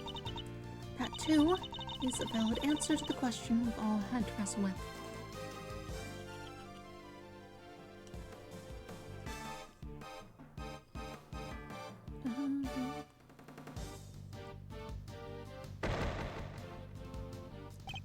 My father hid a secret. More burden. I could only have imagined. I thought only of my family name. I thought of so much more. I thought of our entire nation. We'd carry on that legacy to fulfill his last great wish. Even if our president was an imposter, even if the real president is long dead, even if it takes all my effort and all my men's effort, Zhang Fa will rise again. Can't wait for you to see it.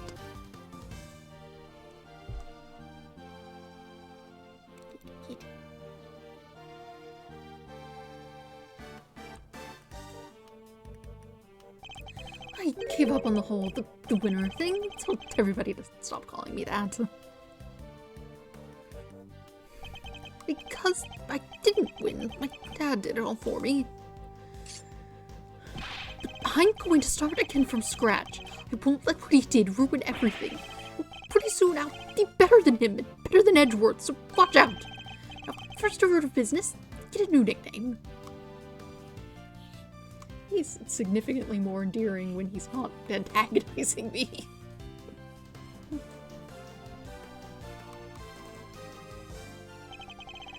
Well, it was eventful to say the least, but we got it done. The movie's going down great. I think the murder stories in the gossip magazines might have helped. Big bad man emerged from Big Bad Bull. Revealed true face of monster behind Sangfall President murder plot. Wait, this is a picture of you, Mr. Powers. What? But why? Hey, it's not so bad. After all, it'll make people come and see the movie, right? Yeah, I guess.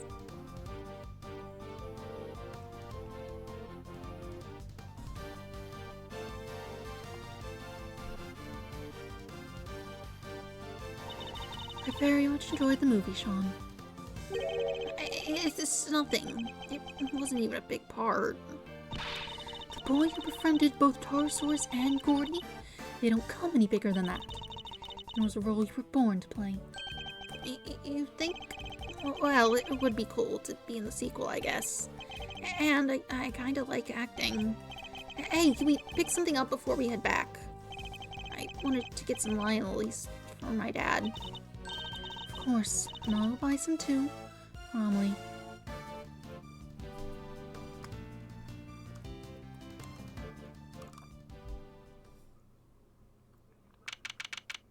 April 8th, 4:17 p.m. Prosecutor's building. Hi, Prosecutor's offices.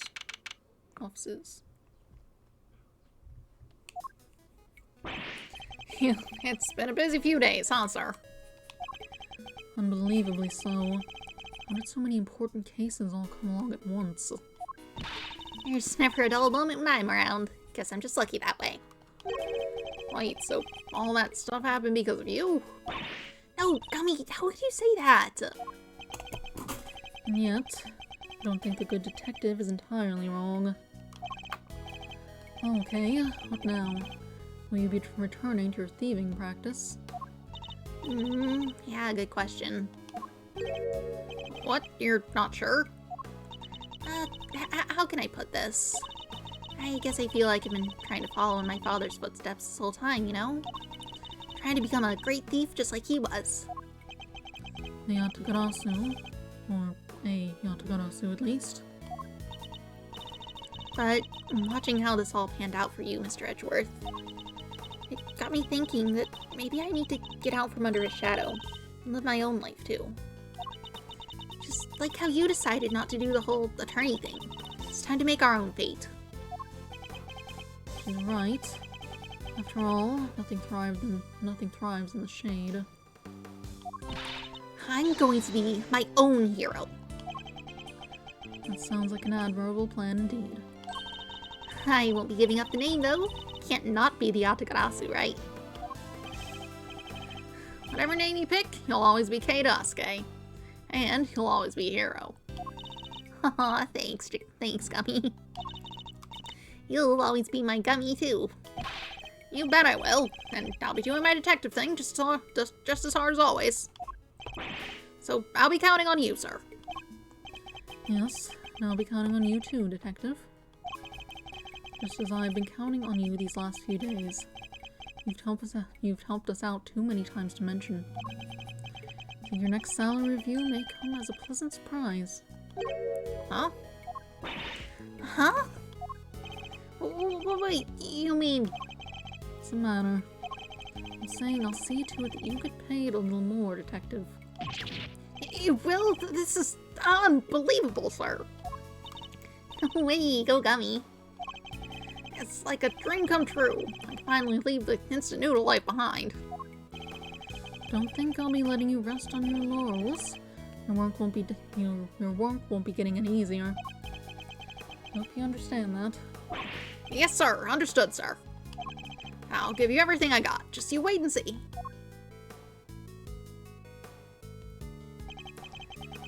Thunder and Judge Gavel set me on a new path in life. A path on which I will face down every contradiction that the law has to present. A path at whose end lies the ultimate truth. But, can I really do this? I'll need to give it some serious thought. Certainly won't be easy. Nonetheless, Mr. Edgeworth, there's another reason I was never truly alone during my long struggle against Chairman Winner. Someone else was with me. Someone other than the goddess. Of course, Sean. This clipping gave me more courage than words can express.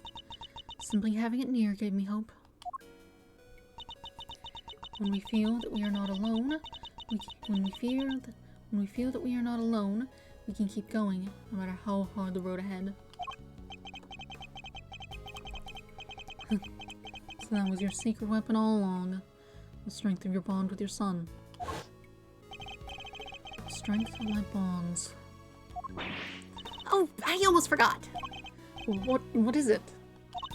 I was trying to find other members for my Atagarasu team, right? I do vaguely remember something about that. I never even found a single one. We were going to be unstoppable in our quest to seal the truth. So much for that little pipe dream. You're kidding, right? You already have a team. A team that can solve any case the world cares to throw at it. Huh? Yeah, yes I do. The prosecutor, the detective, and the great thief. Between the three of us, we can hunt down the truth, and put it in handcuffs, and steal it once and for all. I can't help feeling a little sorry for the truth in that case. As long as the three of us stick together, we've got nothing to fear. Right, Mr. Edgeworth? Indeed. Nothing at all. My father followed his own path right to the end. And now, I follow a path of my own making too. I'm not alone. I have some colorful companions to help me. As long as they're beside me, I won't lose my way. It's a new path and a new me. And I'll be walking it as a prosecutor, not an attorney. My father's path and mine are different. But they're not as separate as they may seem. Though the routes differ, the destination is the same. Because, of course, both end at the truth. Oh.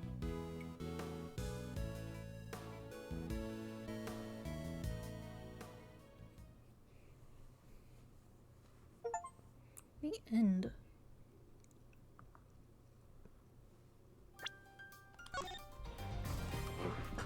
But that was the end of the game. The whole game.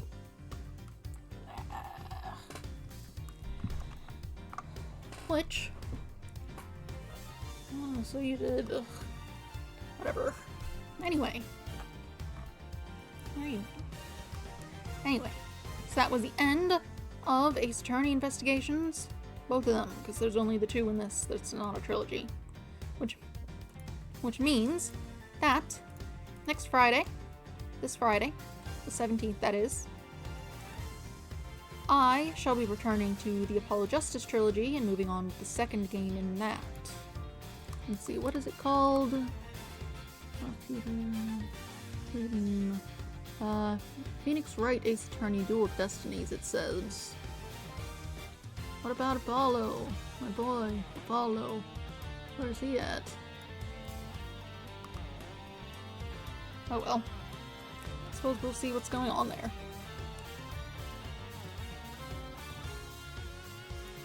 Anyway. But yes, Friday, I shall return with the Apollo Justice game. Dual Destinies, I guess. Wednesday, I'm going to be playing a different Mario ROM hack. Super Mario 64, that is. It'll be spooky for Halloween, sort of. Probably. I don't know.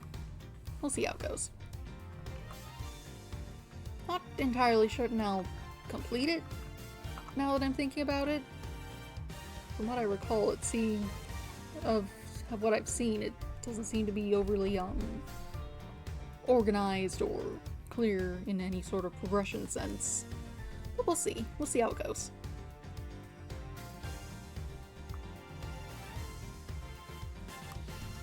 I believe that's all I need to cover, though.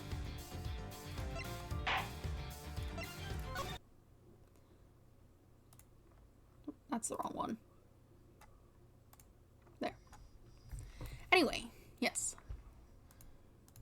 On Wednesday, I shall return with a Mario 64 ROM hack, the B3313. Specifically, I'm using the unabandoned one because it seems to have at least gotten some bug fixes that I heard were existing. So we'll see how that is. I'll have a link available. I'll put it in the VOD description, and I suppose if anyone shows up and asks, in the chat.